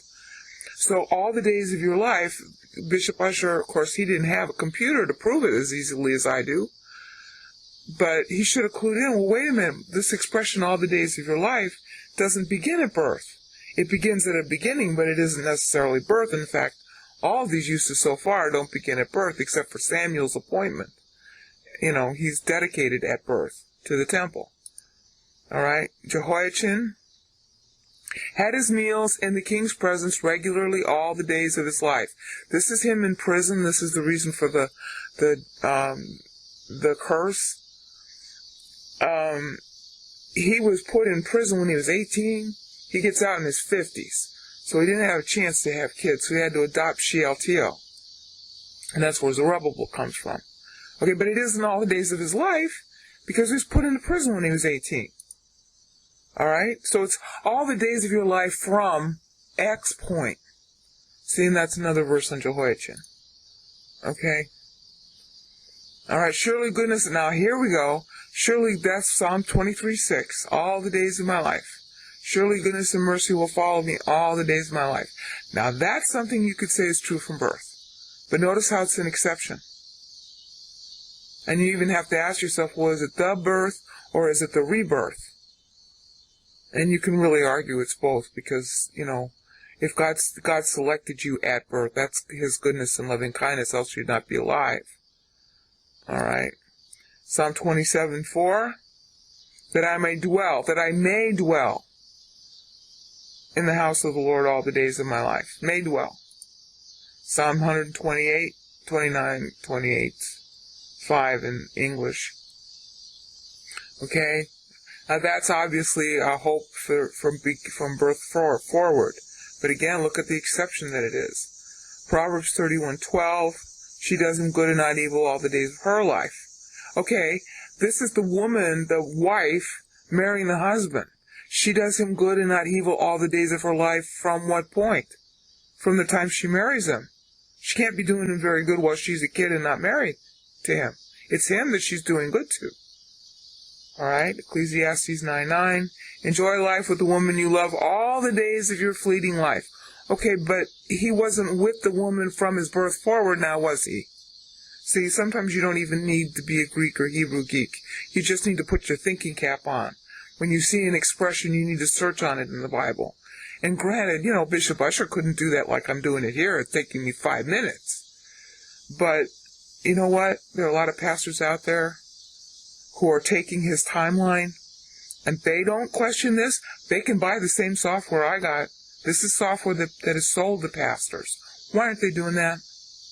I mean, I really have great respect for pastors, but when 99 out of 100 of them are teaching a false doctrine, and you can obviously prove it in 5 minutes that it's got another meaning than the one being taught, that we don't have any excuse, at least in this generation. You can excuse the people of the past, but we don't have an excuse. So what do we know from this? Okay, there's Jehoiachin again. All right. What we know from this is as follows. It's really pretty simple. We are taught things by teachers who are following past teachers. They are not doing their own research again, and you can cut them some slack for even that, because the worst job on the planet is a pastor, and all the Christians are constantly going to the pastor, what about this? What about that? I mean, the pastor's constantly being tugged at, so he doesn't really have any time to research. All right, but this is something that can be done, and you saw it be done in just a few minutes to buttress the point that Adam, in Genesis 5, when it says in Genesis 5, and we'll go there now, might as well. When it says in Genesis 5, oh, my mouse is stuck. When it says in Genesis 5, which will begin in the next lesson, that Adam lived, okay, all the days that Adam lived from what point? All the days of his life were Genesis 3:22.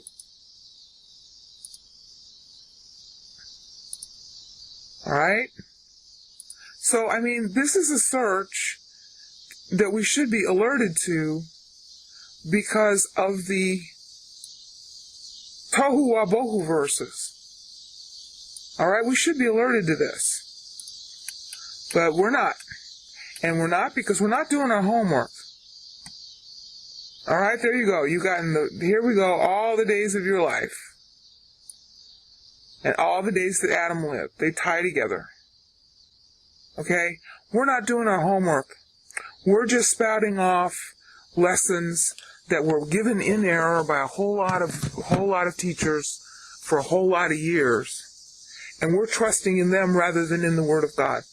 So what it shows is that we don't care about the Word of God.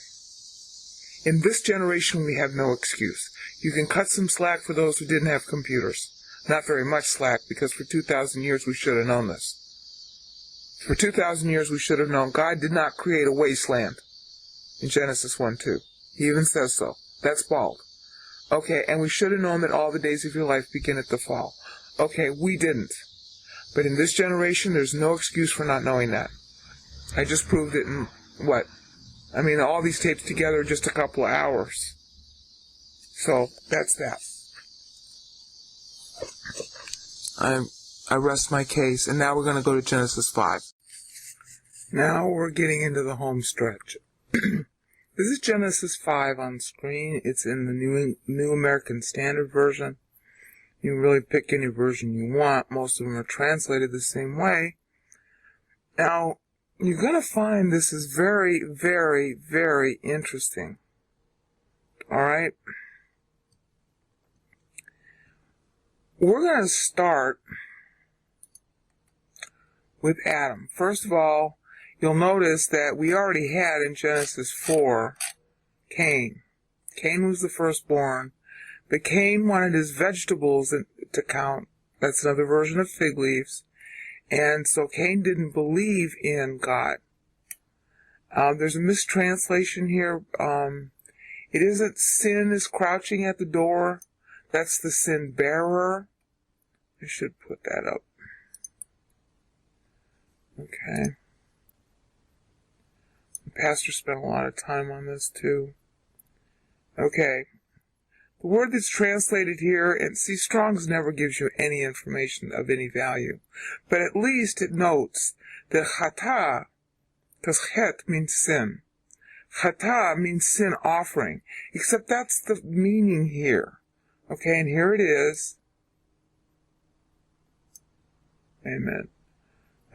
I'm getting it mixed up. Yeah, here it is. Sorry. Alright. Chata. And those are the versions of it. The verb is to miss. They usually translated transgression, but it means you miss the mark. That ties to Romans 3:23. Sin is more than what we shallowly think of as sin. Oh, you do drugs or you have sex, that's sin. As if there were no other kind. Everything is a sin, practically. Alright? Okay, but het is sin, hata is sinners, and then you see the other names. Okay, at the very bottom, hatat. Oh, let me do that.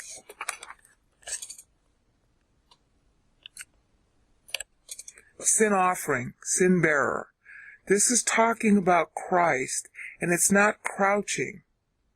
Alright, let me show you what rabats. Right here. Okay?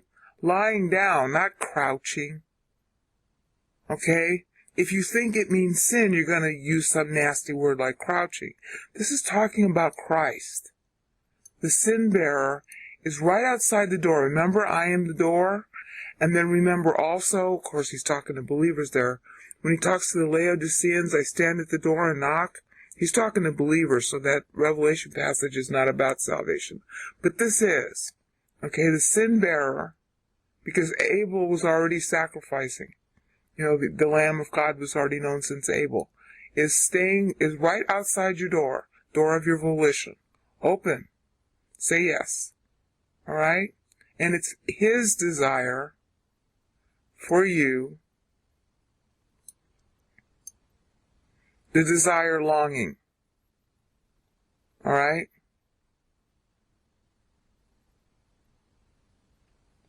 So, the Lord loves you, the Lord longs for you. This is mirrored by Epipotheo in James 4:5. Wants you. He's reminding him, I still love you. Okay? I'm here. Believe in me. Enough of that. It's just a side trip.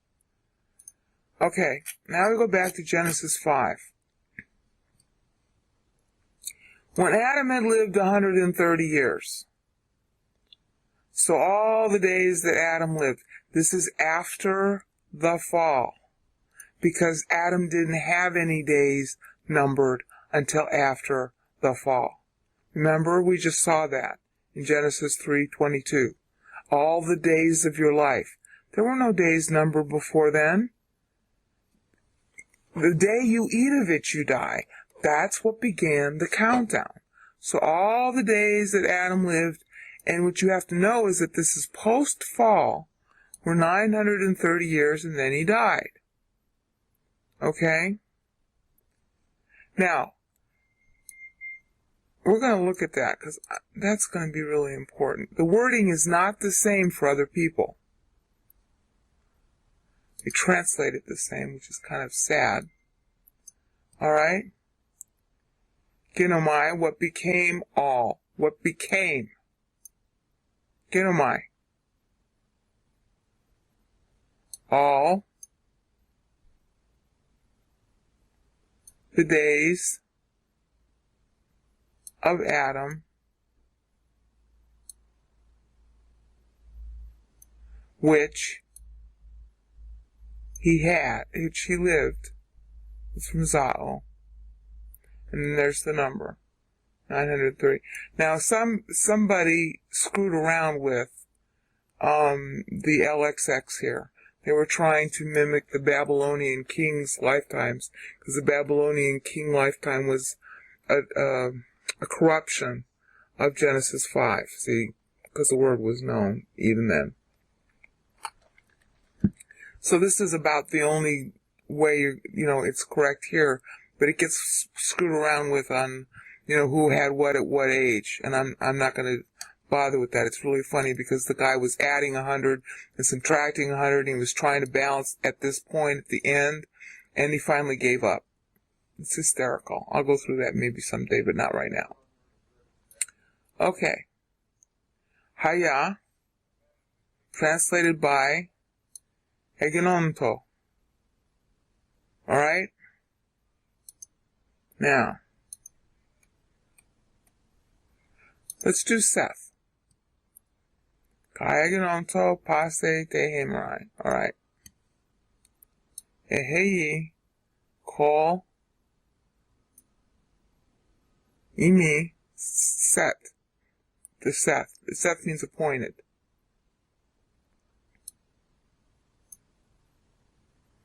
Okay, that's pointed to a pointed. That's hysterical. Alright?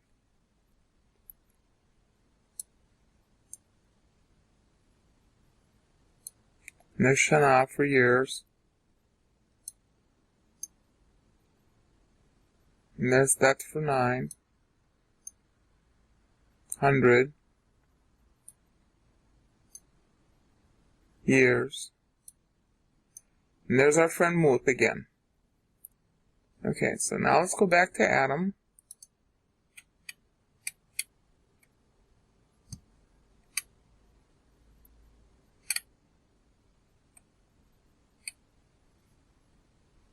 Oops. Okay.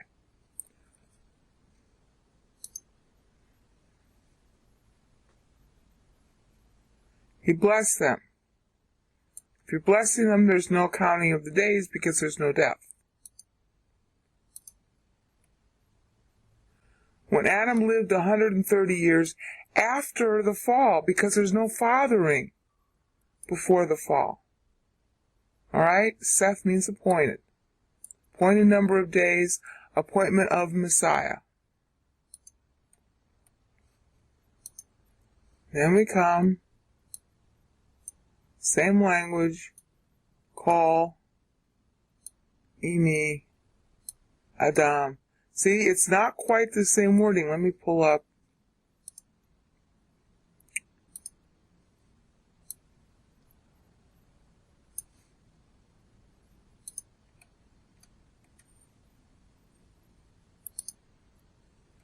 Alright, here's the one for Seth in the lower window. Okay? It tracks to Adam's word here, here, here. Okay?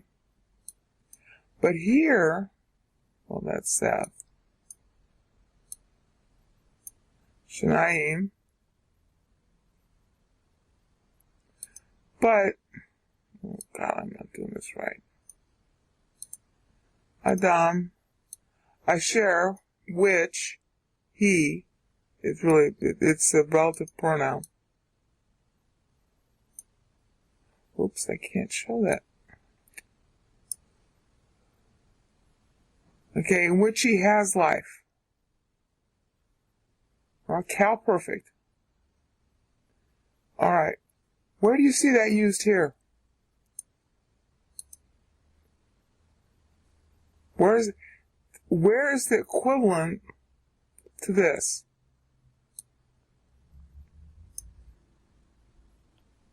Do you see any? In Genesis 5:8? Where is it? In other words, these are the days of his life after. But these are all the days. See, kol means all which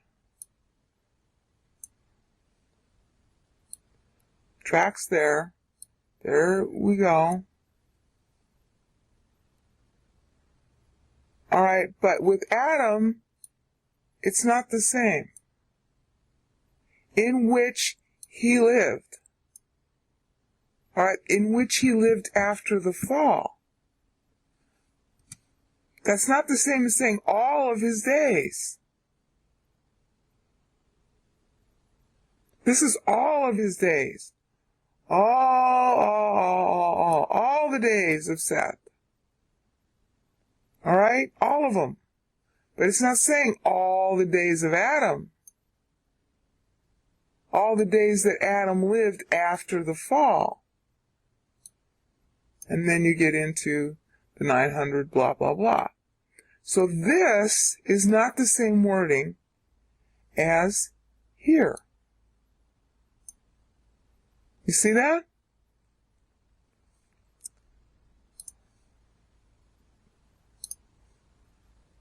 It's not the same. And notice, all the days, I can get rid of all the days of Seth. But it's not all the days of Adam. All the days that Adam lived since when? Since the fall. Alright? This is all the days of Seth, But it's not all the days of Adam. And then Enosh lived all the days of Enosh, all the days of Kenan, all the days of Machalel, all the days of Jared. You see the difference? I rest my case. Next time we're going to talk about what this timeline really means. This is episode 8C. If you hear a noise in the background, it's the cicadas. They like to chirp a lot at this time. What we're looking at here is the real meaning of Genesis 5. Bishop Ussher did understand, and so have a lot of people since, that Genesis 5 is important, even though it's very boring to the normal reader. But what they mistake is the kind of importance that it is. God is going to demonstrate his rules for time in Genesis 5 forward. So once you plot out the dates that he gives, and they are dates, they're measured in years from the fall, when you see those dates and you plot them, you see God's rules for time. Now, people used to know these rules, but in the last 2,000 years or so, that information has been lost. Probably because people stopped being interested in it. That's usually the reason why Bible is goes under, misunderstood for so long.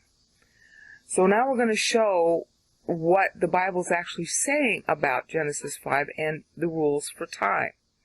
Because all I did is I took the Bible information and plotted it here in this worksheet named Gene Years XLS. And you can see that in the top of the screen. GENEYRS.XLS. And you can search on Brainout with that name and you'll get it. Now, what are the rules? Before I even get into how you use the worksheet. The rules are really very simple. Somebody, every 490 years of history, must be super matured or time ends. Now, there are really two sets of criteria, but we're going to deal with the simple one first. Every 490 years of history from the fall forward, this right here in cell A13 is the fall. We call it Year of the World 0 in the worksheet, but it's measuring from the fall. Now, the fall occurred in 4106 BC, which you can tell when that was when you plot the dates the Bible gives you. You have to plot them all to know this. And that's what I did. This worksheet goes all the way through 2007 AD. But just get the idea of it for now. Year 0 is the year of the fall, and that is 4106 BC. That's in cell E14. Hope you can see the cursor very well. So the year of the world is 0 at that point. Now, between that point and right here, 490, which is in cell G19, you should be able to see it on your screen in full screen. Between 0 and 490, there must be somebody alive who supermatures such that God will grant, due to that person's supermaturity, in that person's name, God will grant the entire world another 490 years to live. If there is no such person, time ends. Now, after, let's assume somebody gets granted, and I'll tell you who it was in a minute.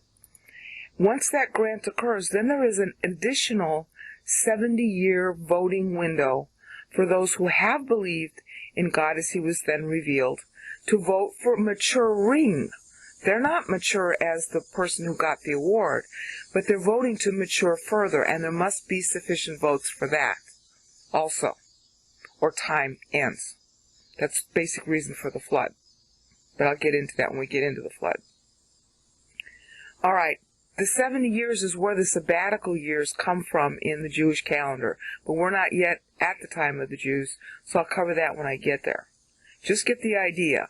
First, somebody has to mature enough in a 490-year period for God to grant a 490-year extension of time for the whole world to live. Secondly, if that extension has been granted some individual, and it can be granted to more than one, but it doesn't extend the time, it only makes it better. The time is nicer. But if at least one, then time extends.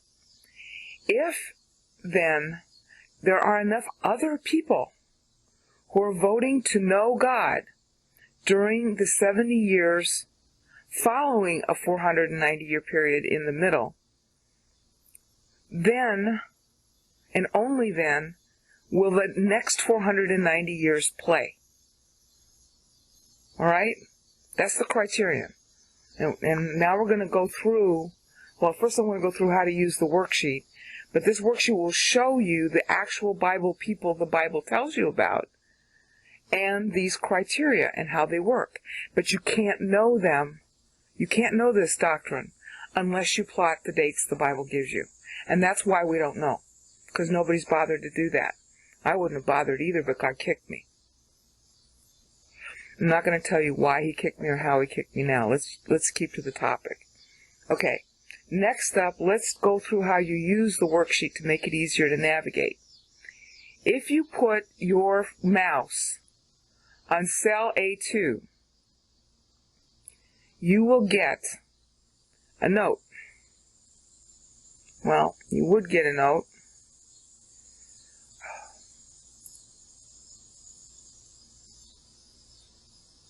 Just a second. There is a problem. All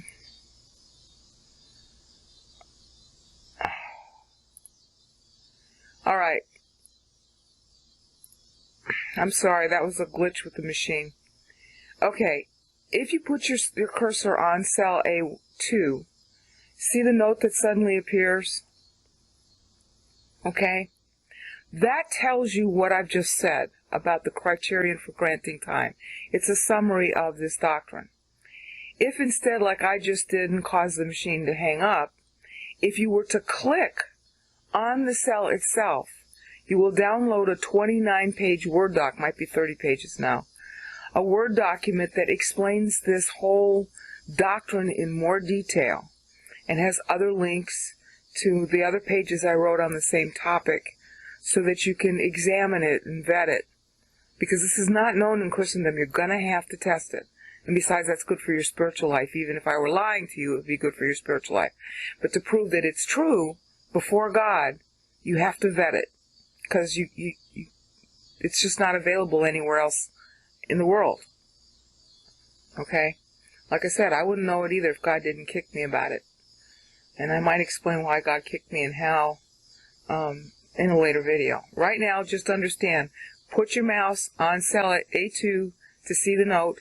Click on cell A2 to download the Word doc, which has all the links in it that you need to vet this, including this worksheet. Okay.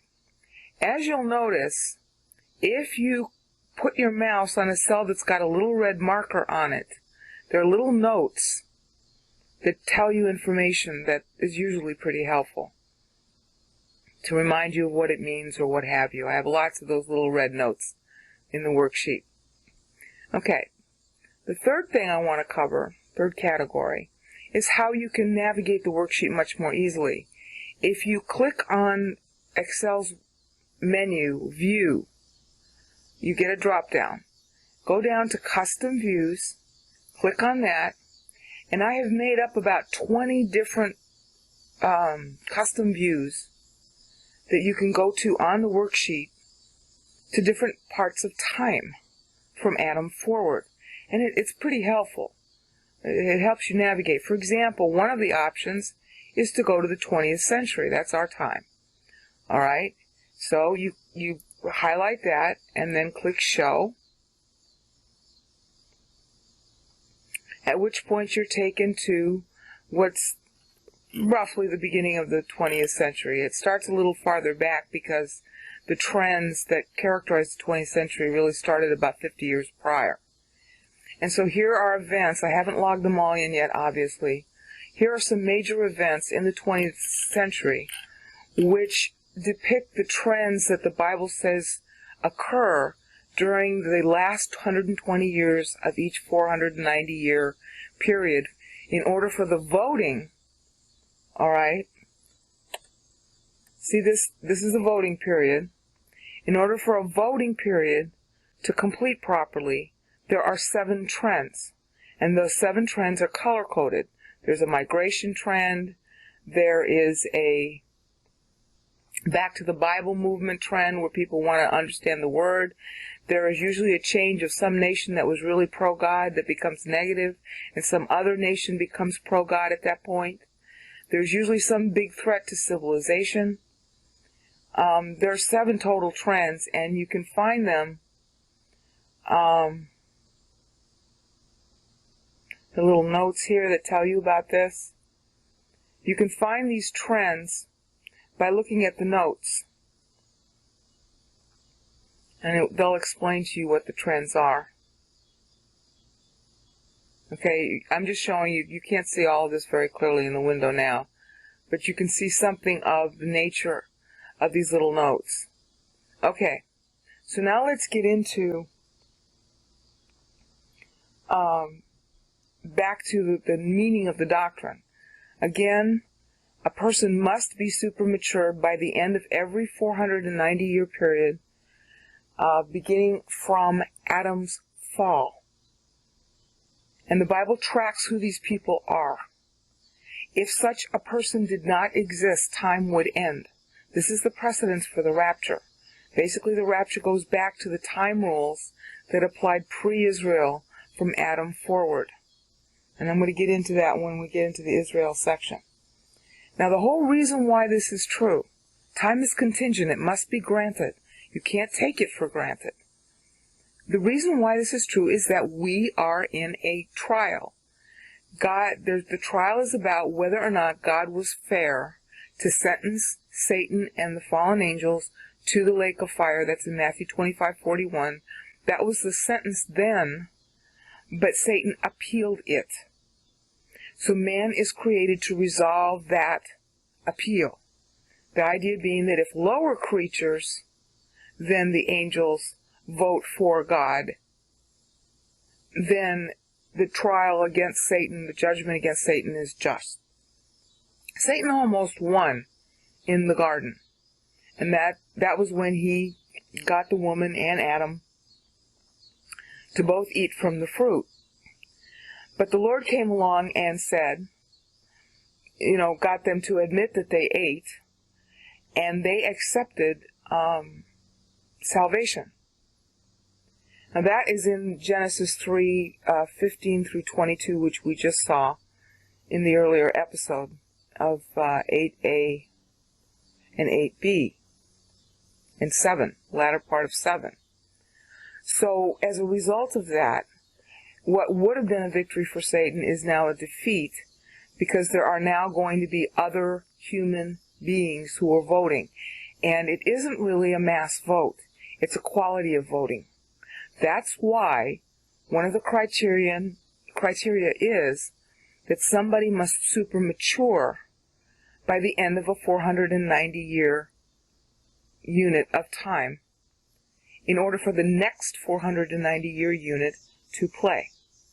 Now there is a second criterion about time grants that also must be met, which has to do with 1,000 years. If you look down in row 26, here you'll notice that the 1,000 years are marked in green versus the 490-year benchmark, which are marked in gold. So therefore there must be 2 kinds of maturing believers, and the same person can get both grants. There must be at least one who gets a 490-year grant, otherwise there won't be a Civilization 1000. But there also must be someone who gets a 1,000-year grant, and it can be the same person. And as you're going to see, oftentimes it was. The same person who got a 490-year grant also was so mature, he was mature enough for a 1,000-year grant. And therefore time was allowed to continue. Now, the reason why this is true is because this is about votes for God. It is not like our modern democracy concept of majority rules. It is a per-person vote, and the quality that results from that vote is used in the trial. That's why, as you're going to see later, Noah was just one guy out of the whole world. I mean, him and the other 7 people in his family, but it was really Noah. Noah voted so strongly for God, was so super mature, that his family was saved, the other 7 people, and the rest of the world was drowned. They all voted negative. So it's not majority rules, it's quality rules. Christ is only one person, paid for all the sins of the world. It's the quality of your thinking that governs, not how many. Obviously, the more people are thinking highly, the better the world, the more prosperity comes to the world. But in order for it to continue, there must be at least one, and the quality of thinking must be high enough. Okay, now let's go through who these people are, which will simultaneously show you how the worksheet tracks them.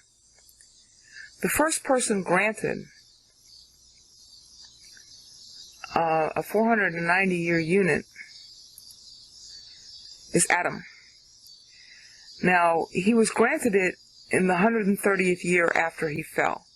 So the cursor is now on cell G14 to demonstrate that. When a person gets a grant like this, it is commemorated by a birth of a son. The son to carry on the name leading to the Messiah. Seth is that son. Seth means appointed to carry the name, really. Also appointed to replace Cain and Abel.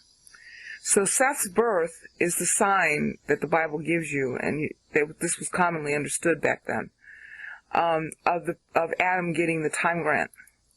Now, the other way that you know this is that the next person who got the time grant is Jared, and that's in cell G22. These people who are granted the time grants are in light blue in the worksheet. Now, the reason why you know that is that there are 490 years between 622 and 130. It's really 492 years, but the birth of Seth happens early in the year, and the birth of Enoch, see, 622, commemorating the award, the birth of Enoch happens late in the year. So it ends up mathematically counting as if there were 2 extra years. But it's a 490-year grant. Enoch obviously was the 3rd person to get the grant, and because God took him. I mean, Hanukkah comes from his name, by the way. Chanuk is really more how you'd pronounce his name. Okay, he dies in 987th year from Adam. Well, he doesn't actually die, rather. God just takes him home. So you know he got a grant. Okay, his kid is born in 687, which is probably the year Enoch got the grant. There is a second grant that Methuselah himself gets. Alright, and it's probably in 874, the 874th year from Adam. So there's an overlap between the time grant with Enoch and the time grant with Methuselah. The other possibility is that Methuselah got 2 grants, but it's more likely to say that Enoch had a grant and Methuselah had a grant. You can call it either way, I suppose. Okay. Now, the next person to get a grant is Noah, and that's real important. Okay, Methuselah's grant continues beyond his death. He dies in the 1656th year from Adam's fall, which in our terms is 2450 BC. Alright? Now, the grant to Noah occurs before that deadline. See, the grant is going to end in 1656. In 1656, Shem is going to have a kid. Really at the end of the year. because the flood lasted a year, so it's just after the flood that Shem's kid is born. That's our Paksad. See all these gray cells? I'm tracking the time grant, by using the gray cells because this is when the flood occurred. All right, now Noah is the guy to carry it from year 1556 after Adam, which in our terms is 21. I'm sorry, that's when he died. 1556 from Adam, and that's real important to know because there's a big tie between him and Noah coming up. All right, so it passes from Methuselah to Noah.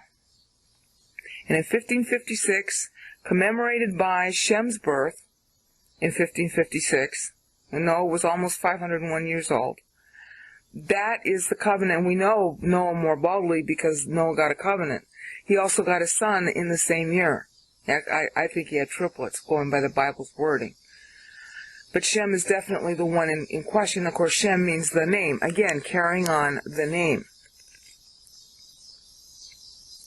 Now, from Noah, this is where it really gets interesting. Notice this.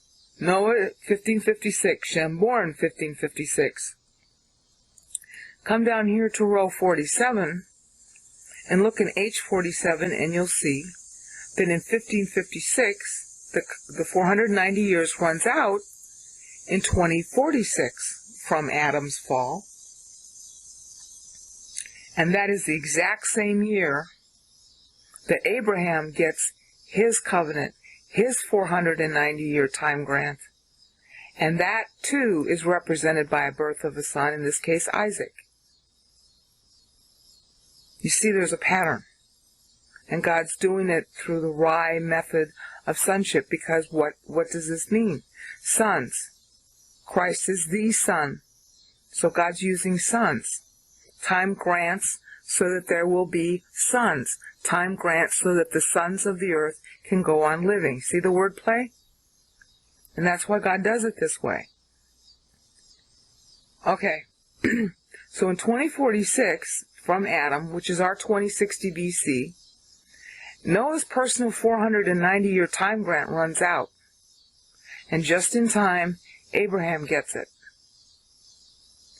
And to commemorate Abraham's getting it, again, as true since Adam, there is the birth of a son in the year that the time grant is given. Now I want to show a wrinkle in this before going further. This is the end of a 490-year period of history. But this is the year that, in this case, Adam got his 490-year time grant. So here, with Jared, is 490 years after here with Adam. Notice that here, 622 from Adam is greater than 490 from Adam. So because when Adam got his time grant, it goes beyond the 490-year deadline. It's a 490-year grant that goes past the 490-year deadline. So the Bible is tracking two kinds of deadlines.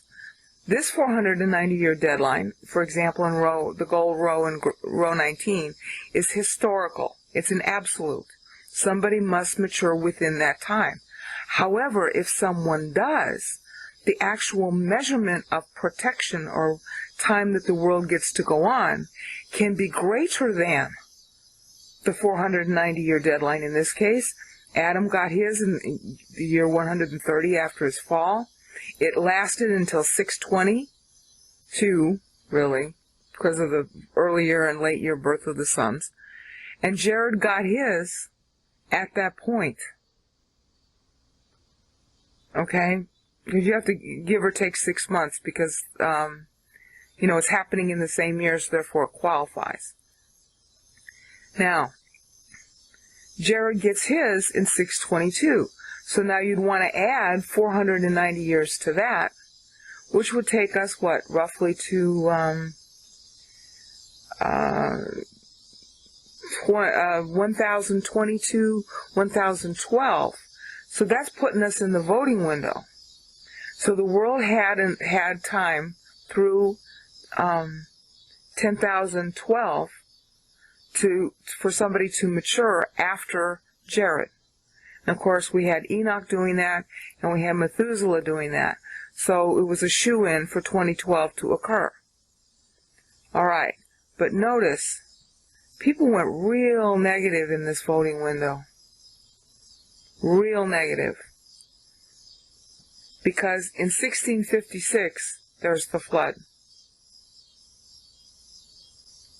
So, if they're negative in the voting window, but you have a time grant that's extending, like in this case, farther than the voting window, well, into it really, but we have Methuselah that's going all the way to 1656, time is allowed to continue until the time grant ends.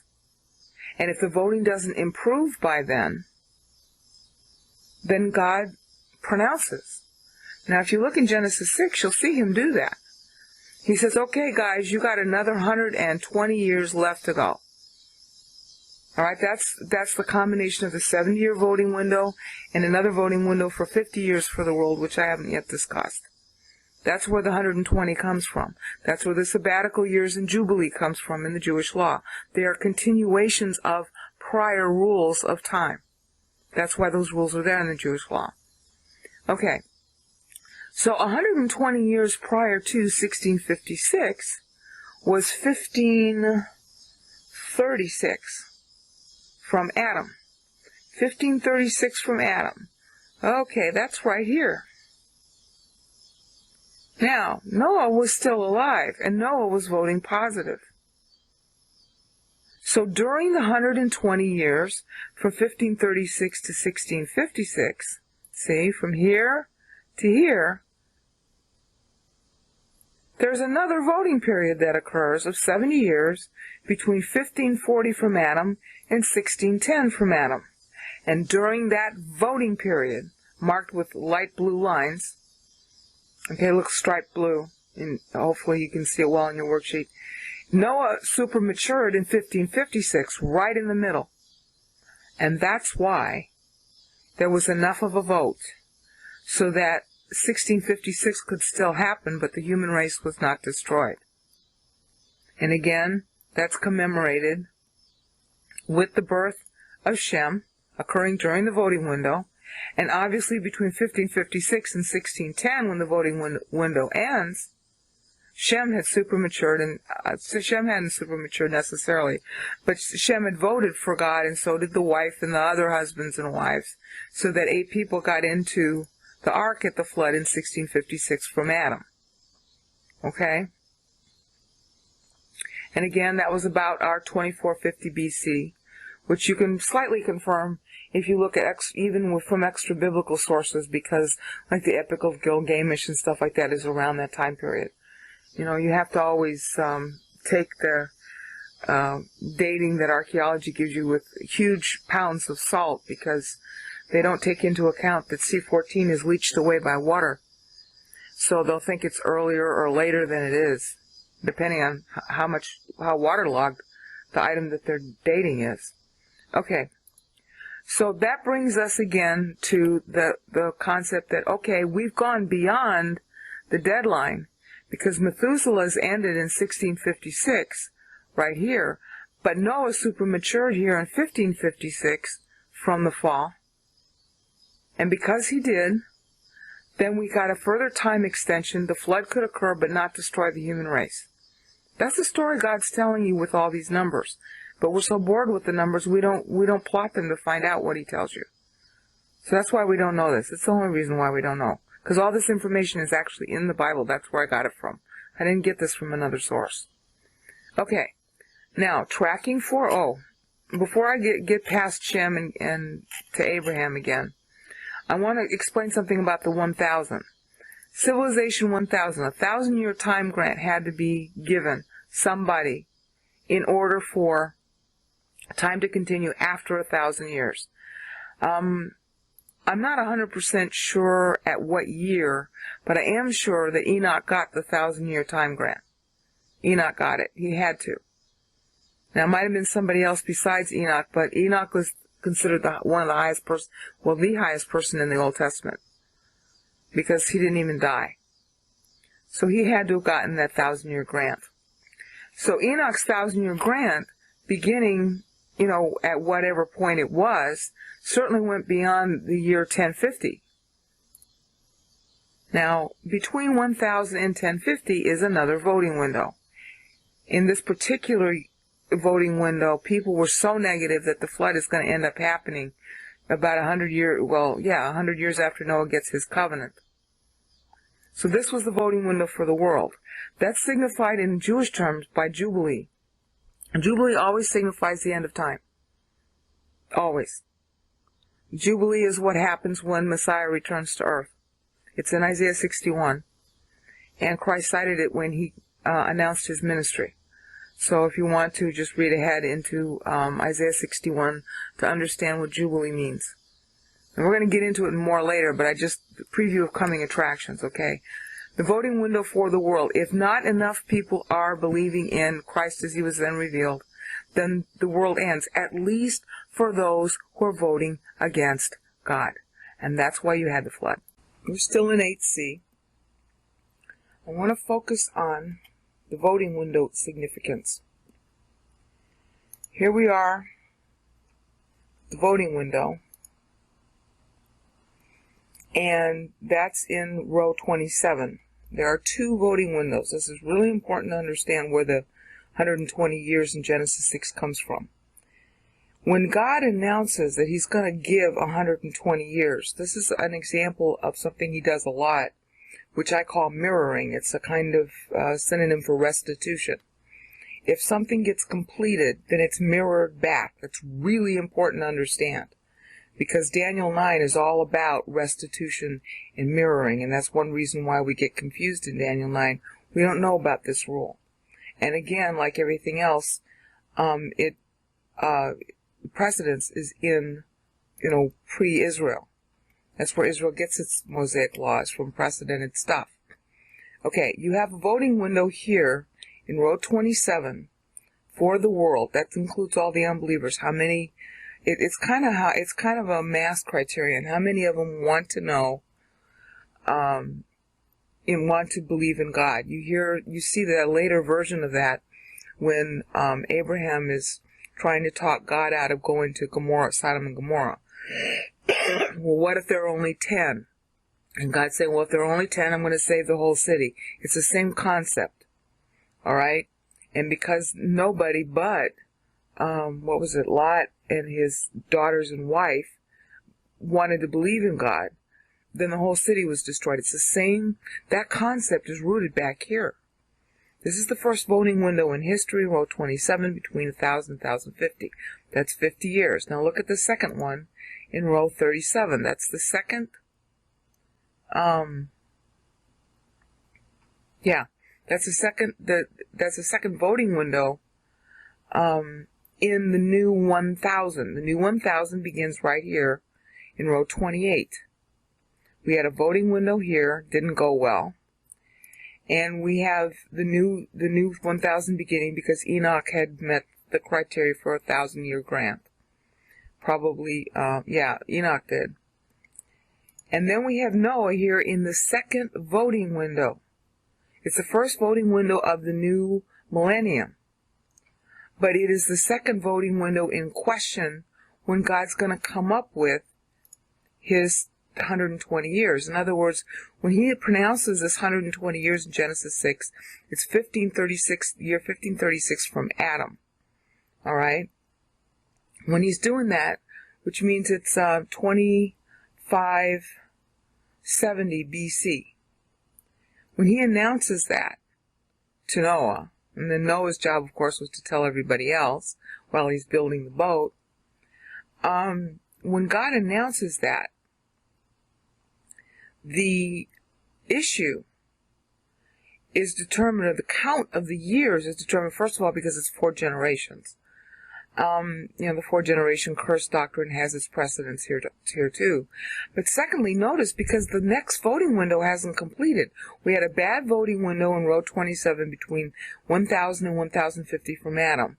But we don't have a believer voting window. So the believer's voting window has to also occur before the flood can occur. All right, so that's why he's talking about the 120 years. All right, and he's dating it from 1536 because he had to wait for the outcome of this. I mean, because it's all about, who's voting and all that. And, Lamech was positive. Doesn't look like he got a 490, however. But Noah was very positive, and of course Noah is born in 1056, right after the new period starts. So Noah has to get enough time to decide whether he's going to super mature. So this is basically because of Noah from the get-go. All right? 1056 is when Noah is born. 1056 is when it's just 6 years after the new period. So 1556, when Noah matures, is during the second voting period. So you add that plus this first voting period, and that's where you're getting the 120 from. It's announced in advance, all right, because you'll notice that the end of the third historical 490 is 1540. So this having been so negative, God is giving you advance warning. Hey, you're coming, believers, you're coming into a voting period after 1540, which is right during this time here between 1540 and 1610. So you better vote positive, or the world's going to end. That's why he announces it in 1536. See the timing? You wouldn't know that if you didn't plot the dates. In other words, this was information everybody knew and took for granted. That's why they all remembered the dates. All right? And so this is recorded for us to know how come. It's not like we can't find out. All you got to do is plot it. That's all I did here. Okay, so here you got your 70-year voting period between 1540 and 1610. All right? And Noah votes, and he gets his covenant. So that's why the flood can happen, but the human race is not destroyed. That's where I ended it at the last video. Now we're going to get into Abraham, because things kind of change at this point. All right, again, we saw that Noah's covenant for the 490 would end in 2046, so somebody else has to super mature by that point, or all time ends. Okay, we also are coming up on the deadline of a qualifying period for a 1000. And so Noah must have gotten that 1000. Okay, so Noah's 1000 would have run from 1556 to just 50 years later. Look at that. 1556 plus 1000 is 2056. 2046, okay, is when his 490 runs out. I'm sorry, wait a minute. 2500. Okay, so the 1000 is no problem. The 490 is a problem. The 1000 can't happen if the 490 doesn't happen. All right, so 2046 is the year his 490 runs out. He's got 1000 covering it, but again, there has to be a 490 underpinning, or the 1000 doesn't occur. What I'm trying to say here, that the Bible reveals, and you're going to see this very dramatically in the case of David, the 490 is required for the 1000 to play. If the 490 is met, the 1000 can be met. But if the 1000 intervenes sooner, if there's a cutoff due to somebody's 1000-year grant expiring, and you're going to, Daniel 9 is based on this rule. If the 1000-year deadline precedes the 490-year deadline, then the 1000-year deadline is the one you got to beat to meet time, to renew time. And in Daniel 9, that's exactly what God uses, is that rule. But I'm getting ahead of myself. Just notice here, 490 and 1000, both rules come into play. Look at how both, you've got the contiguity of the 490-year deadline, historically from Adam. Noah met this, 400 years prior. The 1000-year deadline historically, okay, comes up, and just 46 years later, Noah's own personal 490, which extended. Notice how it extended beyond the deadline here. So it extended time just long enough. This is so dramatic. All history hinged on this year, which is 2060 BC. Abraham matured in that year, super matured. Now, Abraham also gets a 1,000-year covenant. Well, he gets a covenant, so he got the 1,000 years, and he got the 490. And again, it's commemorated by the birth of a son, in this case Isaac. All right? So now everything hangs on Abraham. Now, Abraham, like Noah, got a covenant. Abraham's covenant is different from Noah's in that Abraham is the progenitor of the Jews. That's the promise. Okay? Isaac is the son of that promise. It wasn't to be any other son, because Isaac was the son of Sarah, and Sarah also matured. I don't know how much. Okay? Isaac definitely is a sign of this being met, the 1,000-year and the 490, because of the covenant that goes along with it. All right, now the story gets really complicated. It looks like, but I can't say for sure, it looks like Isaac also super matured and got a 490. So I've got him colored in blue, but I'm not 100% sure of that. The reason I think it's true is because the covenant was renewed severally with Isaac separately. In order for that to, if that occurred, then that means he's super matured.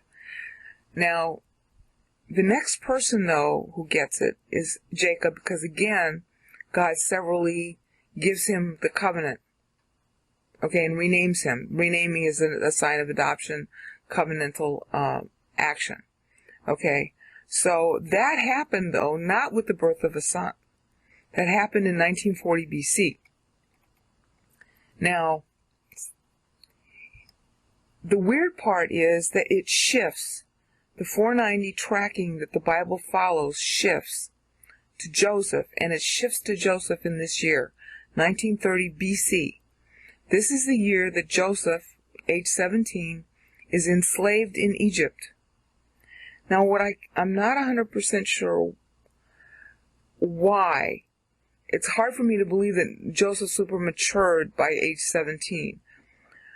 But since the promise is going to the family, and it transfers to Joseph, because he's enslaved and because Jacob got, or at least even Isaac got, because we've got 490-year protection going on here. The shift to Joseph is partly due to his maturity, but it's at least due to Jacob. Okay, Jacob and or Isaac getting a covenant. One of them, or both of them probably, because they got the covenant severally renewed. Okay, so with Joseph, for sure we know that when he was enslaved in 1930 BC, which was year 2176, that's another 490, because it ends with Moses and the Exodus. And you're going to see that in a minute. Just focus on this right now. The year is 1930 when he goes into slavery. It's the 2176th year from Adam. We're still pretty new into the millennial period. All right? And the actual dating of this, 1930, could be due to something. I mean, Jacob got his covenant in 1940. It could be that Isaac super matured in 1930 BC. I mean, I'm really not sure. But 1930 BC is when the benchmark is. All right? And it shifts. Now, Joseph was definitely extremely mature spiritually, because God uses him to deliver Egypt, and he's only 30 years old at the time he becomes vizier in 1916 BC. Now, Encyclopedia Britannica and some other sources talk about a vizier under Amenhotep who redid the Fayum Depression and basically redid the administration of Egypt. Obviously, they don't mention Joseph by name. But that's the vizier of that time period, is Joseph. In other words, I'm doing just the Bible dates. Independently, I went and looked in Encyclopedia Britannica, my 1985 hardback edition. I'm not so sure that the current edition online is going to have the same information in it. But in my hardback, it talks about this vizier who basically redid Egypt under Amenhotep the first and second, and you're going to see this. Not Amenhotep. I'm sorry. Amenemhet. Amenemhet begins to rule. Amenemhet the second begins to rule in 1929 BC. That's a year after Joseph was enslaved. So he's the pharaoh of the dream. All right, again, this is per Encyclopedia Britannica. They don't show the same dates. Egyptology is kind of screwed up since 1985.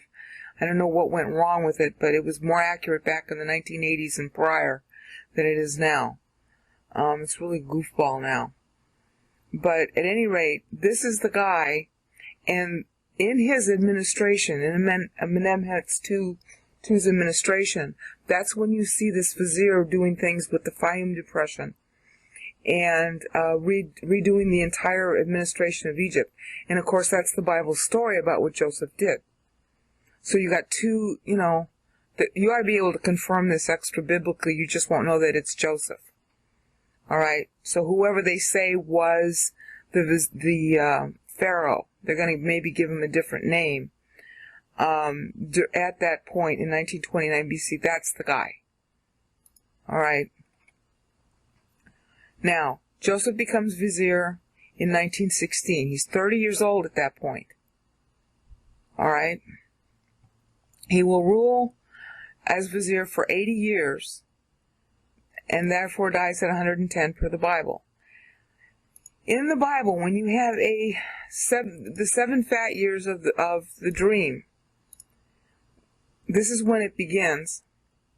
This is when it ends, 1876. And a 7 is always inside a 40-year judgment, testing, wilderness period. In other words, everything that you see in the timing for the Jews is precedented on something prior. This is what it's precedented on. Okay? So there are 2 back-to-back 40 years with the 7s at the beginning and the end. So this one runs from 1916 to 1876, and then this one runs from 1875 to 1868. The 7-year period that does. All right? You can do the math and see it here. This is the it tells you who ruled and all that good stuff. Okay, so it's a pivotal period, and it's of course a setup for Israel to go into the land. They have to go into Egypt and be enslaved for 430 years. All right, that's in row 69. In order for them to enter the land, 400 of those years they are enslaved as slaves. The first 30 years are nice because Joseph's still alive and is vizier. All right? It's the changeover takes place in the last 4 years of his life. So he must have retired 4 years before he died. Something like that. I can't refine it much further than that. Okay. So here we are looking at the switchover from 1930, 400 years later, is Moses. Take a look at this. 2176. Let's see. 2666 is when it ends. Let's just do it based on that. 2666, 2176. I think it's right, but let me see. 2176, 2666. Yeah. So 2176 is when the 490 measurement period that the Bible follows switches to Joseph's year being enslaved in Egypt. And then 490 years after that is the Exodus. And that's when Moses gets his 490 and his 1,000. Because the covenant, and this is something that's usually not known, the covenant that God makes with Moses. He doesn't make it with Israel. He makes it with Moses. And you see that in the discussion about the burning bush. Moses doesn't want to be God's mouthpiece. He gets nervous about it. So Aaron is the mouthpiece.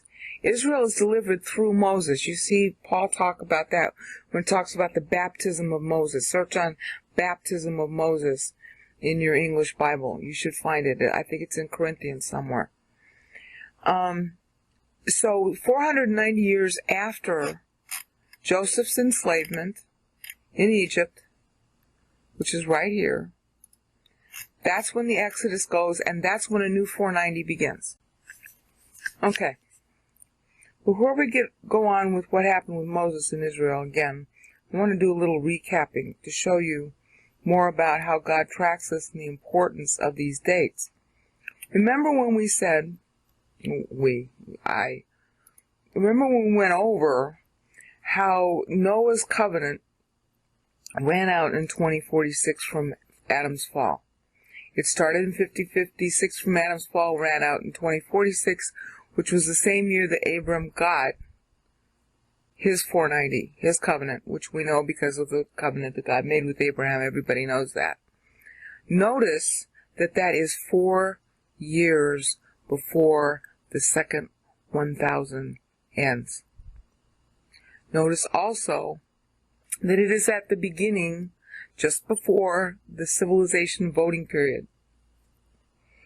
The voting period, it's intercalated when it's on real history, just like God would intercalate to solar from a lunar year. It's kind of analogous to a lunar year in the sense of the qualification is contiguous. It's 490, 490, 490. So it's 490 from Adam, 980 from Adam, another 490 after that. Those are how the qualifying periods. Somebody in each qualifying period must meet the deadline. Okay? See, like here's the third in row 31. Here's the third contiguous qualifying from Adam. All right? And the person, of course, who met that had already been Enoch and Methuselah. All right? I'm sorry. Noah. No. Enoch and Methuselah. Methuselah dies in 1656, so he's the guy who met it by 1470 when the third qualifying period ended. The historical periods, however, are intercalated with the voting periods. So you got a voting window that's 50 years here. We saw the first voting window between 490 and 560 here in row 20.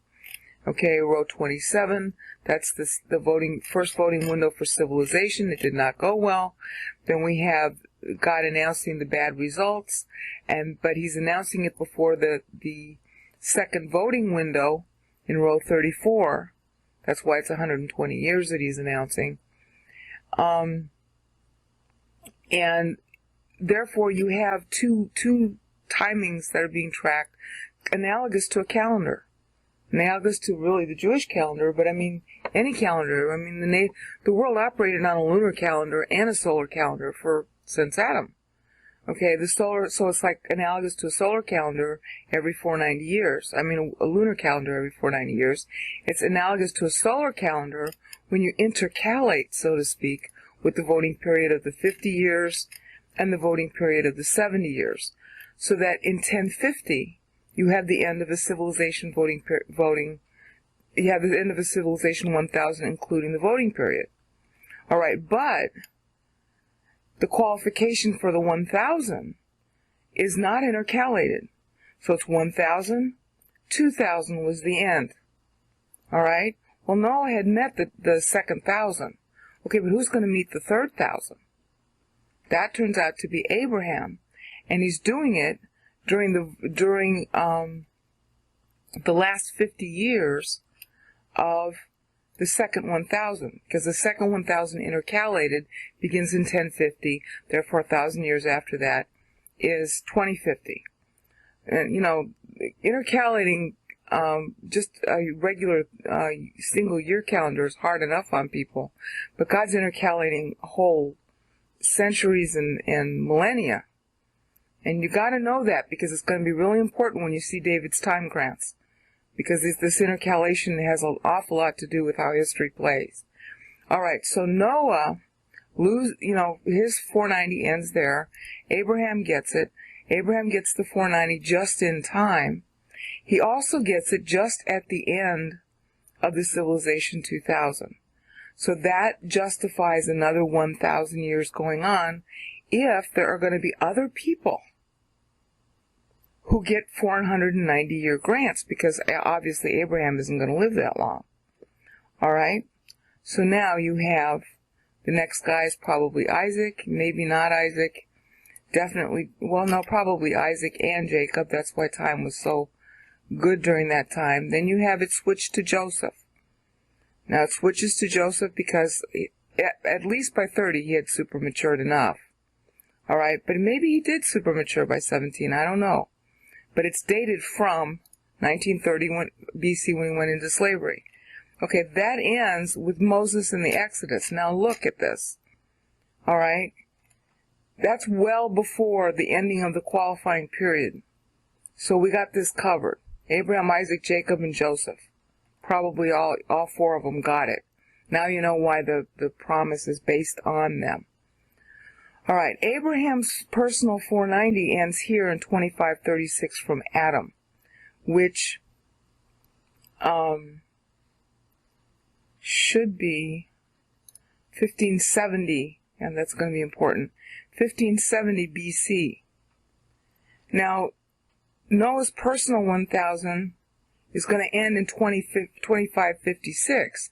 So we got an expiry of 2 benefit periods, all right, occurring right there. So life gets worse for the world as a result. Remember, when there's more than one 490, more than one 1000 period overlapping, the world gets better benefit, but it does not extend the time, because the time is like a relay race. The time extension has to be at least 1 in each time period. Okay, so this is when Egypt has its prosperity. Egypt was really prosperous during this time. Amenhotep I comes to power. All right, and you'll notice that he comes to power, just before Moses is born. Moses is born in 1520 BC.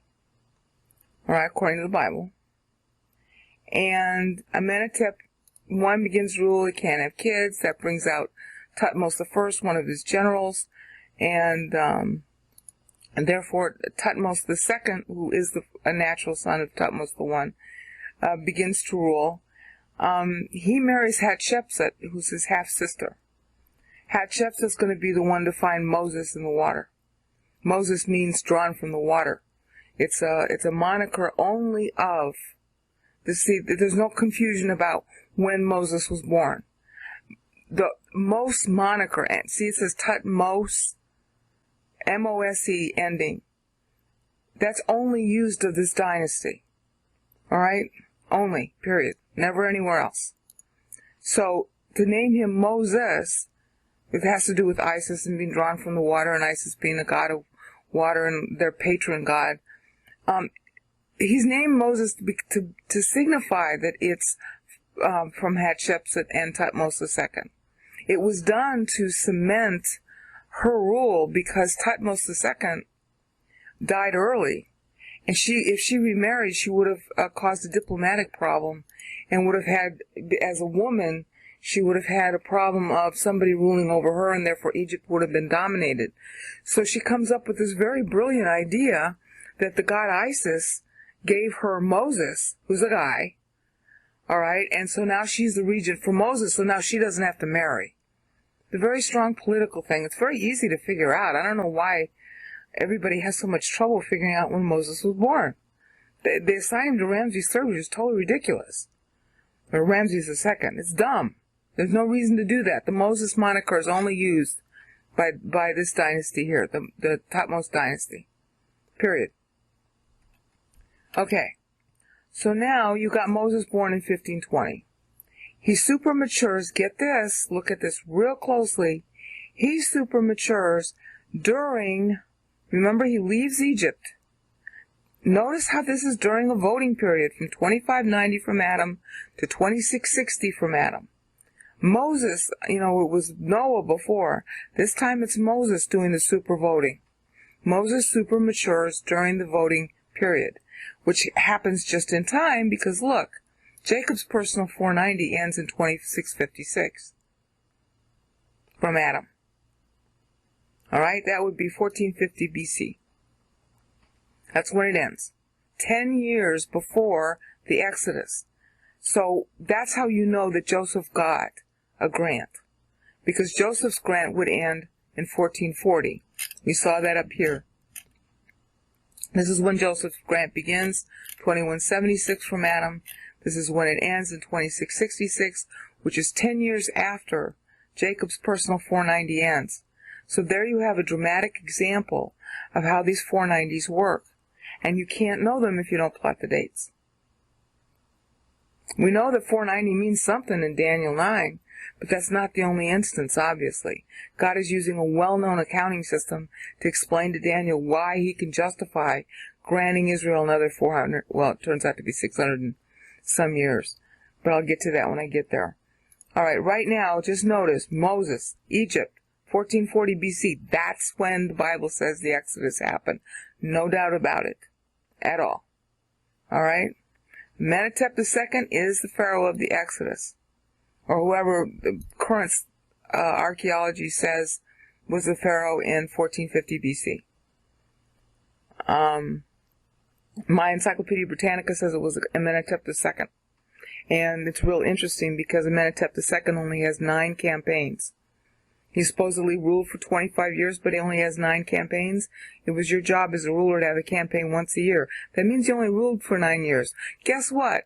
1050 minus 1040 is 10 years.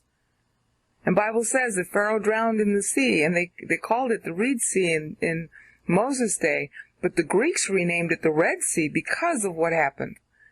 Because of Pharaoh's drowning with the troops. It was the Greeks who renamed it. It was really famous in Greek drama. And that's where the name Red Sea came from the Greeks, not from the Hebrews. So 2660 BC, Moses leads the Exodus. Now we have a huge change in the way time is accounted. It's still 490-year increments. But it's now 490-year increments based on the nation. Now you have to think about that for a minute. Just sit down and relax a little bit, because I'm not going to move the cursor for a few minutes. All this time, one person was the criterion for granting time.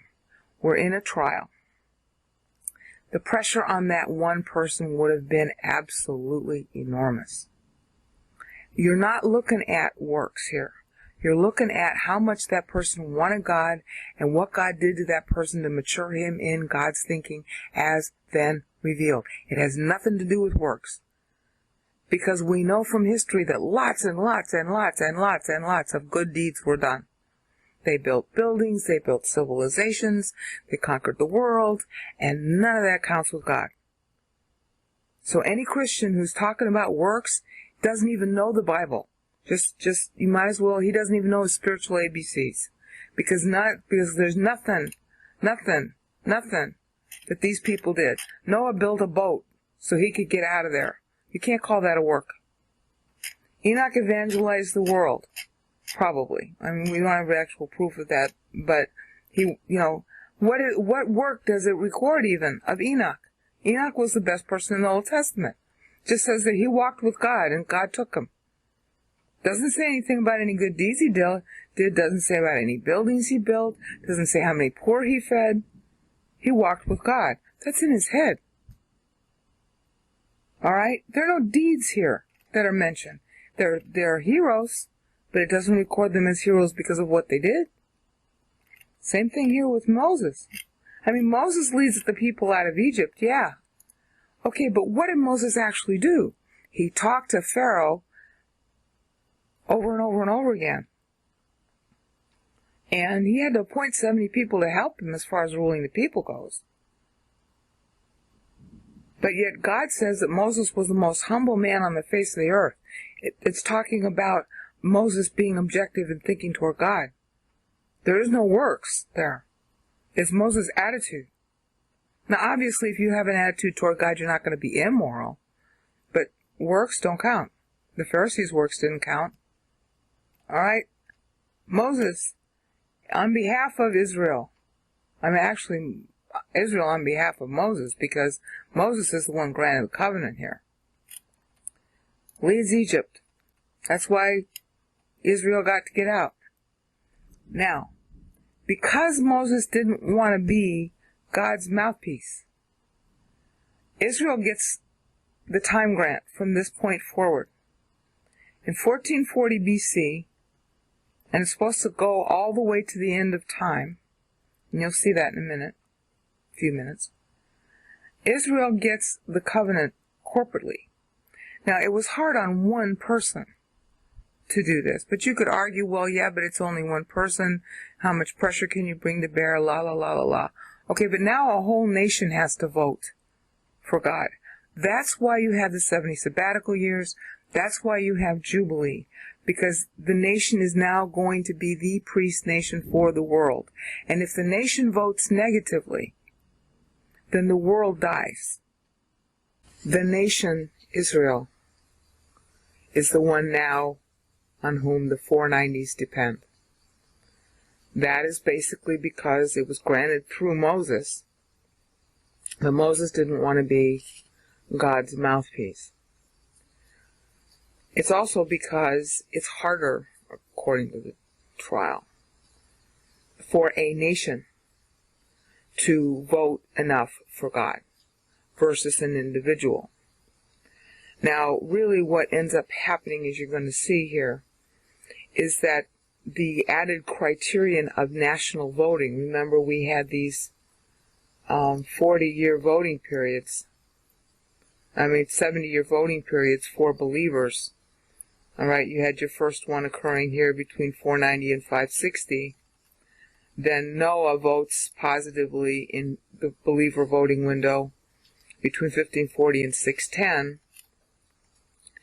And you have Abraham voting just at the end of Noah's personal 490, which extended basically time.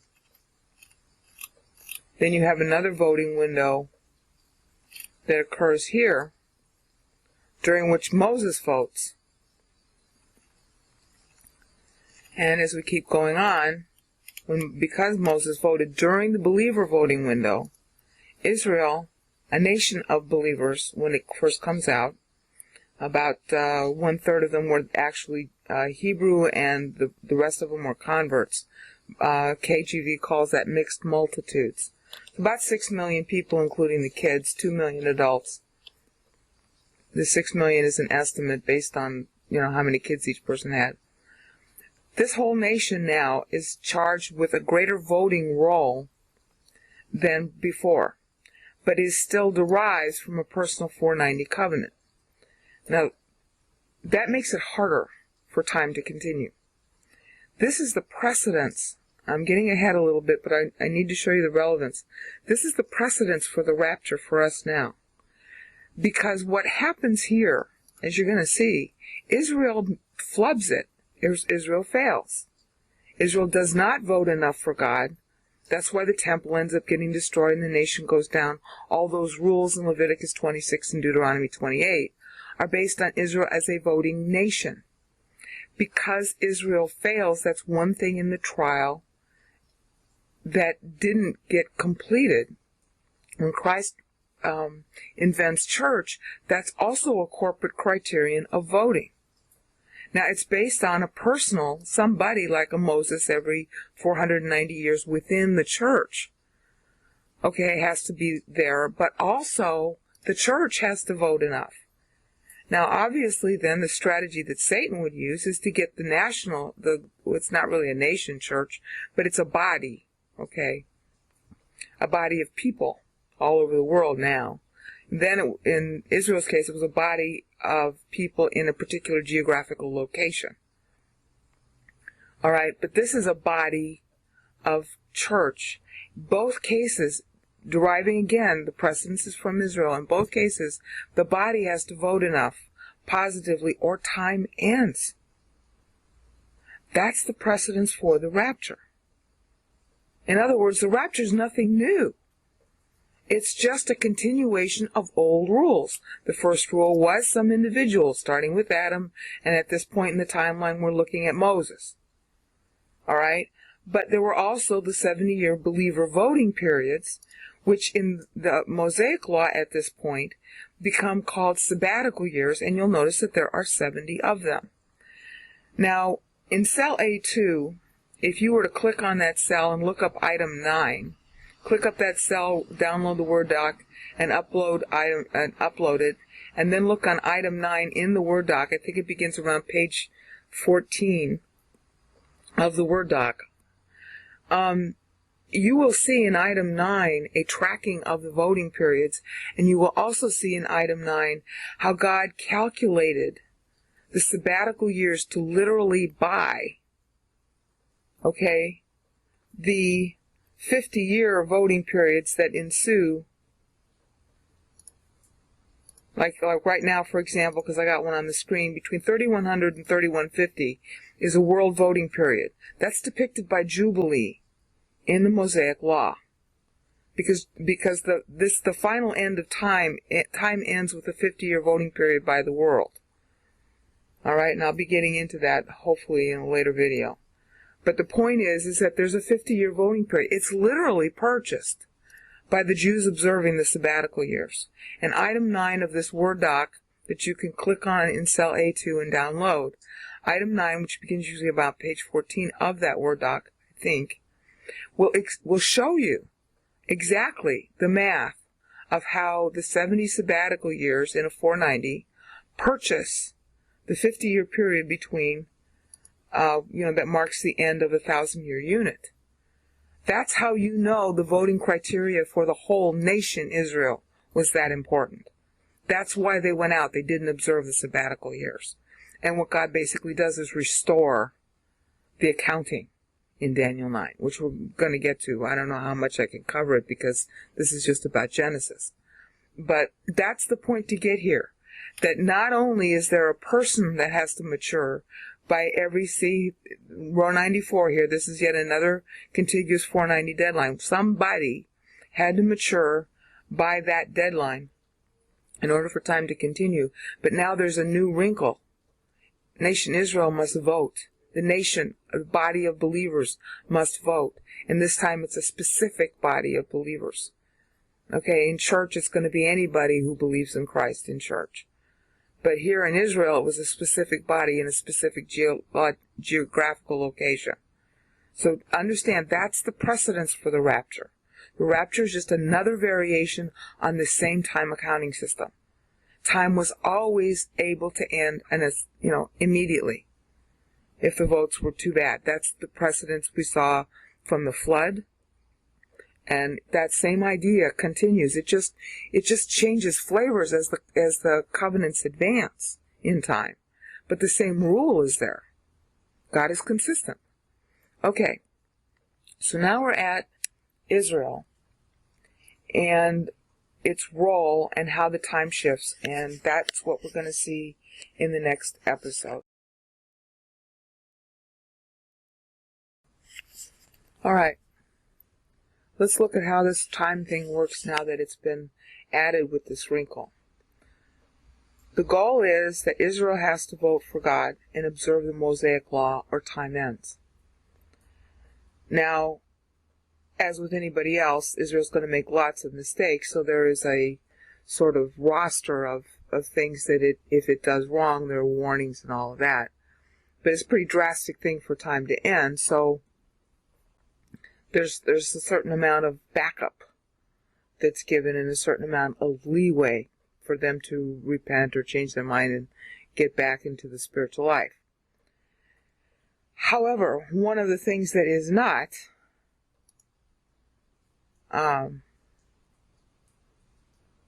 allowed is for God to be rejected as king.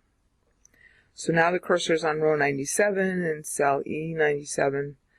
In 1050 BC, God was rejected as king in favor of Saul. Now, because Samuel was still there, and because Moses is the real origin of the 490, which doesn't end until 950, as you see in row 108, something can be done about this, because the basic rule is that a time grant protects. And Moses had met that by the end of the 6th contiguous qualifying, back-to-back 490s from Adam, non-intercalated. So in 1050 BC, because Moses also met the year 3000 qualifier, all right? In 1050 BC, which is 10 years after Abraham's personal 1000 went out, but Moses 1000 is still running, and Moses 490 is still running. All right? Because of that, and only because of that, time doesn't end. So you see, it's very complicated. You got the criterion for granting time is based on back-to-back 490s, and it's also based on back-to-back 1000s. And basically, if the 490 deadline intervenes before the 1000-year deadline, time ends. Okay, but it's based on the personal grant to somebody, and that runs 490 years from the time that person was given the grant. All right, and there's different benchmarks, too, as you're going to see with David. If those 490s for the persons are still running, and they met within the qualifying historical periods, then the intercalated real history can continue to go on. So that's why you can have a civilization 1000, 3000, beginning in 3100 year from Adam, lasting until 3150, so that there can be a voting period. Otherwise, it would have been no Israel, and there would have been no temple. That's all protected because Moses is actually the grantee for the 490 and the 1000. Similarly, Israel is protected for that reason also, even when time should end. All right? Israel rejects God as king in 1050. The clock should have just run out then. At this point in 1050, it's like, okay, then the only reason time continues, because it can't continue due to Israel anymore. She abrogated her 490 grant in 1050. She abrogated it. Okay, but Moses' personal 490 is still running until 950. And Moses 1000 is still running, but it's running to a later date. So 950 is really the deadline for somebody else. See, in row 108, 950 is really the deadline for some other person to be super matured, since Israel has rejected her 490 covenant. Now that's a precedence for the rapture too. If too many believers in church reject God, the rapture has to occur for the wrong reason. It's not the same as the rapture doctrine you hear about in Christianity. It's, there's some similarity between the two, but this dark side of the rapture they're not explaining. The rapture can occur at the wrong time because people rejecting God just like Israel did. So the national covenant that was given in 1440 BC is basically rejected in 1050. What's God going to do? Well, and you're going to need this because Daniel 9 is based on it. Moses' personal 490 is still running until 950 BC. So the goal is, can God find somebody, some human, some person, and supermature him enough, and then all the time grants go through him, and he will graft Israel in through that person. That person is going to be David. And it's because there was a David, there would be a Christ. Because Israel had rejected God in 1050 BC. So this covenant here, where the 490 shifts due solely to Moses to Israel, is technically abrogated by Israel, the nation, in 1050 BC. So God's task is to develop a king of Israel, because that way he can graft Israel back in. Develop a king of Israel who personally supermatures enough so that the time can go through him. Now notice, he has to be a king of Israel for Israel to come back in. Israel was the grantee of the 490s at this point. So there's nobody else as a person, unless it's the king of Israel, who can get the 490s to continue time. In other words, at this point in history, all future time has to go through somebody who's a king of Israel. That's real important. So you got the first David and the last David. All time hinges on those two persons. And you're going to see this very dramatically. That's why you have a shift in the way the 490s and the 1000s are accounted with David. Okay? So now, let's look at David's dates, because David gets 6 time grants. First of all, notice that David is born 10 years after Israel rejects Saul as king. David becomes king in stages. He becomes king at age 30. He was super mature by then. In 1010, there is a 490 that tracks to 1010 BC. 490 years later, it really affects Israel's history, not as much as the later ones, though. There is another 490 that David gets granted based on the date when he became king of all Israel, late in 1004 BC. When you're using your subtractions, count it as 1003, because it's very late in the year. It might have even been 25 Kislev. I'm not sure what date it was, but it was late in the Jewish year. Okay, there is a third 490, and there's also going to be a 1000, but I'll talk about the 1000s in a minute. There's a third 490 that tracks from 970 BC, when David retired as king. There is a fourth 490 that tracks from 963 BC, when David really died. 1 Kings 6:1 tells you when David died, but scholars can't read it properly, and that's why they misdate it. I go into that in mirroring.htm. I cover that in my David links of the mirroring.htm webpage. But just get the idea for now. We got four 490s we're going to track. From 1010 BC, from late 104 BC, from 970 BC, and 963 BC.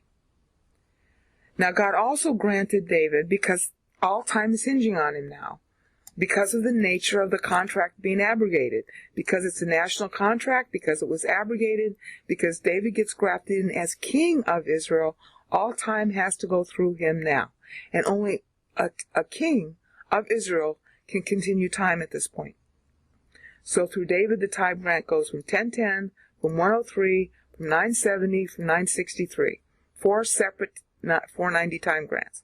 There are also 1,000-year time grants. And they go from late 1004. 1,000 years later, Christ will be born based on this deadline. Okay? The second 1,000-year time grant that God uses is benchmarked to David's retirement date.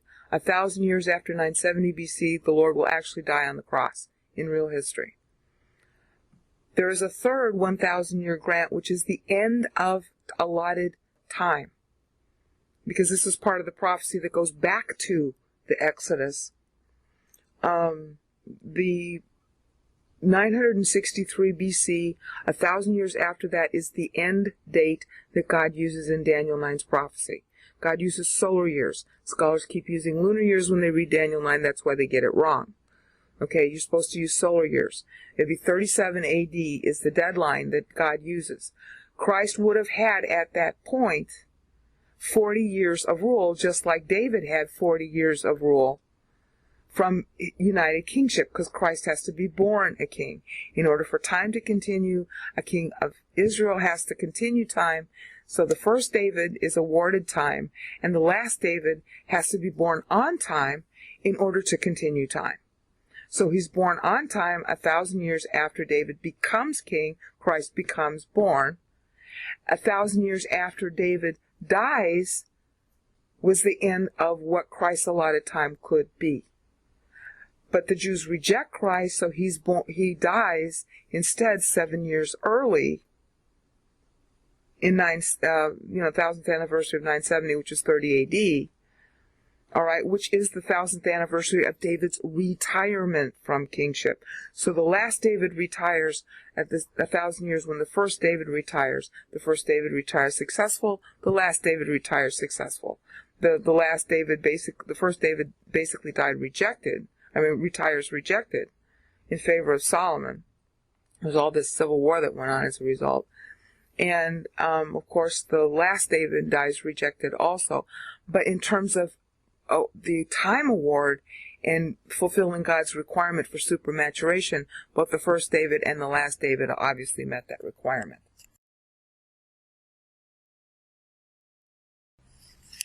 Okay. Now we're going to go through the significance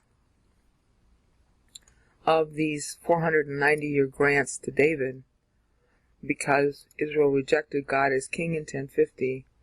So God raises a king to continue time, to Messiah.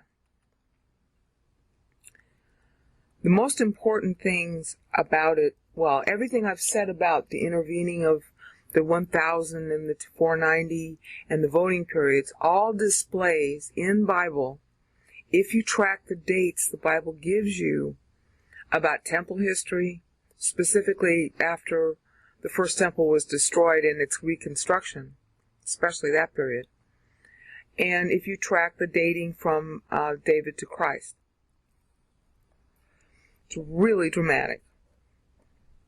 So let's hope I can do a good job of explaining it.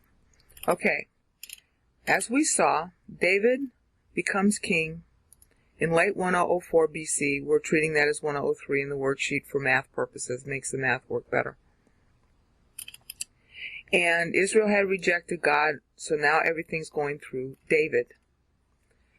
Meanwhile, Moses' personal 490 is still running. That's why there could be a David.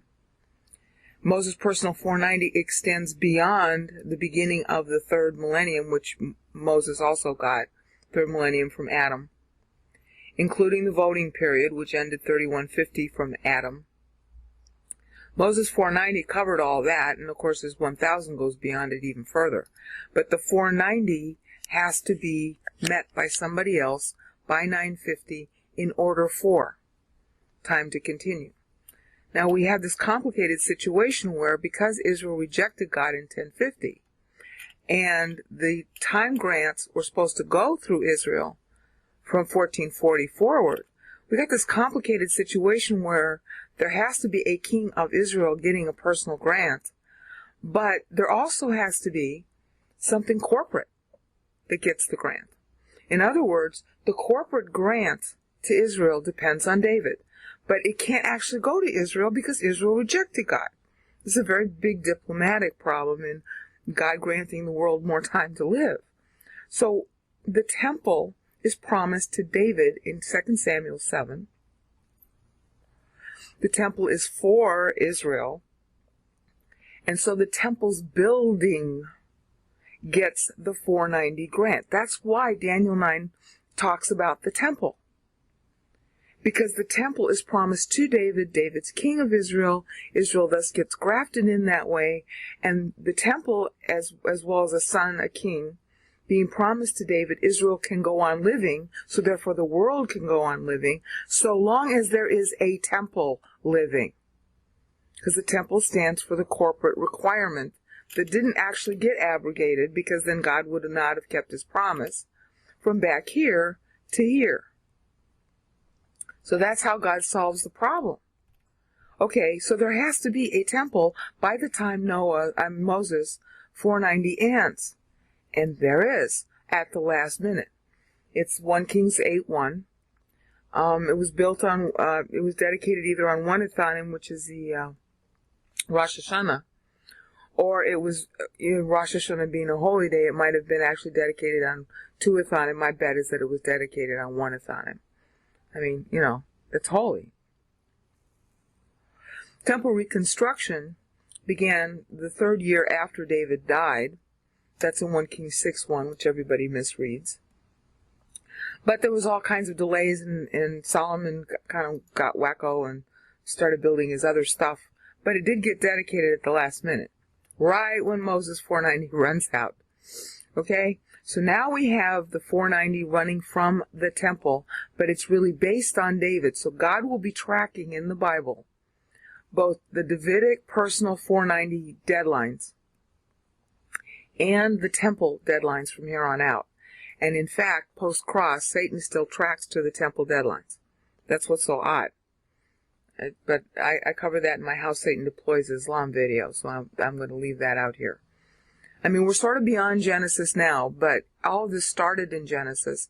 The rules are based in Genesis. So until you see the whole timeline, it's kind of hard to understand why they are called why you can call them Time Lords from Genesis forward.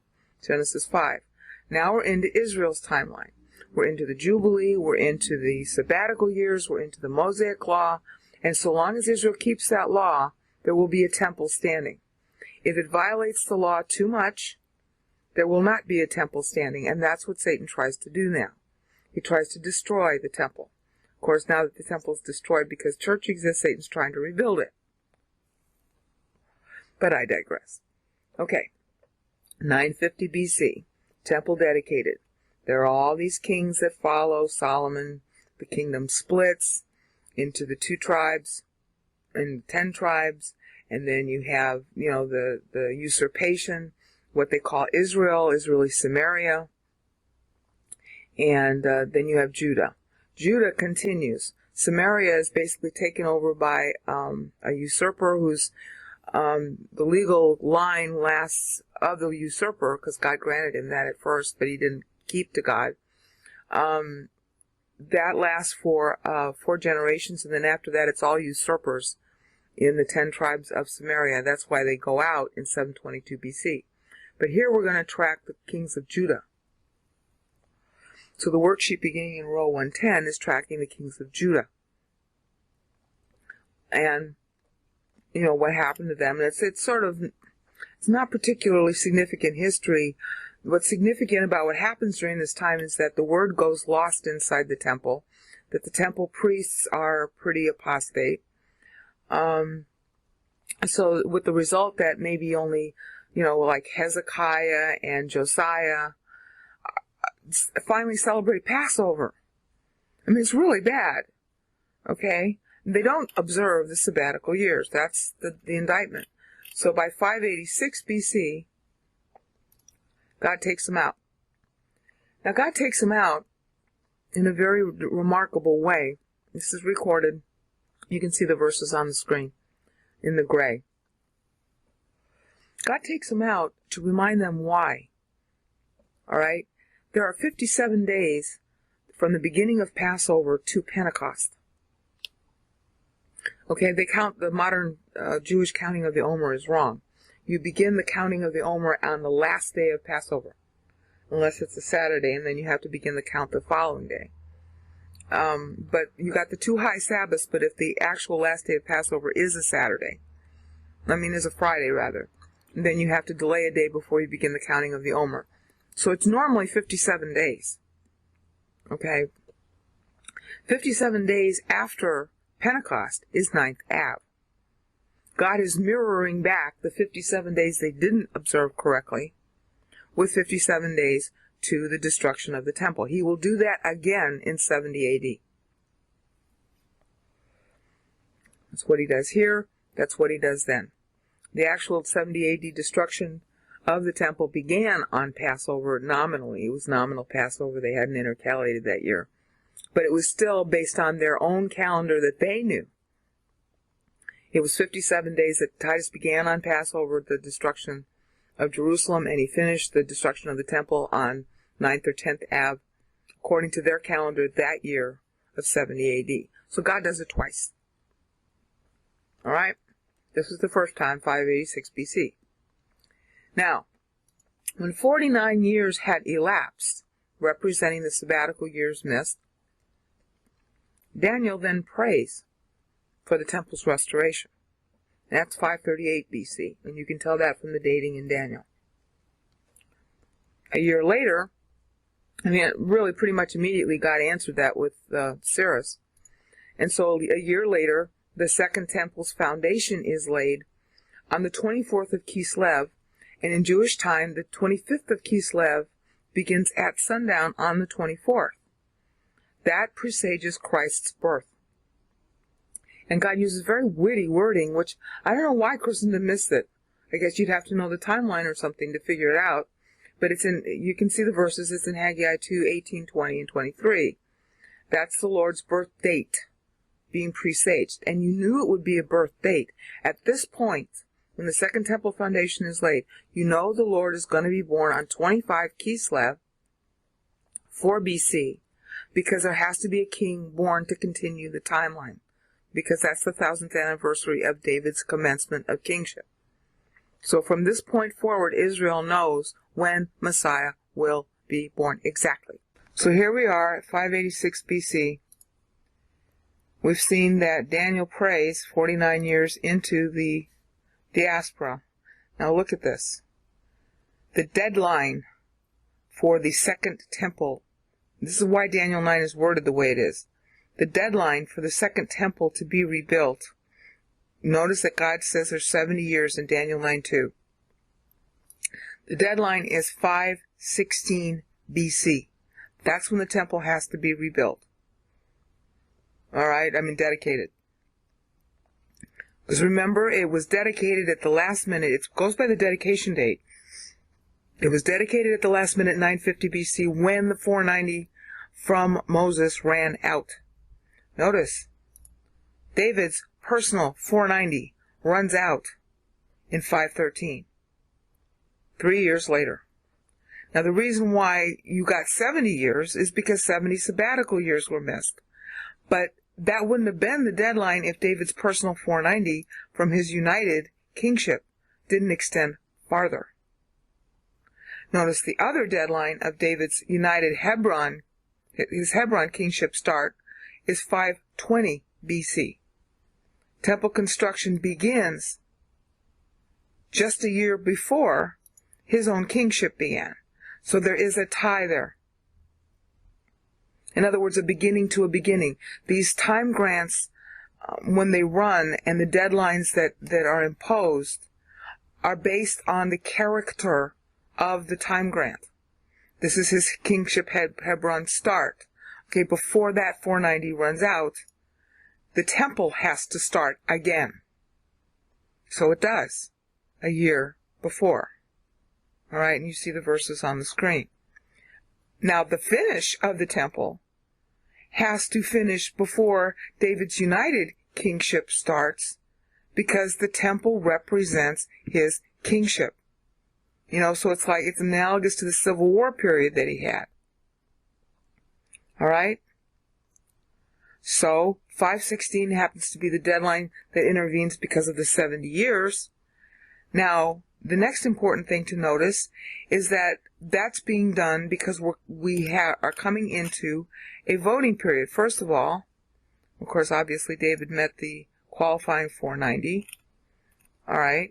We're coming into a voting period right here from 3640 to 3710. There won't be any voting period to be had if there's no temple. All right. But there is a temple by 516. But if you look at Daniel 9, the wording is two-pronged. It's not just the rebuilding of the temple. It's also the rebuilding of Jerusalem. Jerusalem was not rebuilt by 516, but the temple was. So the next deadline in Daniel 9 has to do with the rebuilding of Jerusalem. Now, because God mirrors time, because this 70-year allotment or deadline was met in 516, another 70 years can be granted for the rebuilding of Jerusalem. And another reason why that can happen is because David's 490 from his kingship retirement and ending, the ending of the building of Jerusalem, the ending of, the start to rebuild it, actually. You got his kingship retirement, but that deadline doesn't play so much into the history of what happened. But this one does. David's personal 490 from his death. Death is an ending. So Jerusalem has to be rebuilt.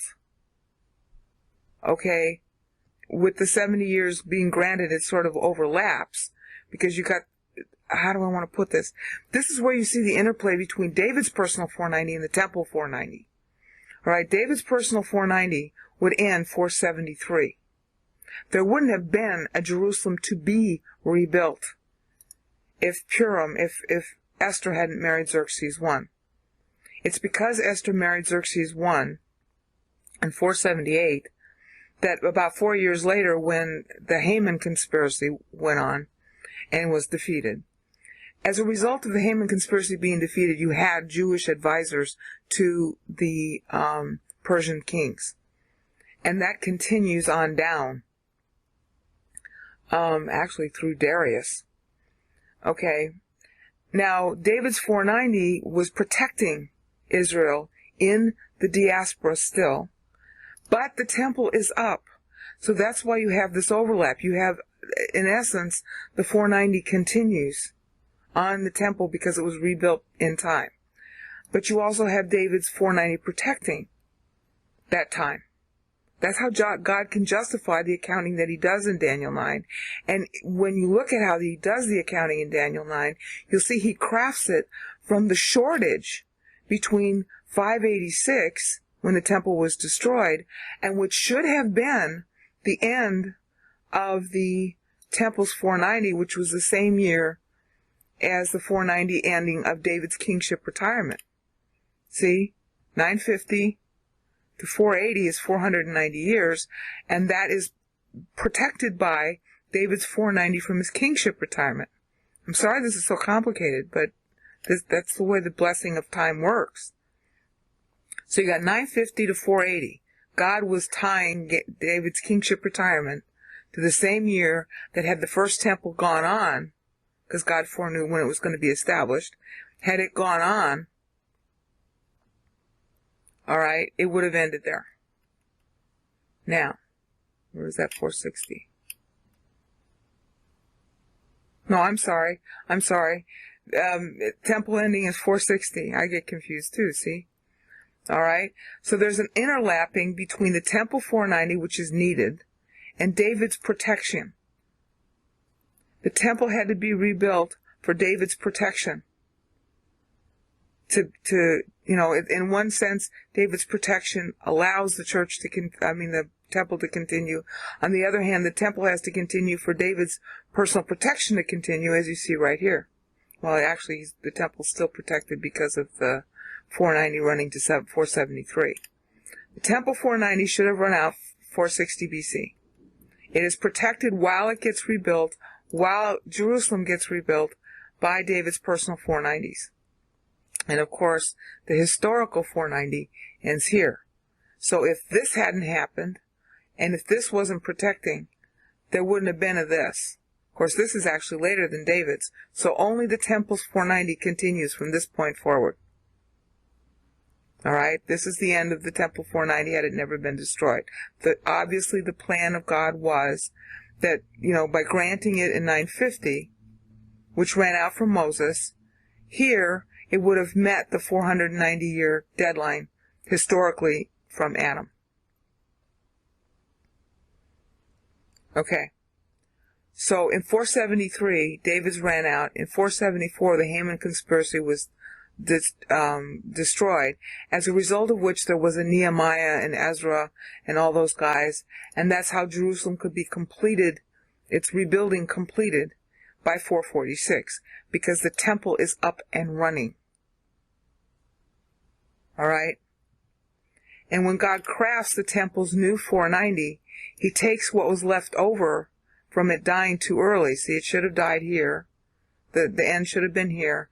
There's a 126-year difference, and some of the 126 years accounts for the 70 and the 49 and the leftover 7. I'm going to get to the leftover 7 in a later video. But right now, the 70 and the 49 come from that. Now, when God says 62 weeks, that's coming from the number of years the temple was standing, because it was standing 364 years, plus the 70-year voting period. If it was standing another 364 years, a 70-year voting period would be allotted to it, and that's what 62 weeks equals. And do the math, you'll see it yourself. Okay. Now, Jerusalem gets rebuilt in 446 BC. Notice that now you see the interplay of Moses' personal 1,000. Because there is somebody, in this case the temple, alive, with a 490 running, in this case the temple, because it got reinstated. Therefore, the 1,000 protection is valid, so Israel's getting extra protection from Moses' personal 1,000. Because David's ran out, the only timeline that's left, the only 490 that's left is the temple, and that only because it got rebuilt. So here we are in the voting period. Now, this is really important, and you only know this if you plot the numbers. We're in a voting period from 3640 from Adam to 3710 from Adam. During that voting period, Israel voted enough to rebuild Jerusalem. Moses' 1,000-year personal protection ends 440. So just in time, Jerusalem is rebuilt.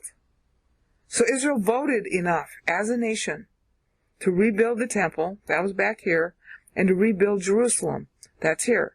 And if you read the accounts of it in Nehemiah and Ezra and Malachi, you'll notice that they had a great deal of trouble. In fact, by 397 BC, they were so apostate that canon had to be closed. There was no more revelation to be given. But at least they voted enough to be there, because that's the new criterion. When it shifted to Israel, Israel had to be there. Israel had to be a nation. They have to vote corporately. They stopped voting corporately. They rejected God in 1050. That's how come it shifted to David. Okay, from David it shifted to the temple by the time Moses period ends. Okay, but then they reject God again, so the temple has to be destroyed, but they vote back for God again, protected by David's time grants. All right? They vote again, so the temple is rebuilt in time. Meanwhile, Messiah's exact birth date is predicted on what will become Hanukkah, but they don't know that at this point. And David's time grants are protecting, and therefore Jerusalem gets rebuilt just before Moses 1000 ends. And at that point, when Moses 1000 ends, it's during the voting window. So Israel has voted enough. It's still apostate, but it voted enough. All right, so at this point, only the Temple 490 keeps the world going. That's the comment in row 150. That's it. So now all history is going to focus, all Satan's efforts are going to focus on destroying the temple. Okay. In order to set up to see how Satan tries to destroy the temple and the parameters of that and the impact, we do kind of need to go back to the time measure. Remember what it says in Daniel 9. God's accounting is not the way people think it is, and that's why they get screwed up about when Christ is born. They first of all don't know the time rules about the grant to David, and that's the basis for what God says in Daniel 9. They also don't know about the 490 measuring from Adam, and that's another reason they don't understand it. Okay. So let's just go through what God is actually saying there, and then you can prove it before God yourself whether or not this is accurate. Okay? 586 BC is when the temple is destroyed. First, there is a 70-year grant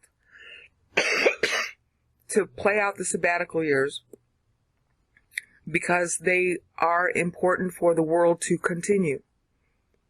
Okay, the 50-year Jubilee is based on the sabbatical years being observed. In cell A2, you can click on the Word doc for that and look at its item 9 in page 14 of that Word doc, and that will walk you through the exact math of how the sabbatical years buy Jubilee, the 50-year period of Jubilee. Okay, Jubilee always depicts the end of time. And if Jubilee can't play, then time ends early. Again, this is all precedence for the rapture. Let me just walk you through the timeline. 586 BC is when the temple is destroyed. It has to be rebuilt by 516 because that finishes off the 70 years missed. Now, as it were, it's a balancing transaction that God is using in Daniel 9. The 70 years that were supposed to play do, and that's why Daniel waits until 49 of them have elapsed. Okay? Because that takes into account the number of years that were due from the actual time the temple was standing. Because the actual temple was standing for 364 years, from 950 to 586. So he can't even pray for this until 538, because the sabbatical years have to, have elapsed. So that all the sabbatical years that belong to this period from 950 to 586 have now played by the time Daniel prays in 538. The total number of years, is from 586 to 516, so they've only got like 20 years left. Well, a little longer than that. Yeah, about 20 years left. Okay? They managed to do it in time. David's 490 runs out in the year 520, a year after. 516 is when they dedicate it, which is okay because His united kingship, personal 490, ends 513. God is taking all this into account when he gives you the accounting in Daniel 9. So 586 and 70 being met, the sabbatical years being played, they buy time. What do they buy? They buy another 70 years. So they're buying 70 years from 516 to 446, which is the deadline for Jerusalem to be rebuilt. Which is okay that rebuilding occurs after David's last 490 runs out, because the temple is standing and now it has its own 490. Okay? The 490, as we saw, gets tacked on with a voting period of 70 years. That predates Israel. The sabbatical years represent the voting period. So that's why the count in Daniel 9 goes from 586 down to 4 BC, which is more than 490 years. And even then, God's only allotting 483. He's reserving 7, and you're going to find out why in the next video. All right, so we've got the first 70 being met, gets mirrored, replayed, replenished, restored, redeemed. Therefore, another 70 can intervene and play before the temple's own 490 countdown actually begins. And that because we're in a voting window, and the 70 years represents the voting window. So the reimbursement of the second 70 puts you smack dab in the middle of the voting window. Israel votes positive, so the voting window can complete, and it's still protected by Moses' personal 1,000. So that's why it can complete, plus the temple's got its own 490, okay, which is restored. That's why God does that piecemeal accounting with the 70 and the 49. The 49 covers the period to complete canon. That's when the 49 starts. The 270s we just saw. Okay, from here to here is 70, and from here to here is 70. Then the 49 kicks in here. That's why he's listing the pieces separately. All right? And the 49 kicks in here, and when it ends in 397, that's when the 62 weeks starts. And that takes you down to 4 BC. Now, well, it takes you down to 4 BC, but it also takes you down to 37 AD. And I got to go through that. And that'll be in the next video. Right now, I just want to focus on from the time that the temple and Jerusalem are reestablished. Satan's big goal is to get rid of the temple. Now look at, we're coming on the end of the 7th historical 560 from Adam after the voting period closes. Only 200 years later, is the end of the 8th contiguous qualifying 490. Now the temple has to stay up or time ends. So Satan's desperately trying to get it not to stay up. That's why you see history being what it is, extra-biblically. And biblically, but I mean the canon stops here at 397, so it's mostly extra-biblical. That's why history is so turbulent during the 400 BC forward. That's when you have, Alexander and all the Persian, the Greek-Persian thing, and then Alexander finally takes over from the Persians. They go down and Alexander rises, and the whole business with classical Greece, all that going on to try to counter and take over Jerusalem. And basically from Alexander forward, which was 323 forward, the Jews aren't even still their own nation. They are basically giving tribute to Greece. And Greece has varying degrees of peace with Israel, but this guy named Antiochus Epiphanes IV, he wants to get rid of the temple altogether. Yeah, well, Satan wants to get rid of it. So he does this pig sacrifice thing in the temple. He also sacrifices human Jewish babies there, between 15 Kislev and 25 Kislev. Now, he had to have picked those dates on purpose. Okay, and they tie back to the dedication. That's the construction, the dedication of the founding, because that's when Messiah's birthday was predicted. So I don't think Antiochus did that, by accident. I think he did it to try to snub, say, oh, your Messiah is never going to come, I'm the Messiah instead. And that's why he does the pig sacrifice thing. Which, of course, Daniel is caused to know back in 538 BC, before the temple's even rebuilt. And that lasts just as long as, I think, I forget the number of days that it says there. I think it's 2,335 days. I might be mixing that up with Daniel 11. But it's either Daniel 7 or Daniel 8 where he talks about the exact number of days that Antiochus is going to end up being there before they overthrow him. And when they overthrow him, that becomes the civil holiday of Hanukkah.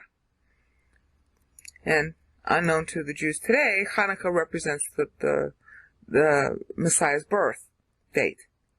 Okay? Alright, so Hanukkah is instituted in 164. Israel doesn't become her own nation again. The Maccabees fight. The Maccabees are usurpers. They were a priestly caste to begin with, but they try to pretend that they're the kings too. So you got two fake messiahs going on here during this time. You had the fake messiah of Greek guy, Antiochus Epiphanes. This is precedence for the two antichrists in the Revelation. And then you have the fake Jewish messiahs, which are the Maccabees. They were okay at the beginning, and they became very corrupt at the end. And they took over the temple. The whole business about how you appoint priests changed. You didn't even end up having real Levites as priests. That's the problem that the Lord talks about. The Lord doesn't talk about it. The Bible talks about it in Luke 1. That's one reason why John was born. He was a true Levite. There were some Levites in there, but most of them were not. Okay, so that's the countdown to Christ. That's what characterizes the period, is trying to destroy the temple and who's got control of it. And basically, the apostates got control of it. So it kind of stays an abomination from 167 forward, but it's still standing. So time can continue. Alright, because not everybody was apostate in Israel. Okay. So now we come down to, I'm not sure that this 1,000 based on his birth is a valid number, but this one is. Okay, Christ is born late in 4 BC. Alright, that is tantamount to 3 BC in math, so just count it as 3 BC when you're doing your subtractions. That's the 1,000th year anniversary from David's united kingship start. So Christ starts in the 1,000th anniversary of David's united kingship start. Now he's going to be allotted time, but I've got to stop the time and cover that in the next video. To show Christ's time allotment being equal to David's, we need to sort of begin with some review. Okay, David becomes king of all Israel in late 1004 BC. He retires in 970 BC. That's a total of 40 years. Okay. 1004 minus 970. I'm sorry. That's a total of 40 years when you include the Hebron kingship. 1010, sorry. 1010 to 970. So that's what is going to get mirrored to Christ. Alright? Now, the next thing you have to notice is that when God does the timeline to Daniel 9, he's doing it based on David's death, which was 963 BC. 1,000 years after that is 37 AD. Keep that number in mind. Now, if you'll look at Daniel 9:24, you'll find out it's God doing the decreeing, so it's not a human king's decree, which is going to follow. That's a big mistake scholars always make.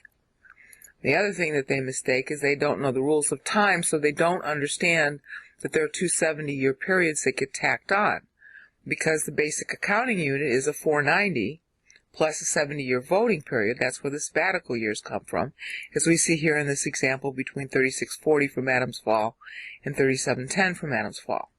So when you look at Daniel 9, and you might want to pause this video and go pull it, Daniel 9:24 announces that there's going to be the 490, and then in Daniel 9:25 and 26 it's broken down. 483 years of it are allocated, but 7 years is left out. let's first walk through how the 483 years is booked. Okay, you got 586 to 70. That's not mentioned in the 490 because it's not part of the 490. It's part of the tack-on to 560, part of the voting period. They missed the getting to the voting period because their temple dies early. It was supposed to die here in the voting period of 460 in row 145, but it dies too soon. So God is basically balancing the books to get it back on track to where it should have been if it hadn't been destroyed. Therefore, you have to add to the total timeline that's depicted in Daniel 9:24 and 25 two reimbursements. The first one is 70-year reimbursement for the 70 sabbatical years. That's in Daniel 9:2, which is quoting Jeremiah. Okay? After that, assuming, and of course it happened, that the 70 years requirement was met, which it was, by 516, then there's a 70 year to reimburse, and notice how that puts you back into the voting period. So God's balancing the books on time. And He's doing it on time. Alright? So you got 586, 70, second 70. Now, from 446, which is the second 70, now the 490, 483 years, kicks in. Now, it's accounted in separate pieces because some of this 490 is to make up for the fact that the temple died early. It's got 126 years left to run. So, we saw a 70, all right, accounted for here, reimbursed here. So that really belonged to the first temple that now got played out. It gets reimbursed because it's successfully completed in order to get to the voting period, which is a tack-on. It is tacked onto the 490 in God's accounting anyway. So He didn't have to mention that to Daniel. Daniel knew about it. So now we're here in the voting period, and now the other piece, the 49-year piece, plays from 446 to 397. That's why you see 49 listed, because 397 takes you to the end of the voting period. You see? It takes you to the end of the voting period. God is balancing to the voting period that was supposed to be there. So, the canon is completed by the end of the voting period. Obviously, they had to vote for the canon to be written, and it got written in time. I mean, because Messiah's going to come, there's got to be a book. All right, so after that are the 62 weeks, which are considered the silent, intertestamental period. And the reason why those 62 weeks can go on is, look, 950 minus 586 is 364 years. Again, you have the tack-on of a 70-year period. So 364 plus the 70 takes you to 37 AD, the end of David's personal 1,000 based on his death. Now, since Messiah is predicted to be born in 4 BC, from 4 BC to 37 AD is his allotted time, predicted in advance.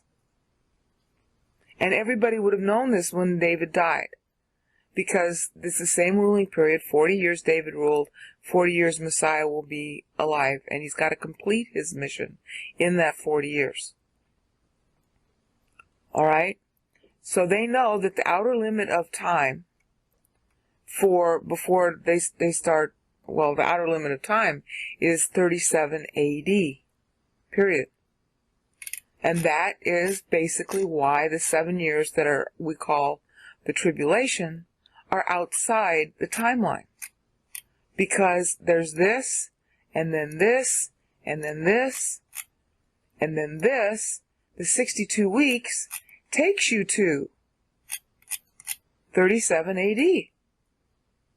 That's it. That's the end of allotted time, because the 1,000 is now interfering. All right, Christ has to renew time. That's why Paul says in Galatians 4:4 that Christ came at the end of time. Literally.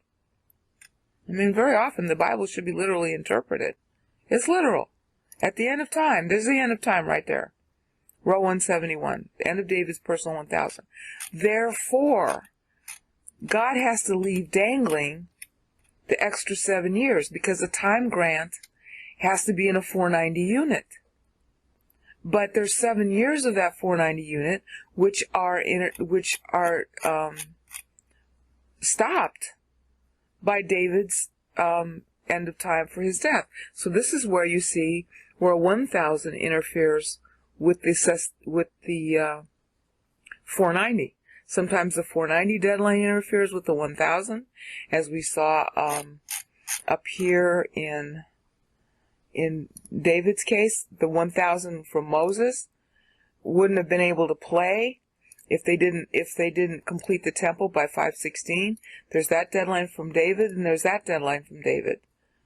And of course, the rebuilding of Jerusalem, which was granted due to the 490 that the temple got, is occurring in a voting window.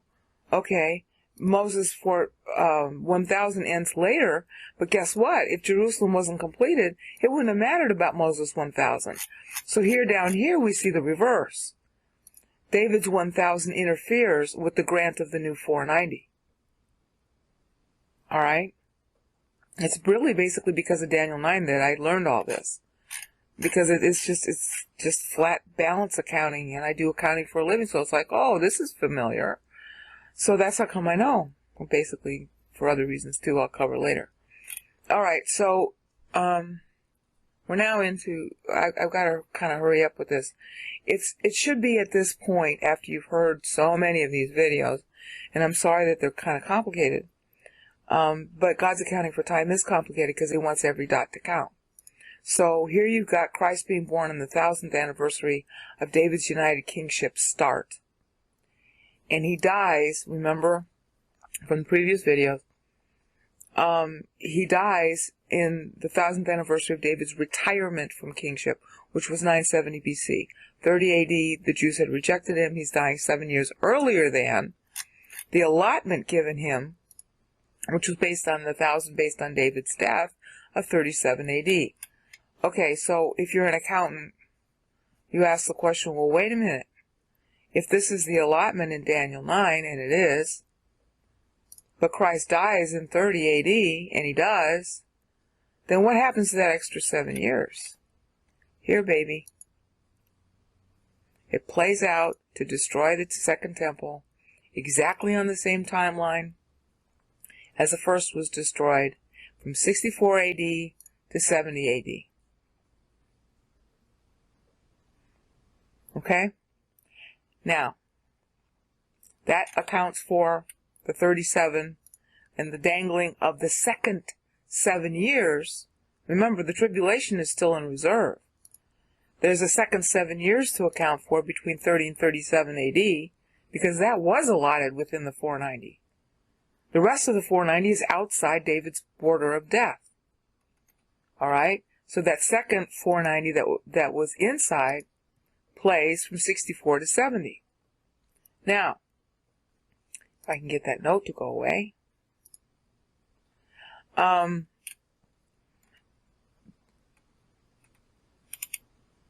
David's death and the 1000th anniversary of it was when Christ was supposed to die. There was a schedule that was being depicted by that. That schedule was depicted since Moses. They just didn't know in what millennium it would occur until David died. They knew from the year David died forward that in the 4143rd year from Adam, the rest of time was supposed to play out. From 4150 to 4200 was supposed to be the harvesting of the Gentiles. That's represented by the 50-year period of Jubilee. 4200 was supposed to be the end of time. That's why Isaiah 61 is talking about Jubilee as an advent. There were two advents, of course, Christ coming first and claiming Isaiah 61 when He comes. And this is what they knew. All right, so from 4143 to 4150 is a 7-year period. It actually is going to play between here and here. But that 7 years was represented by Passover's week. So there's 7 days from Passover. After that, you start counting the Omer. And then the Omer ends. You stop counting it at Pentecost, which means the harvesting of the Gentiles. The millennium of Christ. Christ was supposed to return, according to this initial schedule, having died 37 AD, he was supposed to return and institute Israel as, queen of all the nations in 4200 AD. 4200 from Adam. All right? That was the schedule. All right? So the 57 years not being played out because of Jewish rejection are represented by a 57-day doubling when the temple is taken out from Passover to 9th Ave in 70 AD. So there you have the accounting of what was supposed to happen. The 7 years that was outside, that's in Daniel 9:27, was supposed to play from 4193 from Adam to the 42nd hundred year of Adam, when the return of Christ as king this time, taking over and winning, defeating all Israel's enemies. That second advent was supposed to occur in 4200. But because Israel rejected him, church got inserted instead in 30 AD. Now what that means is that all time resets at 30 AD. So all the 490s are measured from that point forward, and at this point I'm going to stop the videos. This is the conclusion of the timeline. Hopefully now you see the genesis of the Time Lords. Good evening. Dr. Who here again. Well, we've had quite a trip, haven't we? Quite a trip through time.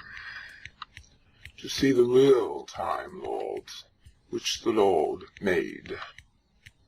I am only an actor, but they are the real cause of time.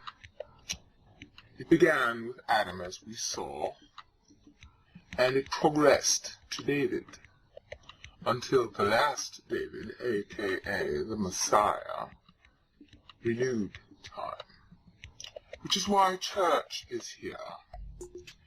But before that, we noticed, at least I hope you noticed, that in Genesis 1:1, creation was made finished. But in Genesis 1:2, the earth became chaos and wasteland. Because the demon boys didn't like the plan of God as revealed to them, for them, of which man was going to be a part. But, alas, man became a part in a different way to resolve this conflict. Now, extraterrestrials do exist, obviously. It's just a question of what you call them. They are called angels, messengers, originally to help the human race see God, which they still do. Now, as we saw in Genesis 1:3 and following, the Holy Spirit restored the earth, not initially created it.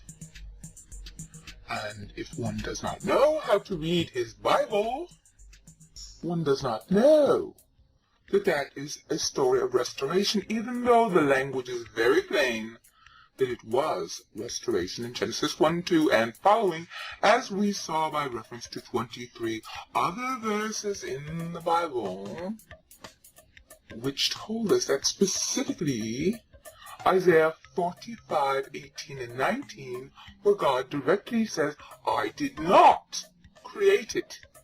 Tohu wabohu, chaos and wasteland. But Christians don't know that. Now, the earth cannot be dated. It might be young, it might be old, just as you can microwave a potato, or can cook it in an oven for a longer period of time. Whether it was Pangea, which is depicted in Genesis 1:2, or whether it is some other event later, we know from plate tectonics that it could be fast or slow, and maybe it wasn't even done that way. But it was restored. Now, for those of you who are evolutionists, God help you, You might be able to say that Genesis 1:21 through 25 applies to the flora and fauna, and that they were decreed to evolve, depending on how you want to define the word kinds. But you cannot say, since man, I am man, am I not? Since man is a soul, an immaterial being made in God's image, Genesis 1:26 through 27, man is not, repeat, not evolved. Man is a soul directly created by God at birth in his own image, as Genesis 2:7 depicted by the plural of chayim, breathed into his nostrils after the body was yatzed, sculpted, and thus man was asad, Genesis 1:26, verb for create, in his image, God's own image. And therefore, you are you, directly made by God at birth, your soul, he determines, he decrees to create it, and that is how you became a you. Therefore, you are not evolved. You are not made from your parents. You are not made from your biological life, which dies. You are a soul who lives forever, with the opportunity to have spiritual life, so that you can have a relationship with God if you so choose. And if you do choose, then simply do John 3:16, which is whoever so believes that Christ paid for your sins. At that moment, you have a spiritual life which you can never lose, because God is a spirit, and he doesn't have a beginning, so you don't anymore either. You are part of God's own life at that point. Now, if you choose to say no, you know what will happen. The rest of John 3 will tell you that, if you care to read it. Meanwhile, as an evolutionist, you must concede that A, the Bible does not say that the earth is 6,000 years old. It doesn't say how old it is, because there was this conflict in the past that happened after the initial creation, as we saw in excruciating detail. You also cannot say that there is any dating done in the Bible whatsoever prior to Adam's fall, which we saw from reviewing Genesis 3:15 through 22, and we also saw when we went through all the days of your life verses, over 24 of those, not to mention the 83 Mut Tamut verses, which after all, based on Genesis 2:17, created the day in which Adam was born, Genesis 3:22, dead to God, on his own, a God of his own. Now, therefore, in the evolution debate, one of the topics which must be dropped is how old the earth is. Oh, the earth is only 6,000 years old. That comes from Bishop Ussher's tired and mistaken calculation. As we saw when we reviewed Genesis 3:15 and Genesis 5:5. And what we saw instead, to the credit of Bishop Ussher, was that yes, there is Time Lords being created by the Lord,